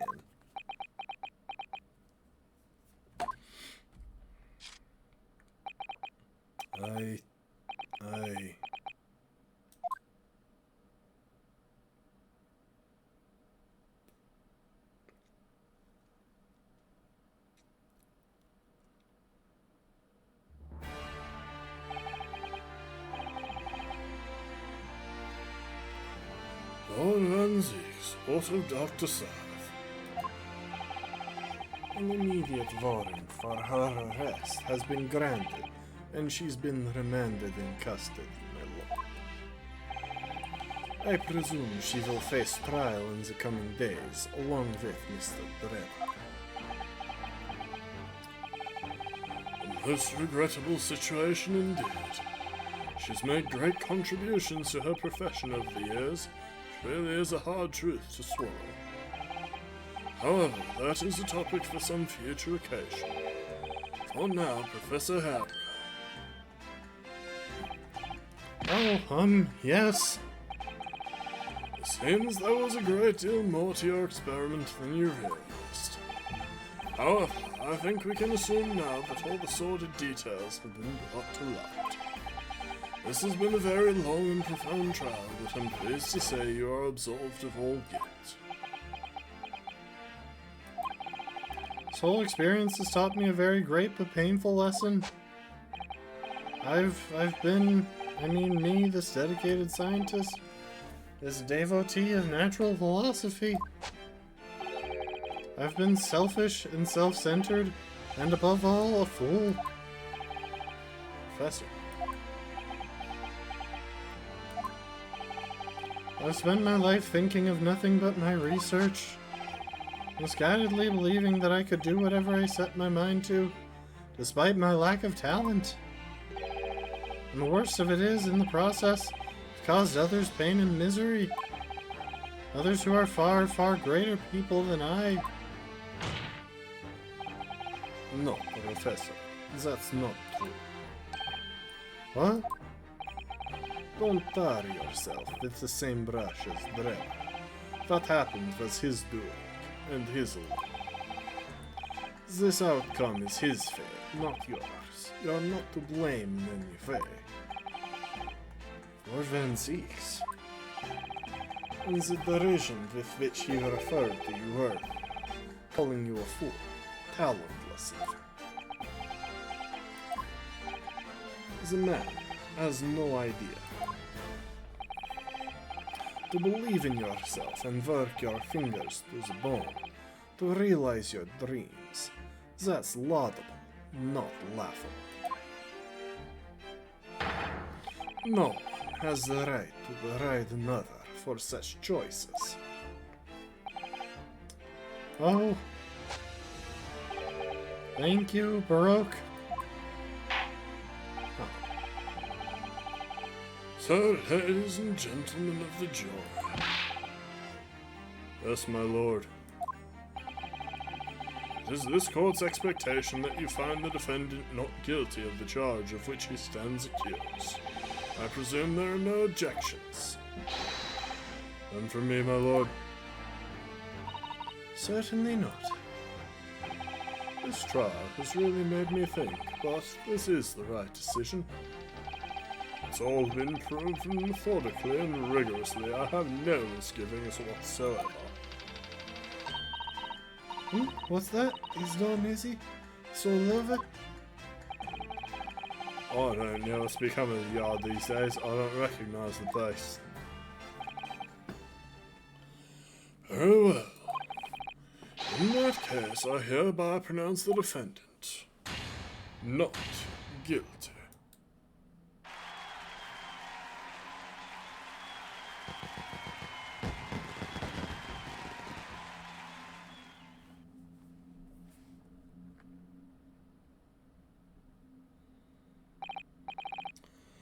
Court is adjourned.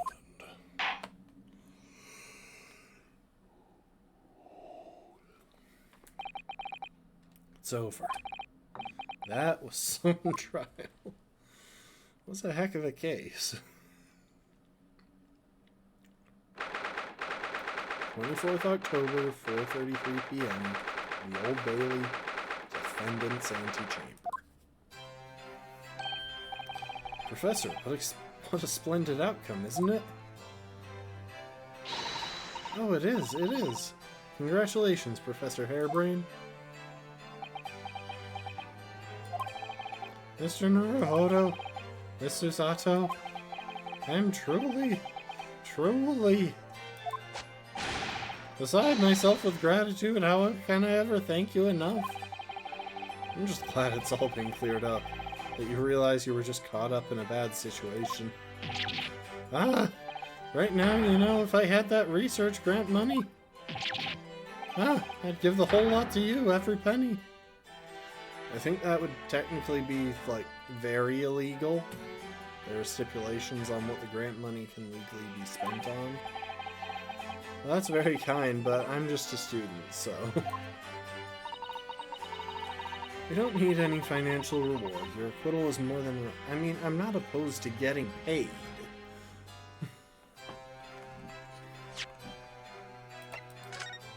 I'm just looking at a game saving here because I have a suspicion that there's something else I'm going to need to do, and I don't know if I'll be given the opportunity to save before doing it. Oh dear. Oh, what can I do? How about this as a memento? The paper about my hypothesis is inside. Sure. We'll take it. Well, just as a memento, then. Thank you. I've been wondering, Professor. What are you going to do now? Oh my, yes. What am I going to do? My hypothesis and my great machine lie in ruins. But still, it's been too long since I was last in London, so perhaps I'll enjoy some sightseeing. I must explore the Great Exhibition whilst I'm here too, and see if new inspiration hits me. That's a good plan. Oh yes, that's a wonderful idea. Hi, Van Zeeks. I can't allow that.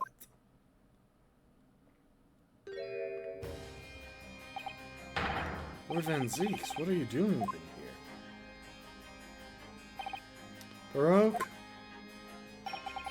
I'm sorry you had to go through that, Albert. Well, if I'm honest, it was terrifying. You were like a great demon behind your bench there, snarling down on your prey. He says, with the utmost respect, honestly.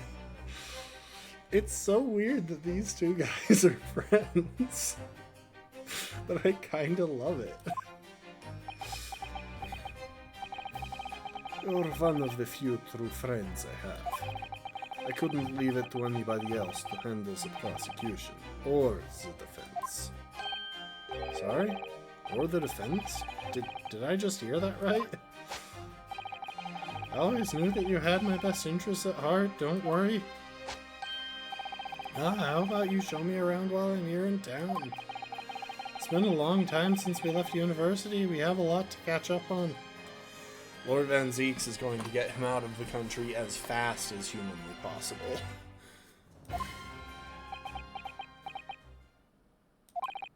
Listen, Albert. In a few days, your acquittal will be made official. When that happens, you must head straight to Dover. I'll accompany you. What? From there, you'll cross the channel and make your way back to Germany. I've already purchased tickets. But no, hold on a minute, Baroque. What about the Great Exhibition? This is the chance of a lifetime for me. I want to look around. No sightseeing, Albert. Give up on the idea. Sometimes it's hard to see any warmth in those eyes, Baroque. Lord Van Zeeks? What's all this about? A necessary precaution. Yes, I think I understand. You too? Well, Iris told me that when you met Lord Van Zeeks at his office some days ago, he asked how Mr. Natsume was doing. Yes, that's right. I remember being surprised at the time and thinking it was nice of him to ask. The point is, Mr. Natsume is still alive and well, even though it had been more than 6 months now since he stood trial with the Reaper as the prosecutor. Ah, you mean the Reaper's influence doesn't stretch overseas? Those in the Reaper's sights meet there in days or sometimes months after their acquittal. That's been the pattern up till now. But of course, we know that both Mr. Natsume and Gina were completely innocent. True. And perhaps that governs the Reaper's actions. The truly innocent are spared. But I don't want to take any chances with a close personal friend. But Baroque? Like the mustached Nipponese, this man should leave the country without delay. That's why I'm backing him off to Germany at once. Right. Does your friend-shaped package get any say in it? Goodness, was this your intention all along then, Lord Van Zeeks? In court, where people think of him as the Reaper, this man seems absolutely merciless, and yet, sometimes I feel as though I don't understand him at all. It's time to go, Albert. Back to prison for the time being. Back to the prison for the time being. Ah, yes, alright. Well then, Mr. Naruhodo, thank you so much for everything. Not at all, Professor. It was a pleasure getting to know you. Best wishes, Professor Harebrained. Well, once the dust is settled, you must come and visit me in Germany. Anyway, goodbye for now.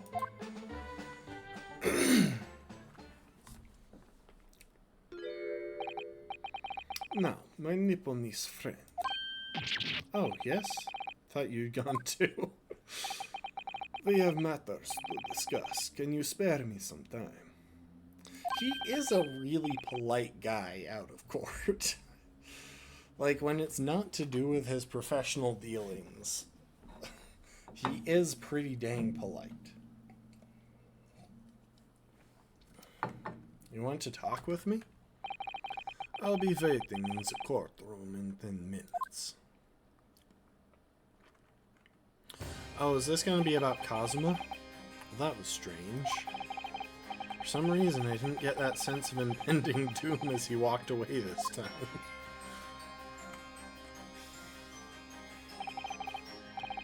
The enigma of Baroque Van Zeeks. What does he want to discuss, I wonder? The answer awaits in the courtroom, I suppose. Here goes, then.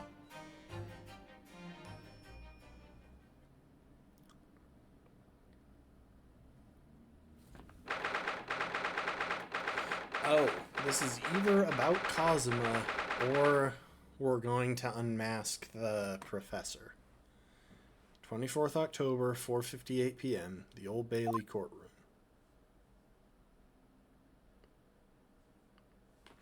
Could be about both. So, are you satisfied?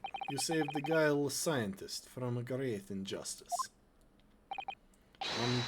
Yes, I think so. I'm relieved at least that the man's innocence could be proven.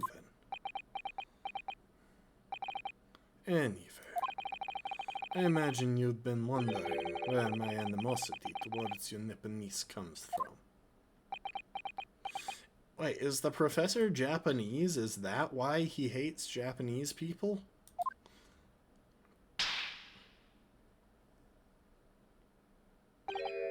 Well, at first I thought you just didn't like me.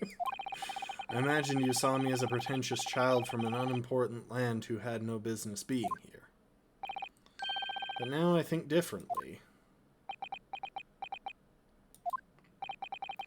You clearly know our ways, so I would guess that some specific incident led to your thorough dislike of my race. Will you tell me what happened, please? The professor. I thought I'd never hear that name in this courtroom again, to be honest. He took your brother's life. Clint. My brother was Clint Van Zieks. 16 years ago, when I was still just in my teens. He was already the director of prosecutions and a key member of the judiciary. I looked up to him. He was everything I aspired to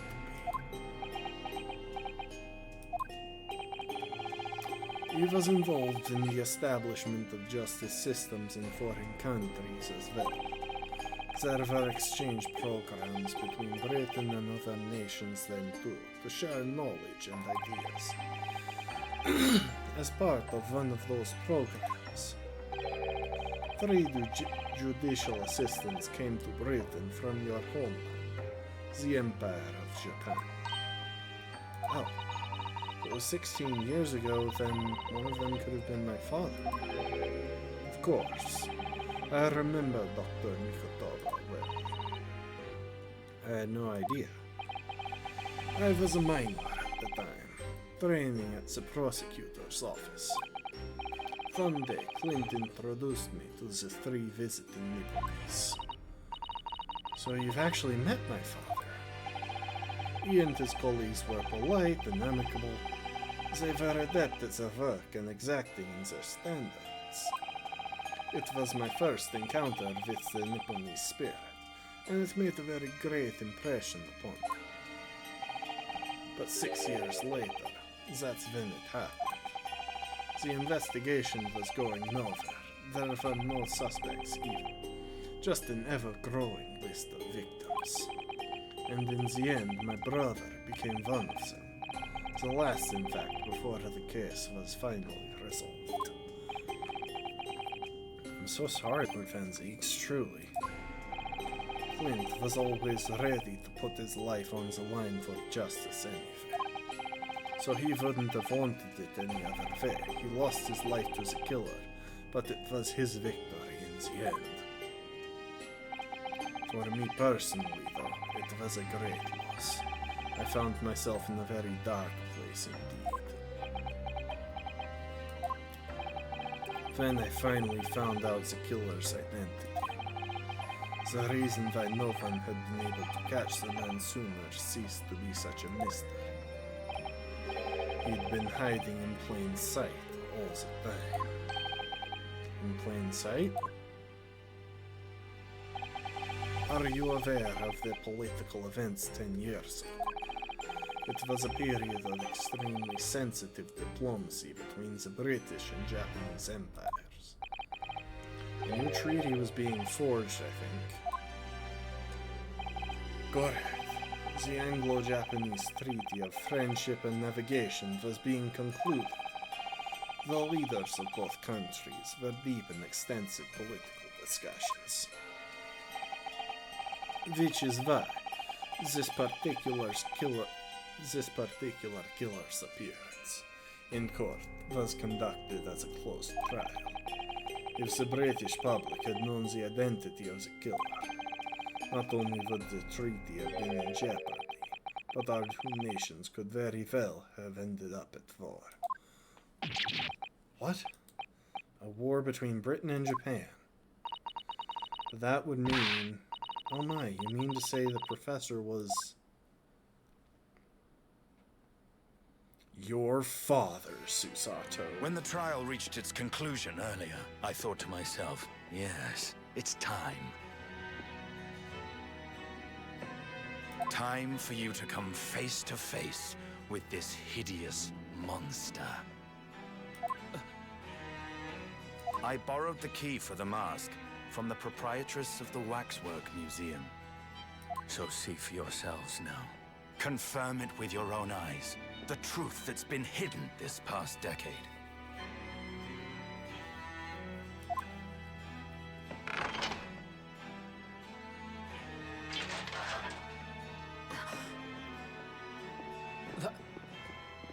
That's the professor? Yes, that's him. Until now, the thought never even crossed my mind. That the mass murderer, whose crimes shook Britain as never before, was Japanese. Wait a minute. That face. I feel as though I've seen it somewhere. It's strangely familiar.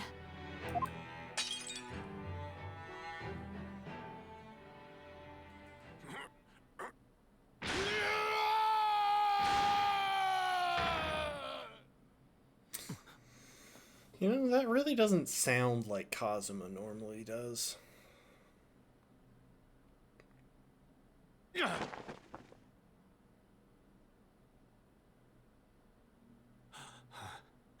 Father.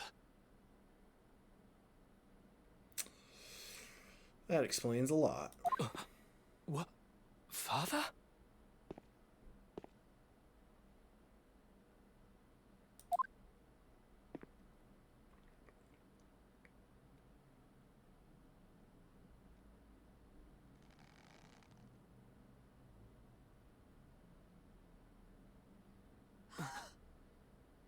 Kazuma!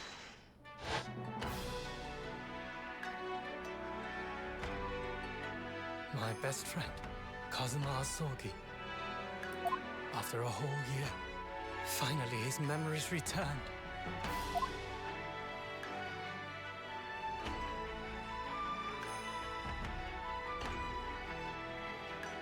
As he stood there before me.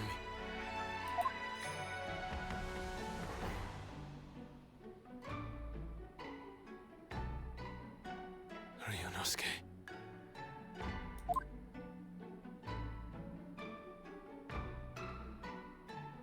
Hello again. My friend. Kazuma-sama! Judicial Assistant Mikotoba.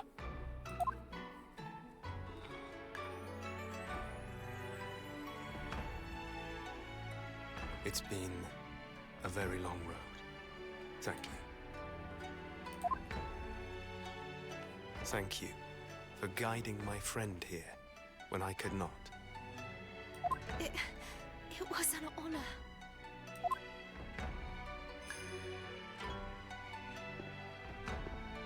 I knew you wouldn't die that easily.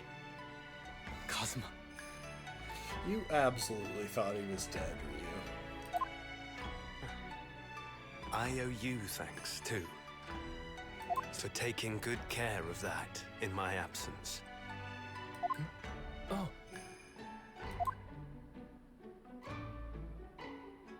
Karuma, the great blade of the Asogi clan, passed down through the generations.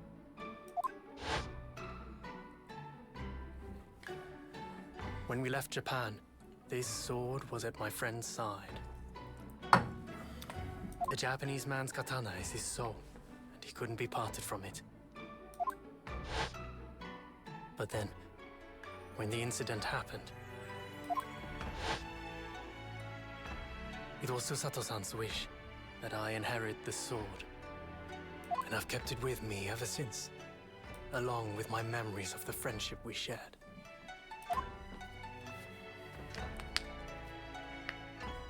With this by my side, I always felt that you were watching over me somehow.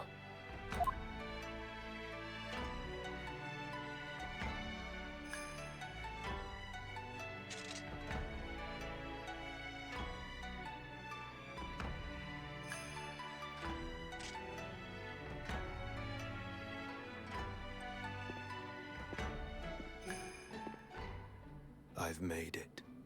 At last. Father. Are you saying... Surely not.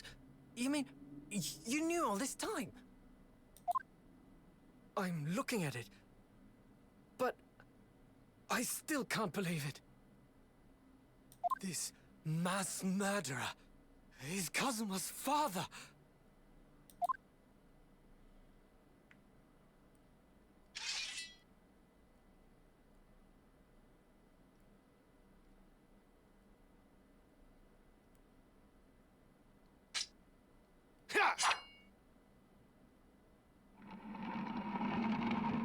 You're gonna have to pay Madame Tusples for that. That is her property. Kazuma-sama.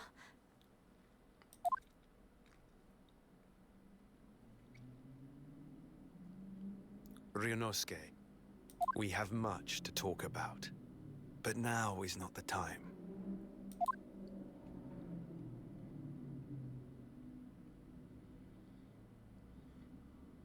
I'll be seeing you.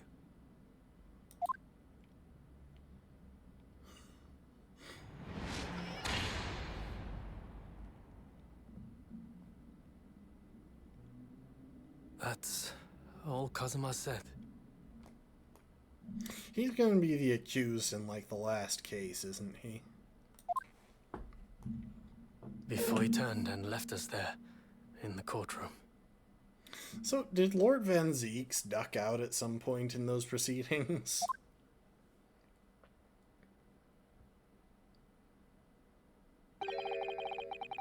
So he's the living after image of the man who took my brother's life, is he? Yes, Kazuma Asogi, my best friend. 3 months ago, when Lord Strongheart introduced us, I had an inkling that there was something there, some connection.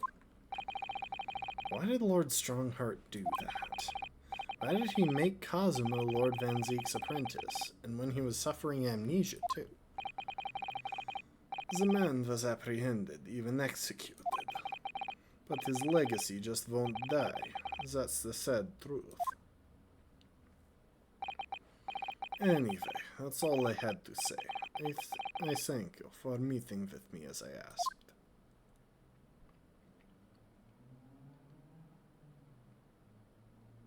Hold it!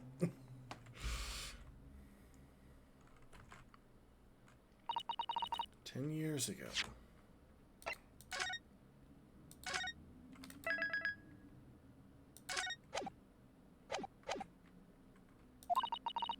My grandmother took me to the railway station. We were there to meet my father from the train. For me, it was the first time I'd ever seen him. Of course, Sato-san, all this is tied up with painful memories for her, too.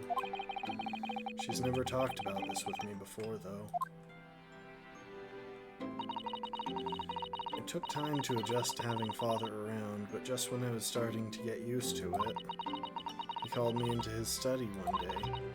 He told me that a great friend of his had passed away in London, and that friend had left behind a son, a boy 7 years my senior.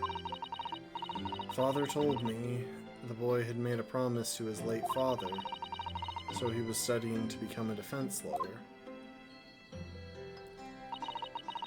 I wanted to help, so I studied to become a qualified judicial assistant.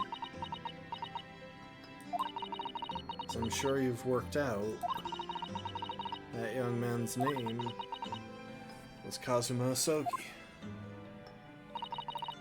So you see, that's how he and I met. For a brief moment, my great friend had returned, only to disappear again all too soon. But in that fleeting encounter, Something stirred. Something that had been dormant for a long time. As if great wheels had been set in motion. I could almost hear them creaking into life. In some ways, it was the end of a chapter. But in many, it was the start of a new one.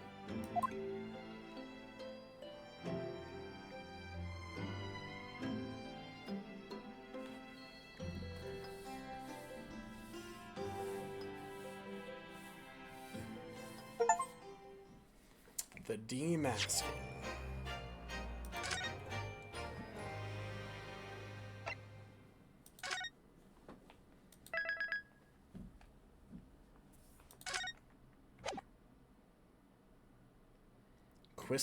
Twisted Karma and His Last Blow.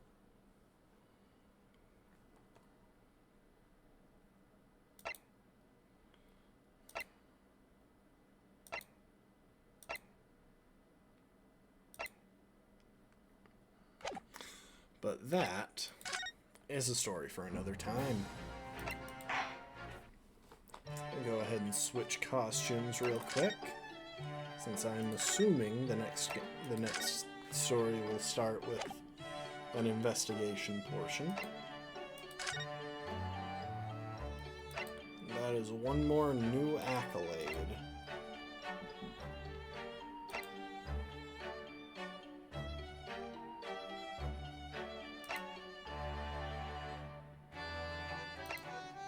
I really do need to look up how to get that question mark accolade.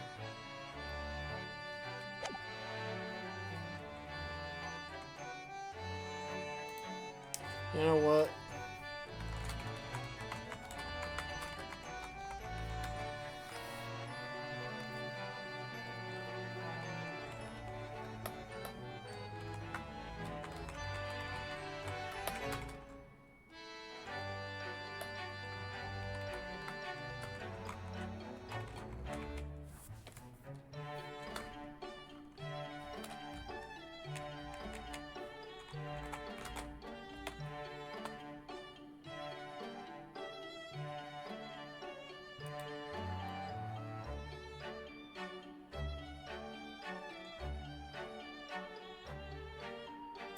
Okay.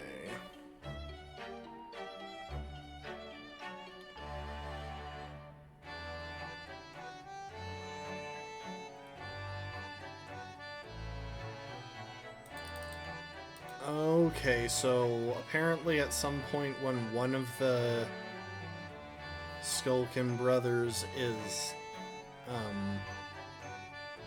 testifying, you need to pursue... Okay, while Gregson is talking during the first testimony, each brother will have a different story when pursued. You'll need to hear both stories. So you have to pursue them when there isn't a prompt for it. Okay. It's 10 p.m., so I don't think I'll do that right now. But we will do that at some point. Or maybe I'll do it off stream. It could be kind of tedious to get back to, so we'll see. But in the meantime... Oh, I do love this game.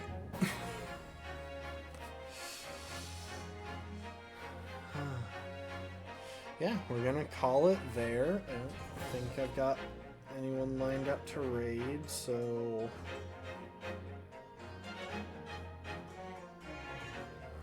that will be it. But yeah, I should be back tomorrow. Hopefully my throat will support that decision.